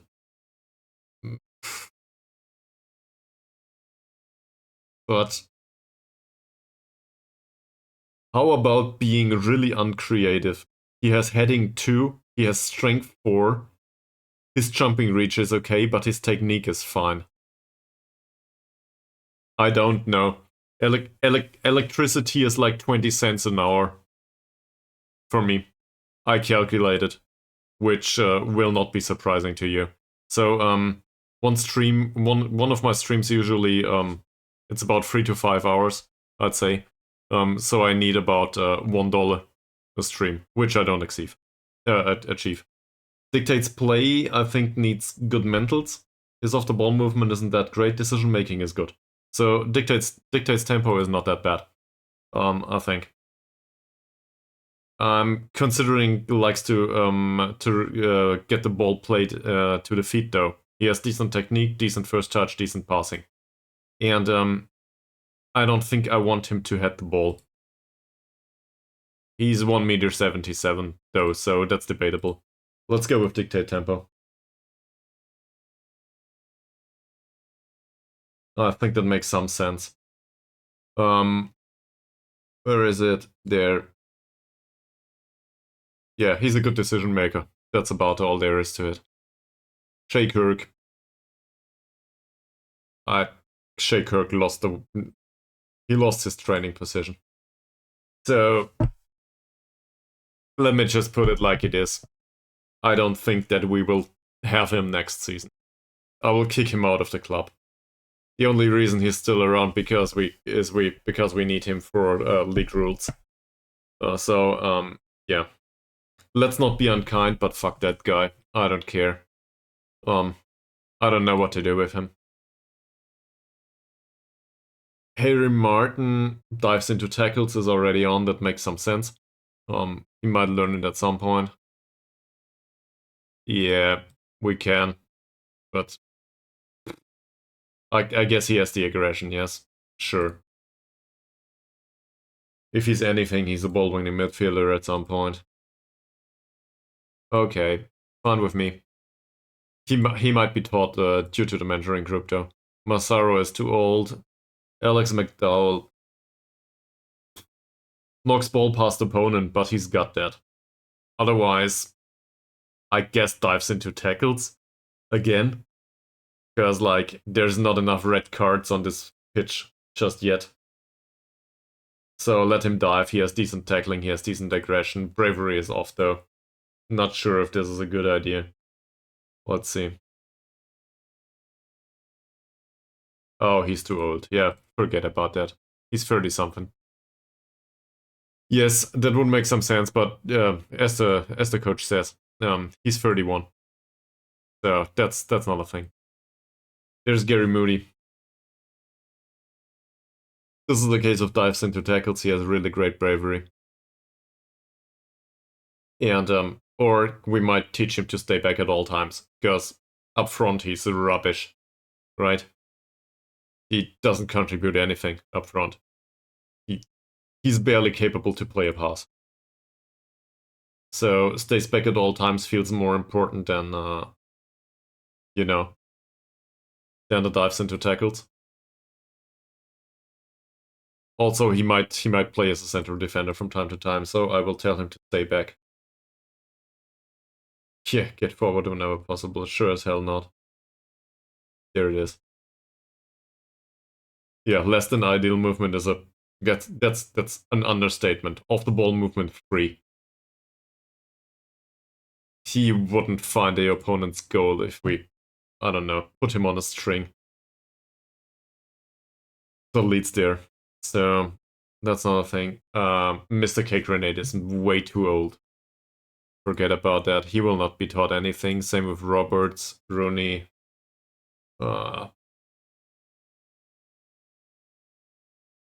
Rooney. For some reason, Rooney has a decent training performance. What the hell's going on?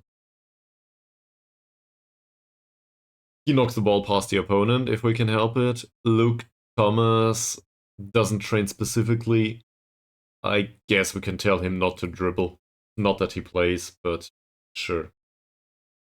So no dribbling for him.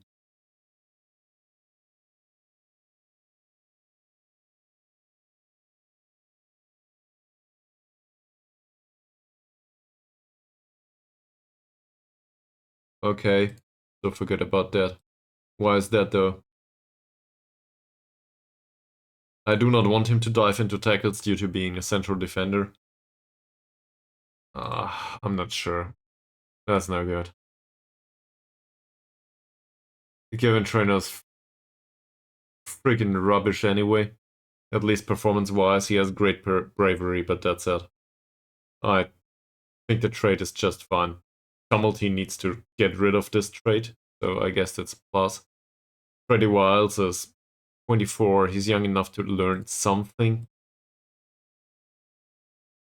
Knocks ball past the opponent? Do we want that on a wingback though? On a fullback on defend duty in particular? Dives into tackles with that bravery is not a thing? I don't think so. Yates. Well, yikes.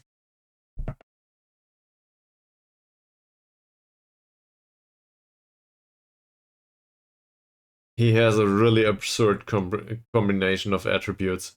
I realize that he's a good striker, but I don't know how to improve that.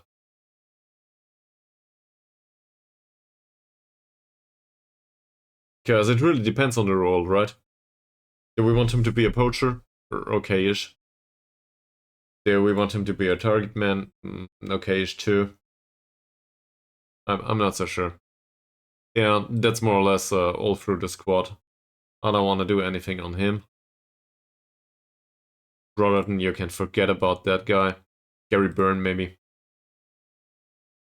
He might dictate tempo too. That's a thing. I think there's some sense to that. And then we can go to the game. There we go. See, now I overdid the traits anyway. So I do not have to defend against too many traits anymore.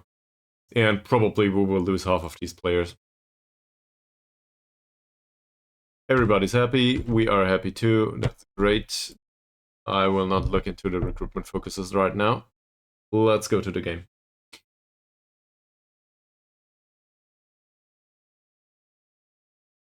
"71 followers. Who's the other person? I'm confused. Apparently we went back up 2 followers and I don't remember who the second person is. So yeah. That happened. Great.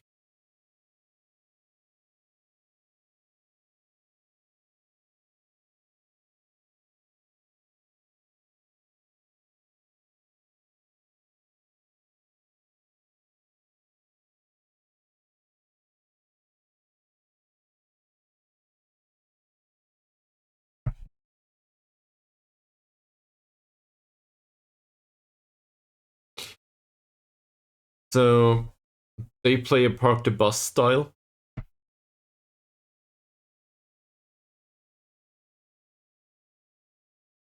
I guess I want them to be drawn out of defense. If we can help it, and they will do the same to us.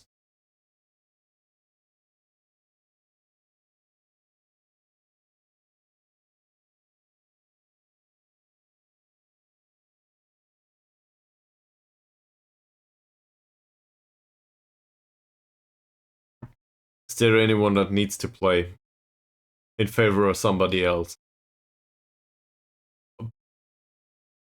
There's not much reason to get rid of our current keeper, though, even though Coleman is really good.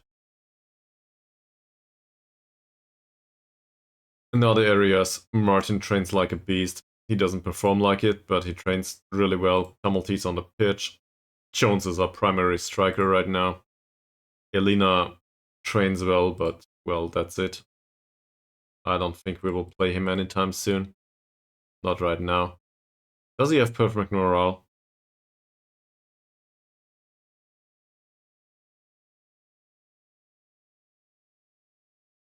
He's really annoying to deal with. Morale isn't perfect yet, though. His form, though, is 7.6. Please accept this praise, man. Yeah. We will do that. Okay. McDowell has decent training, especially for a 30-something-year-old. That's fantastic. Same with Rooney. So, I think this is a reasonable reason to pull Mr. K Grenade. Yeah. We will put Rooney on the bench. At least for this one match. Because he trains really well. He deserves to be on the bench. Cloyd and Tumulty, that's a no-brainer. We talked about Jones. Can we do something to Tumulty? Probably praise his training. That's great. How's his form? He had an assist last time out. 2 out of 2 tackles. We will praise that. We refrained from some of the excessive praising too recently. He can do a bit better. Didn't train that well. Cloyd is on average morale, I think. Yeah, yeah. So no use talking to him anyway. Kelly had a nice killer ball last time out. 6.6 rating though. It didn't even this didn't even count as a chance created for some reason. Or it might have been. Then it's the only one. So he's not that great. Performance wise. How did Burn do?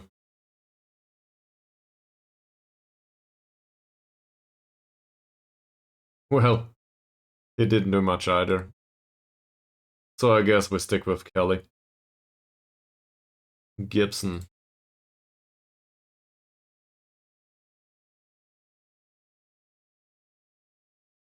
Gibson scored 2 goals. But I think we praised him for it. And now his morale is extremely good, but that's it. We didn't. There you go. And now training is a bit off. I don't like that. I will not criticize him for anything on an 8.4 rating. This will not go down well. We had Kelly, we had Tumulty. We're going backwards, do we? Harry Martin. His performance last time wasn't great. In fact, he deserves an official warning. No chances created is the best we can do here. So there's that. What else? Flynn Murray.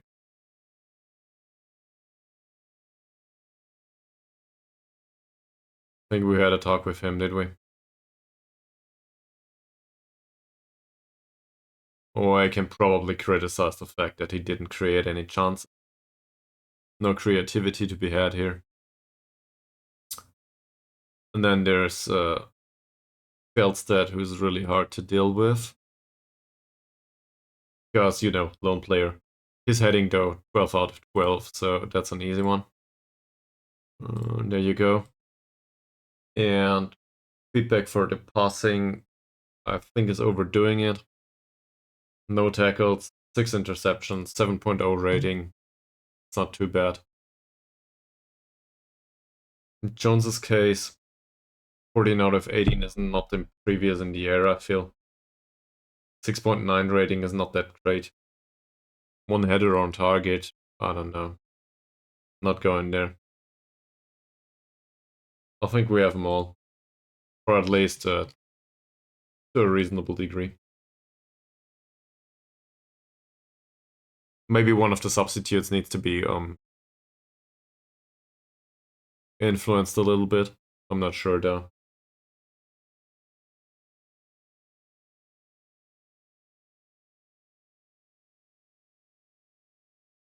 A recruitment meeting? Sure, we will attend this. This is very fantastic. Thank you very much for showing me this menu. There is nothing in here. Thank you very much. There. We are too weak in this position currently. Sure. Do this once. Why not? Have a look. Maybe we can find a left defender. Why not? And Nathan Giller apparently improved in his agility and balance. So if he can get another 10 points, maybe he's a good target forward. Great. Now we just need to win against Celtic.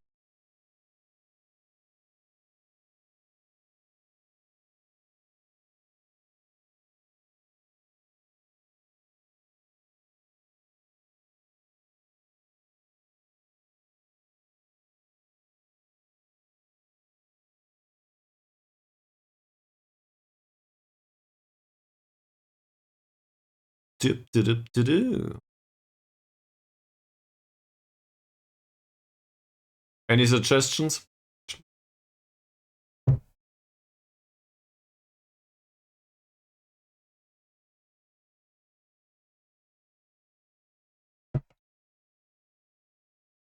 Otherwise, we will just roll with it and hope that we can get another win.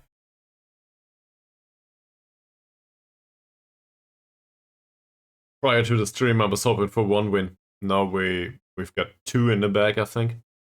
So let's make it 3, will we? That would be great. Who's next? Schedule. Pontypridd and Goitre. So I have no idea where we got this. We can do this one though. Pontypridd and Goitre. Goitre is not in here. So you might as well scout this game, yeah. So we try to play down the wings, I guess. And playing out of defense is fine. They shouldn't close down that high on the pitch. And otherwise, we will just, you know, play down the wings. Go with the crosses because we still have a poacher up front there. Set pieces, I don't know. Doesn't make much sense. Roll it out and all that stuff. Yeah, why not? For starters, that's okay. So, let's see. This might take a while.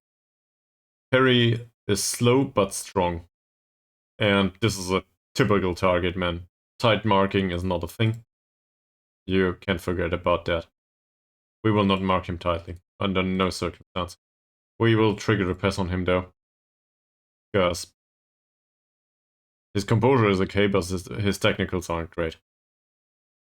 So hopefully we can get a ball from him. Does he have a weak foot? Yes, he has. Fantastic. Let's show him to the left. Adrian Hughes. Really freaking fast. With a weak foot.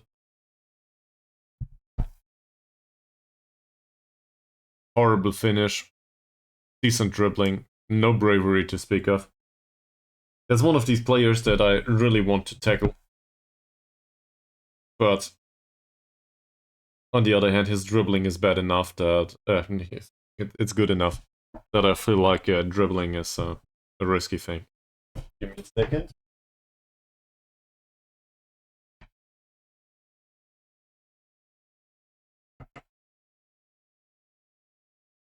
All right.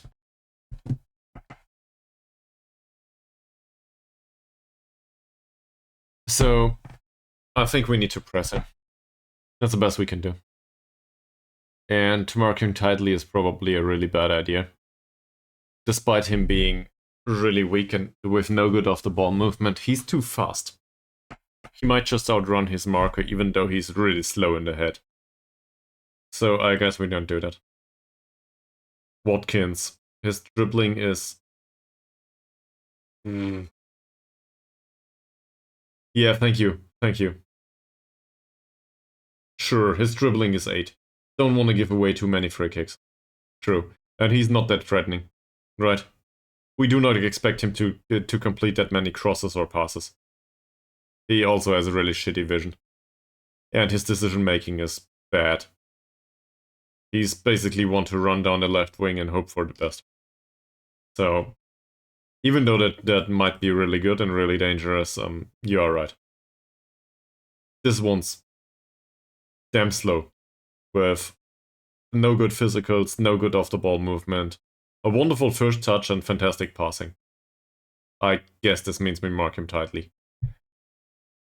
Because he plays the killer balls, he plays the 1-2s, he has the flair, he has everything. And we will give him yet an additional thing that he can have. He can have Martin to stand on his feet for the entire game.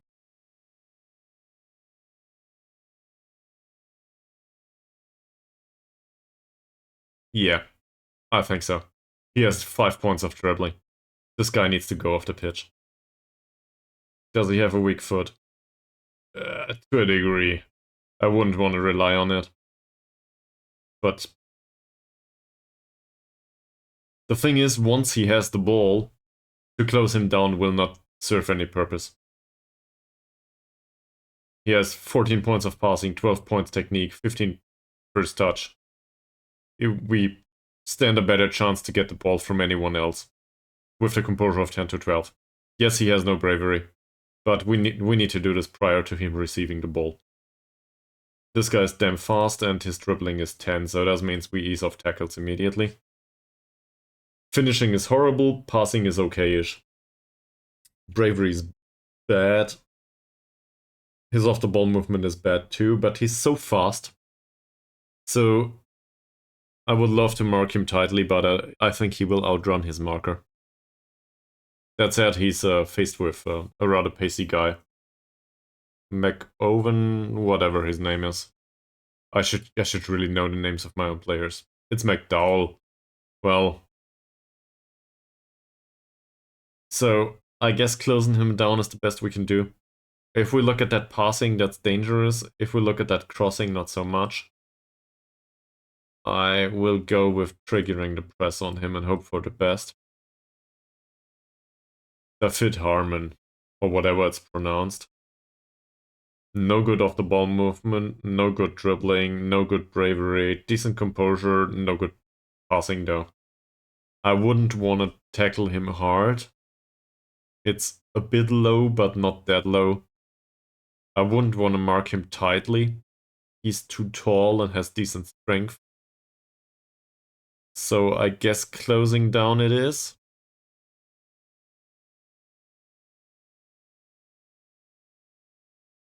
Corey Francis. Right-footed only. This the Francis that we wanted to sign? No, yeah, it is. It is, right? He might be. Whatever. Decent marking of the ball movement is really bad. Passing is really bad. He's strong though. Dribbling isn't that great. Let's trigger the press on him. Not mark him tightly. With that bravery, I don't feel hard tackling will contribute much other than a foul. He will go where it hurts. He has good dribbling, so we need to ease off tackling, even though I would like to. His off-the-ball movement isn't that great. Marking him tightly might be an idea. He's pacey though. So I guess we will try to mark him tightly and still trigger the press on him. Because the crossing and the passing are somewhat dangerous. But I feel like he can misplace some of these. Vision isn't that great, decision making isn't that great, composure is low. I think we stand a chance. Also, the dribbling is quite contrary to the bravery, strength, and jumping reach. So if not for the fouls, I would kick him to the face. Cameron Miles. Right-footed only. Did we forget something here? No. This is dribbling 1-2. His strength is okay-ish. His bravery isn't that great. This is a case for a hard tackle and a press from me. Tight marking, not a thing. Sendai Maeve, or whatever it's pronounced. Dribbling isn't that great. His bravery is fantastic though. We can close him down and that's all there is to it. Also, show him to the left foot. Then there's Kristen Jones. Kristen Jones has dribbling 2-4. I feel like this is bad. Bravery isn't great. Jumping reach and strength are decent. So, not sure about that just yet, but this looks like a easy choice. Passing is bad. Finishing is bad. Crossing is not great either. I want him to misplace stuff. And then there's Robbie Williams. For some reason, Robbie Williams' face changed a lot since I saw him last time out. Also, he grew to be much more younger. That said, I do not want him to sing on the pitch. So I guess we show him to the weaker foot. And that's about it. His bravery is good, so hard tackling, not a thing. Hopefully he will not sing. And maybe we can get it, maybe we can entertain him.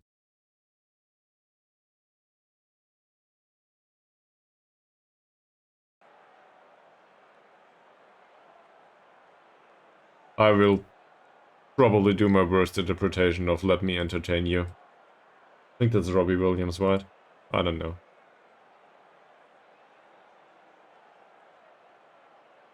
This kind of popular music, I'm not too fluent with anymore.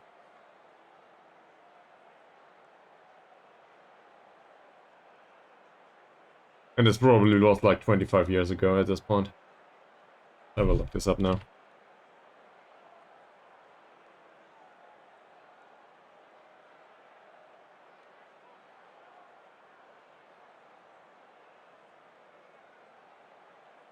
Ah!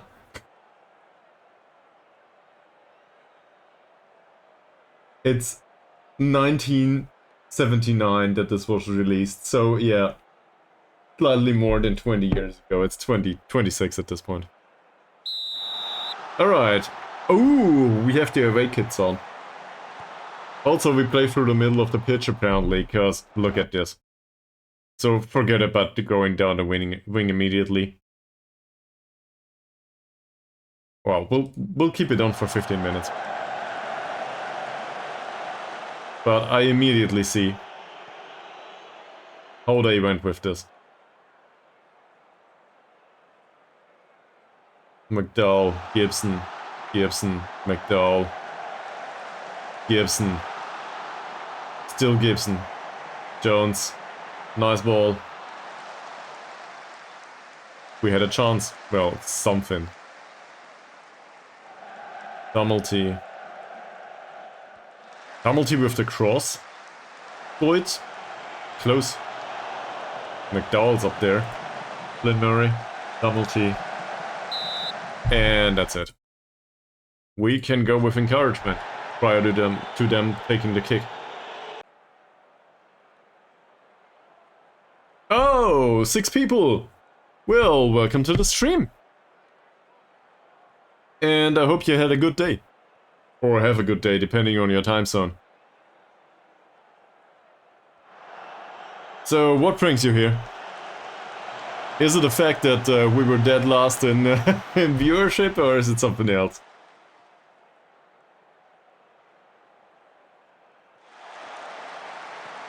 Francis with a long ball towards Hughes. I don't like this. Ives, Massaro. We got this. At least for now. They countered though. Do we know? We don't know the rules yet. It might be a poacher. Yeah, well, so what is it you do? Is it Football Manager 2 or something completely different? Come on, Gibson. So close. Yeah, so FM and not a stream, so tell us a bit about your stream in that case, if you're willing to do that. You know, you wrapped up your stream, so you might be on your way to bed or something. Oh, okay. Okay. Nice. So, how did it go? Both of these things, actually. Yeah, I thought so, Sharon. This looks reasonably, how do I put this? This is really tight, right? There's no space on the wings here. Decent pass, Massaro, Felstead. It's 7 minutes into the game and we're changing tactics, but I think you're right. I wanna look at something though. Did we look at their pace? He's not that pacey. He's not that pacey. He's not that pacey. He's really pacey. So I don't like this. Pass into space and distribute over, you know, this. We will try. Well done by Jones. Floyd.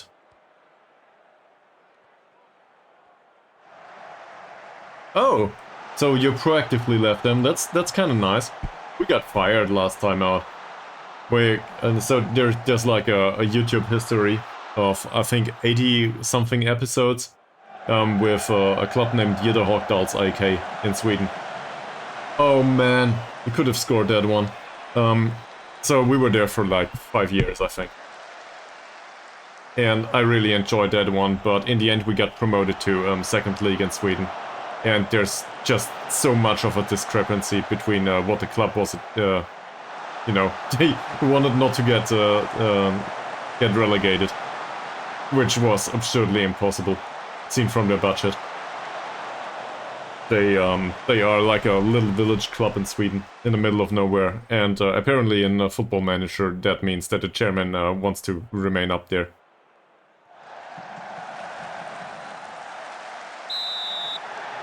Okay, nice to hear that. To be fair, I have no idea about Apex, so yeah, but it sounds like you were successful, so I guess that's good.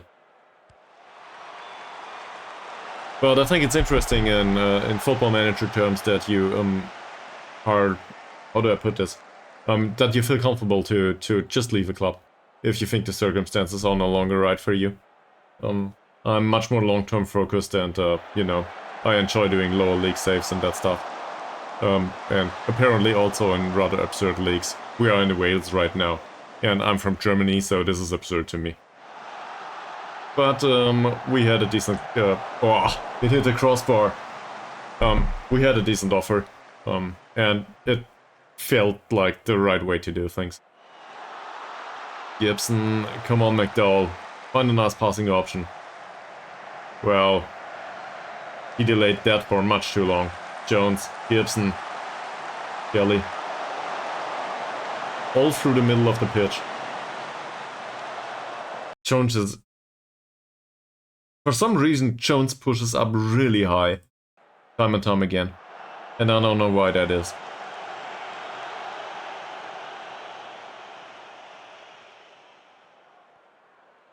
We had more chances, we had a better chances, well intercepted by Tumulty. Come on man, find a nice pass. He doesn't. Kelly. Kelly finds a nice pass. Easy. Really easy. Adam Jones. First goal of the game.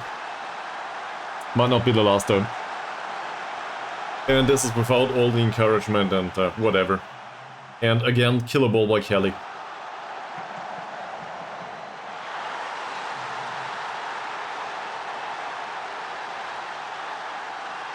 Okay.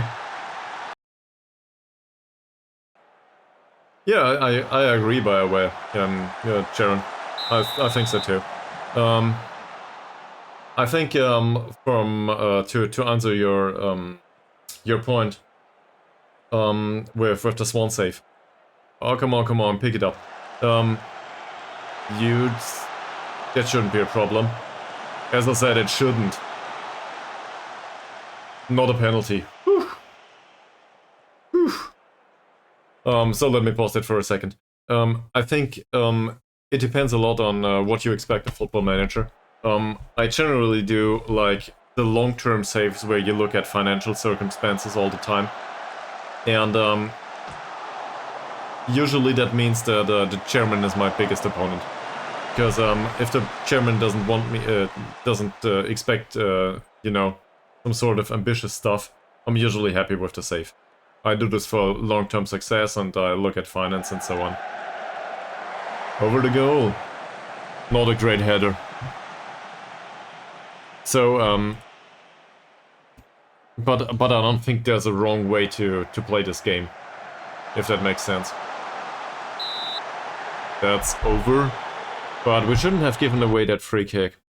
So I will praise them here, because ratings say we're good. But I'm not that fond of the defensive performance so far. Oh, this is our Jones on a yellow card now. Well, who's to say it's ours? We have to. Alright. So, did you do any other saves in recent times other than the Swansea stuff? Or is this some sort of journeyman save? Use... I don't know how to pronounce this. McDowell. McDowell crosses from deep towards Jones. Not a bad choice. Martin. That's a interesting pass. Nice work by Gibson. Oh, and Flimmery misses the opportunity. Yeah, good. You do that. Thank you very much for joining. And you're welcome back anytime. And thanks for chatting me up, basically. I like that. Maybe we can chat later. have a good night and, you know, enjoy your free time. So, that's a nice killer ball. Jones is there to intercept it, though. Come on, come on. Massaro. We've got this, at least for now. Okay, so we are up 1 goal. We didn't create much, though. I think the pass into space doesn't work as much as we wanted to. So I will take that off. Playing out of defense sounds reasonable, but it's somehow dangerous, I think, in this setup. So I'm not sure if we want to do this. We can, though.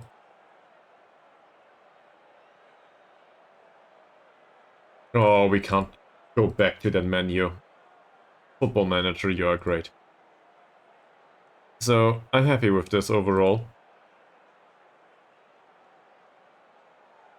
There's the tactics menu. I don't want to take him off just yet.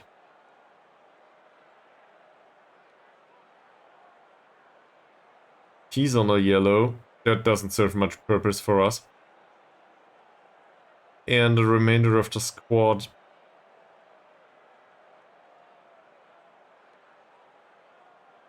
None of these is really bad from a defensive point of view. And we do not have like a speedy rocket that can get through these. Cloyd is rather slow, so we might bring Rooney on, who is anxious. Moody would be delighted to come on, but, you know, Sam Jones is on the yellow, so I guess we will put him on anyway. He will make an appearance in the second half. Say 55 minutes or 60. And they can all do better, I think. Especially Cloyd. And I will not comment on the rest. Because it's too much of a risk. Overall, I think we're some way away from complacency. Lynn Murray, and another cross. Is it a cross? Hopefully this is a cross. Precision though is one of his passes, definitely.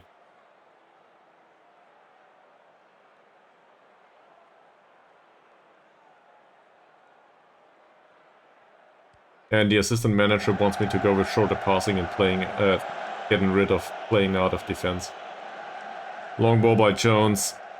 Header by Jones, nobody's there to pick it up. Well, other than Jones. Apparently Jones is a really common name in Wales. So, we'll have that. It's past midnight. Ooh. Gibson, Floyd,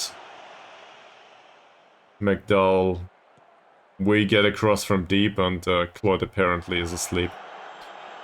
Well, Williams. Long kick. I forgot to sing Let Me Entertain You for Robin Williams there. I guess that happens.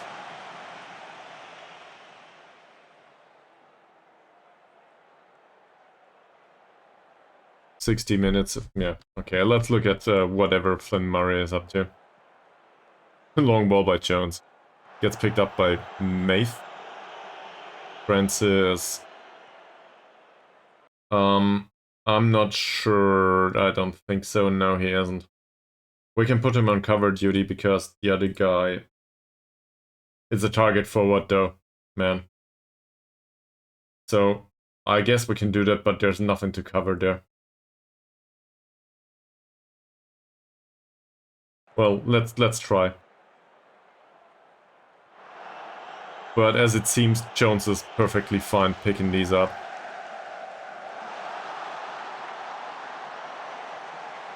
And we should definitely not go towards the poacher anymore. Down the wings is probably better. Lynn Murray. Come on, find a counter. Nice cross. Floyd. Can he find a pass? Apparently he can. Towards Tumulty? Martins for the corner. But yeah, down the wings is probably better. Even though I don't like it very much. But this is probably better. Because maybe also here. The flanks is really not that much though.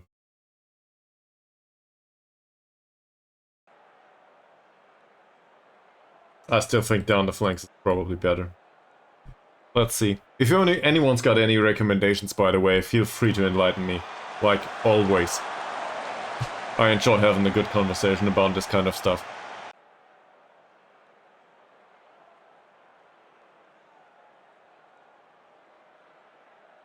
McDowell towards Feldstedt. And another long ball towards Jones. Is this offside? Ah! It's the post. Well, it's offside though. Let's praise them. Overall, good game. Jones is still on the pitch. We need to substitute him immediately. Gary Mooney is still delighted. He can come on.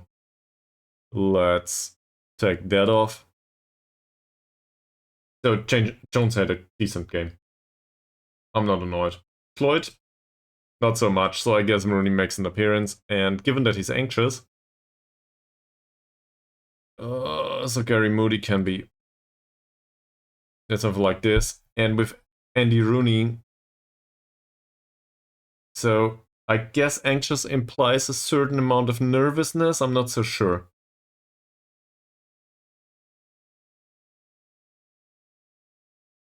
Can we tell him?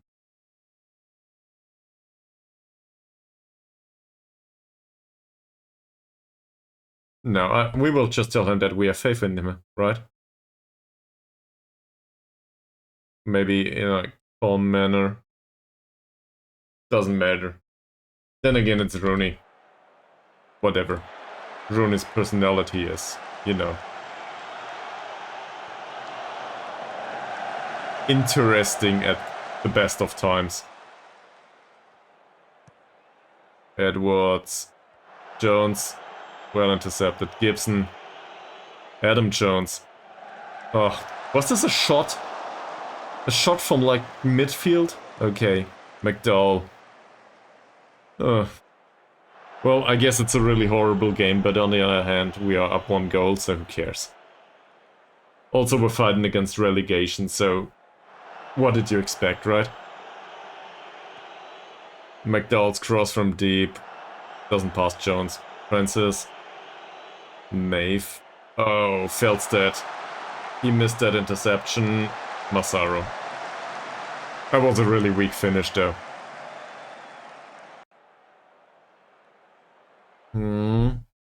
We are 73 minutes into the game. Let's wait until the end of the scene. And I think... yeah, Martin could drop back. But Martin is already the... We could bring on Byrne, yes. But this seems like we will be missing a defensive option. So I'd rather move in Flynn Murray. Just like we did last time.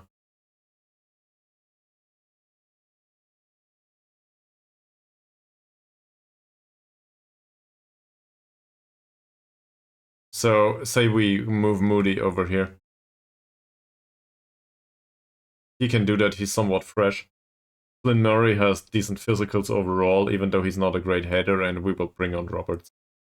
And pull Feldstedt. I think hopefully that's a bit better. Jamie Roberts is always a gamble, you know, but for 15 minutes he should do. And we still have 2 other players to go with. Byrne, you argued. He's overconfident after the last feedback, Kelly, so that's definitely an option. And then there's Yates. So Rooney is nervous, but definitely Yates up here, sure. The shoot more often can come off. But Yates is fresh. And we need these players to get out there and see it through.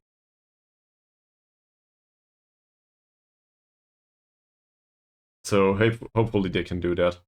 I feel inclined to waste time too. On the other hand, that might... we'll try. Because it might result in too much pressure on the players. They play around the ball too much. McDowell, Yates... Yeah, fuck that. That settles the matter, right? Brought him on. Scored a goal. That's how I want it. Short throw by McDowell. That was a failure of a cross. And the second attempt worked just fine. By the way, this is, I think, 3 to 5 points of crossing, so he's really horrible with this. It's really unlikely that this happens.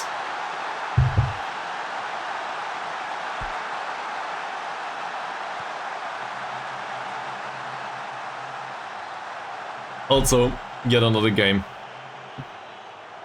Yeah, he did really well. That's true. Also, his physicals for, you know, he didn't have to defend the ball. There, he was just right within the right area, at the right spot. That's it. Words escape me sometimes. So that worked just fine. Massaro's long ball is destined for Maeve. In German I would pronounce this Mathe. This is mathematics. But I don't know how it's pronounced in Welsh. Gibson... not a bad idea. Yates does not want to run for the ball though. For some absurd reason we play with a poacher for the entire... well, the last 4 or 5 games now, is it? Maybe 6? And it just works. Maeve again. That shouldn't be a problem. It is, though. Orphan, Reese. Can somebody close this guy down? Francis, Roberts, that should... It isn't offside. It's offside. Okay, which reminds me. They brought on other players, did they? Yeah, a lot of them. Okay. Also, they changed formation. Not that it matters much. Edwards is right-footed only. Can we have a look? Dribbling is bad, composure is bad, passing isn't great. I wouldn't want to mark him tightly. I want to trigger the press on him though. No tight marking, please. This will not work, he's too strong. Josh Reese. This guy's a snail. He's a central defender and he plays on the wingback position for some reason. I guess. Don't mark him tightly and press him. Roberts. New. This is like 5 minutes to go though. Do I really want to do this? I don't. We will show him onto the weaker foot. And well, I guess he needs to be tackled hard, right? Also, can we close him? Yeah, we can mark him tightly. Sorry, but I need to do this at least to a degree. It always takes some time, and this deducts from the pace of the game, but on the other hand, I feel like it's viable to deal with these things. So... Reese, Roberts... Come on, you could have obstructed that one.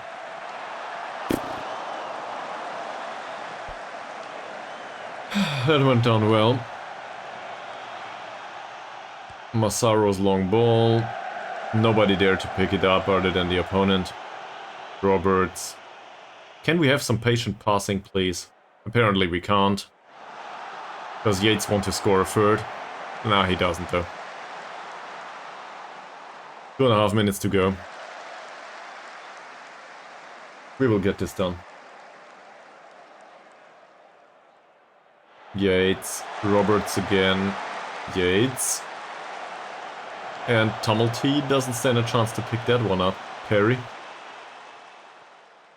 Roberts. There are a lot of Robertses.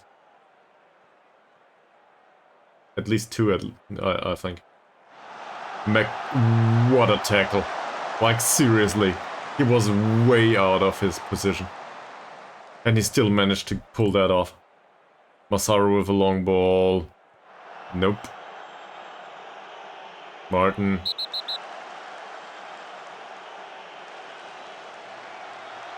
Yeah. Calm down, man. 1 minute to go. Can we get this over with?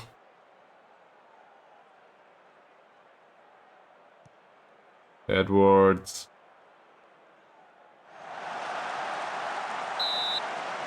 Well defended by Murray, and that should be the game. We will praise him once more. Just be happy with it.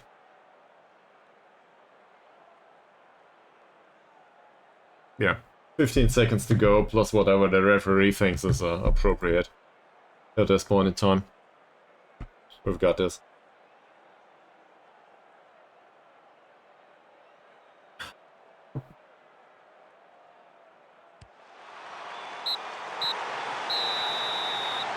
Alright. I think that's it. That, to argue that this was deserved is probably a bit much. But it was an ugly game. Like, seriously. It was a really ugly game. We got that over with, but yeah. Not a great one. So I'm happy with that. Cloyd was taken off because he didn't perform well. And we will tell him. Because at some point he needs to be better. That will give him an official warning all over again. And I would definitely fine him if not for the personal conflict that exists between us. That's it, 21 points now. Look at Cardiff Drags. They are at 12. At the start of the stream, this was highly unlikely to happen. So, 3 games, 3 wins. I'm glad we did this. Next opponent is Pontypridd. So, assuming I move on towards Pontypridd, this stream would go like 2 AM from me local time. My girlfriend would probably hang me. So I shouldn't do that. That's it, I want to go through this, and I would be very interested in, so there's a few new people here, right now. As much as I like to talk to Charonalid all the time, do any of you have any questions about the save? Is there anything that you want to know? Is there anything you're interested in? In case you are, please let me know so I can go about this stuff. Because I will happily deal, you know, half an hour with whatever the save is and what the squad looks like and that stuff. If anyone's interested in this. We'll go through the press conference. And in case somebody answers, I will happily go through this. So, we have steadily climbed the table. True. This is what success feels like, I guess. At least for now.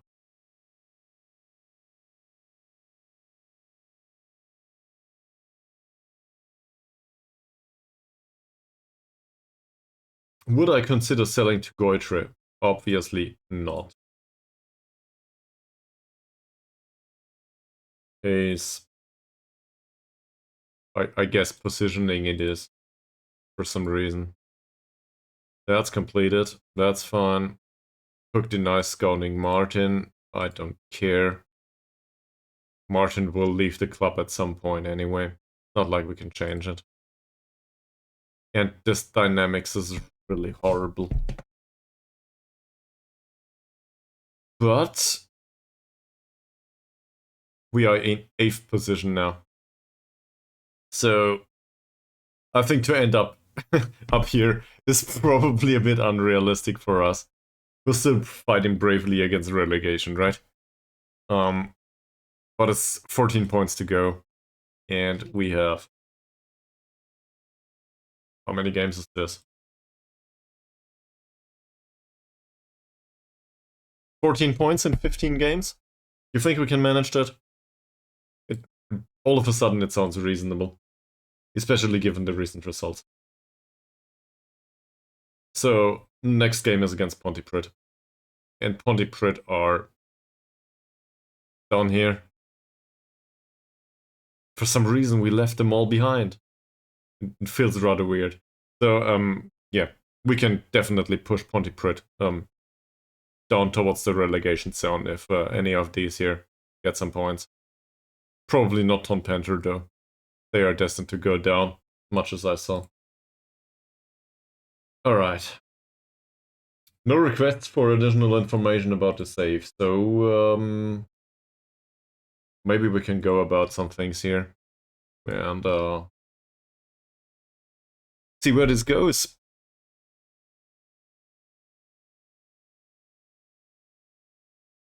So, dynamics overall don't look that great. We still have a problem with no leaders anymore. That's due to the fact that Roberts doesn't play that much. He lost his position to a young guy with no great personality. I'm not so sure about that. I will rather not go through the data hub. Social groups are scattered, and that's a friendly way to put it. They are generally ambitious. Yeah. What the fuck? He's definitely not unambitious. He's a perfectionist. So, I think they fit in with each other because they have high controversy overall. That's probably more like it, and this description is a bit off. And then we have, the captain doesn't gel with the rest of the squad. That tells you all you need to know. We're trying to go with some professionalism, but it's really hard to get there.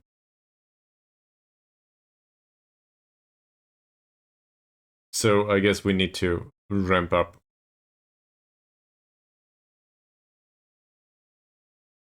the signings, and we need better personalities. This is the focus, and some Parsons apparently fits this focus.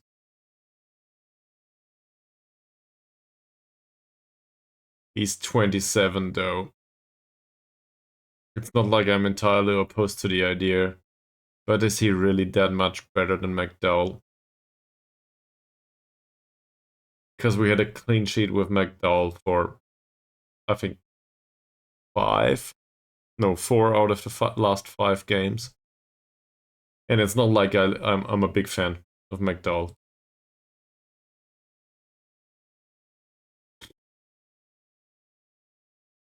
It's not McDowell that needs to be scouted further though.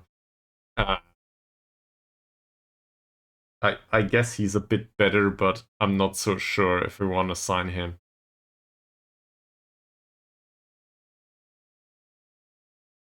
To Wild, yeah, sure. Wilds, pretty Wilds. He's better. But the degree of being better is, there's a 3-year gap here. I guess I'm trying to find a player that fits this description and that's not 27 and a balanced character. In fact, I don't like these personalities. Neither of them. He's balanced and media friendly.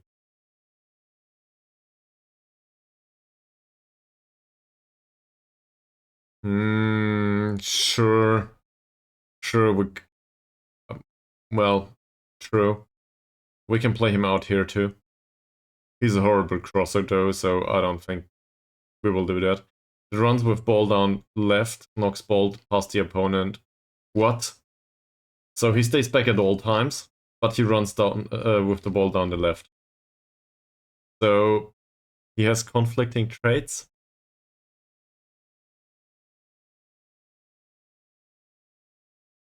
The knocks ball past the opponent is okay-ish with his dribbling, but I don't like that on a defender. I realize that ours have that too.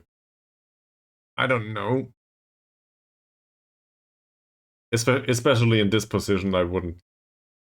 Like, this is no good here. And in midfield in particular, this is no good either.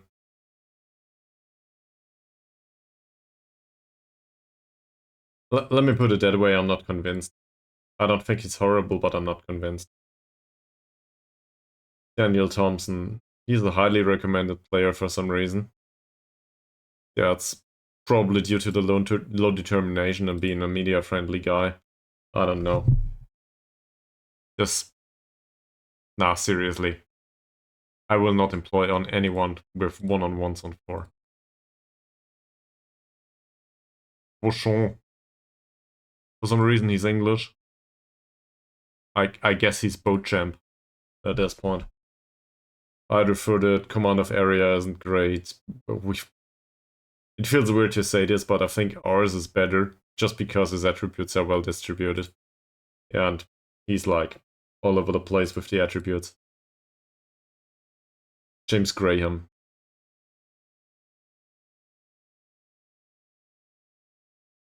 Yeah, he's decent. He's 31 though. Do I really want to... I guess we could go for the short-term signing. True. Argument is again though, he's Canadian. Oh. Does he have staff attributes? He doesn't. So the question is, who would we play him for? Jones, obviously, right? If we look at Sam Jones, yeah, I guess sure. James Graham is better. But speed-wise, there's not much of a difference. So he wouldn't solve the problem that we have with Jones. He doesn't have the personality that Jones brings along, so I don't like this. Also, it feels like they watched one game of Sisbury, or however it's pronounced. He's unambitious. No, I don't want him. And then there's Tyler Fletcher. Definitely not. We have a good option out there, and I don't think he's viable. Otherwise. So maybe the scouts will bring something along that suits us. Especially on the left wing. We do not have a specific focus there. Let's have a look here. So he will not play with us anytime soon. Is there anyone that's A level? He had low determination. And he tries to play way after trouble. We have another one of these. I don't like this.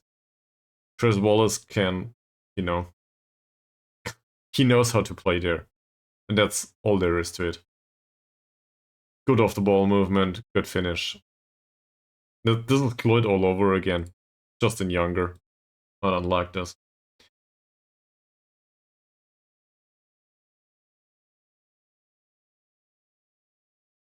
That's 23-year-old though.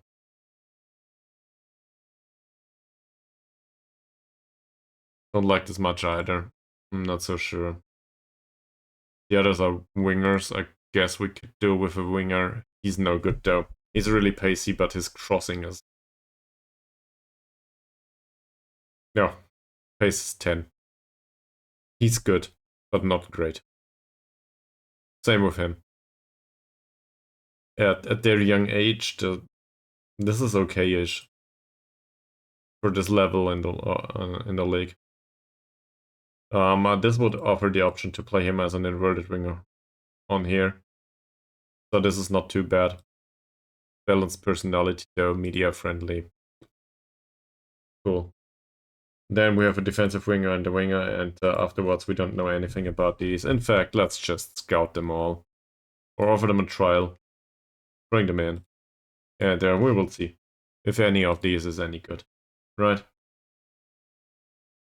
there any other blatant weakness in the squad? Probably left back position. There's not that many players that we know of, so we might as well have a look. Yeah. There's, as I said, there's not that many. So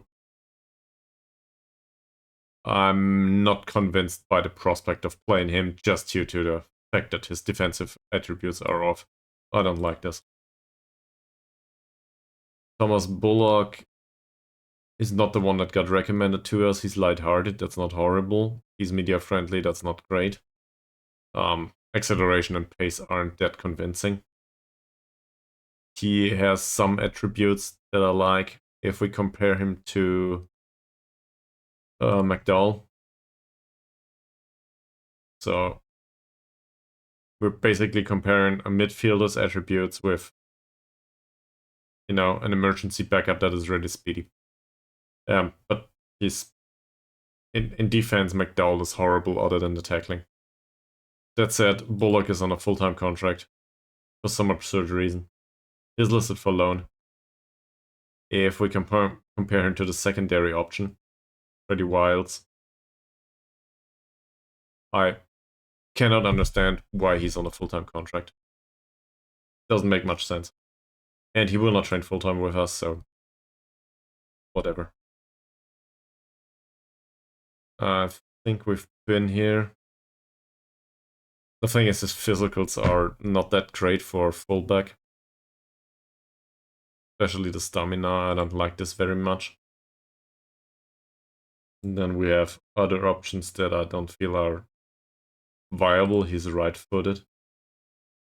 He's a 29-year-old. No. That's worthy. He has decent tackling. 27.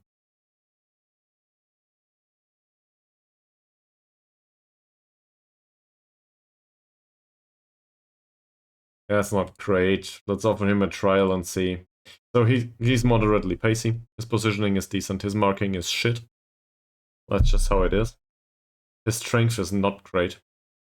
He's a fast kind of defender. His crossing and dribbling are absolutely horrible. He will probably knock the ball past the opponent, given his attribute sample. We'll see. And then we've got a few other options. So we might as well work with trials, right? Who cares? We've got a few spots for trials, and dynamics is not the biggest concern right now. Well, obviously dynamics is bad, but it's not the biggest concern for the team right now. And there's a lot of rejected bids. Sure. Let's get all of these in on trial. You know, sometimes you find some sort of model citizen or something in between. Most of these are new gens anyway. Well, should be. The 30-something-year-olds will probably not make an appearance. That said, maybe one of them has a really great personality and great media handling and so on, and then we might go there. Alright. So, everybody looking along, I guess. No questions.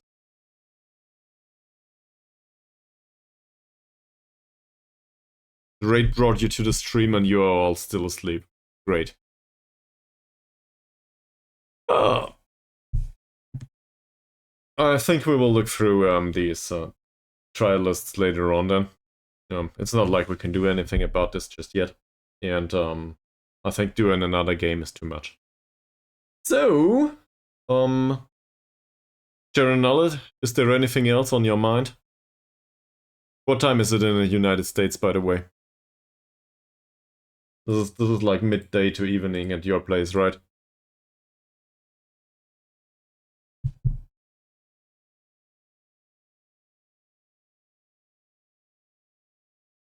$15:30, man.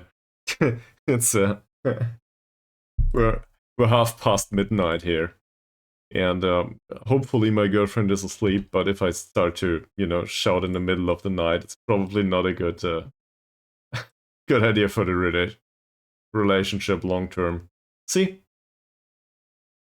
it's so easy.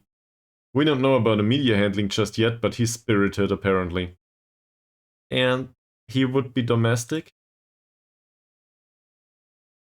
So maybe we can have another Isaac in the squad. Why not?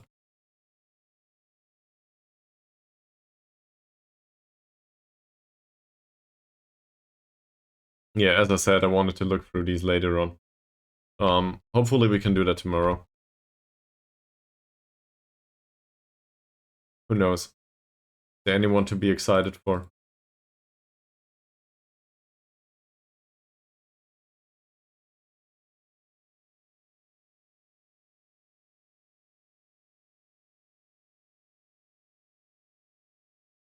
Complaints?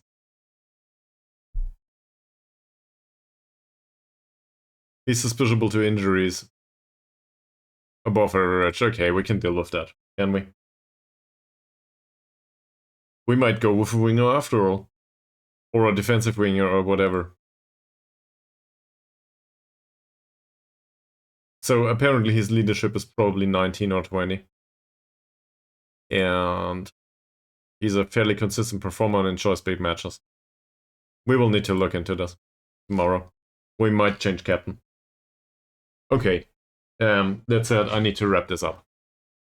Because I think I need to get to bed, and tomorrow we wanted to go, I don't know, climbing or something. And, well, depends on the weather. So, yeah, I will wrap this up. Thank you very much for watching. So, Charonella, do you have an idea? Is there anyone we need to rate? Because we could definitely do that. But I'm not aware of, any other streamer right now. And I don't want to interrupt the stream with me browsing for yet another 5 minutes. So if there's something that you can think of all of a sudden, that's fine. And if you can't, that's fine too. The Cult of FM. Alright. I will try to do a raid. That's not something I'm very familiar with, but we will do this. We can also raid Filthy Robot. No, but the Cult of FM. There's just the Cult of the Rose, man. Cult of FM.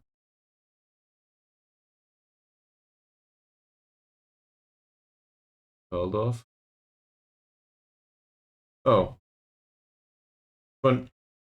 21 people? Yeah. Alright, there's the Cult of.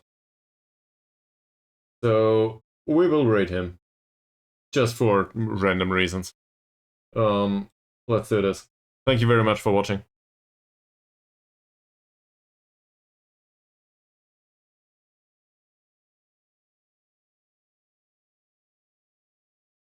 Let's go.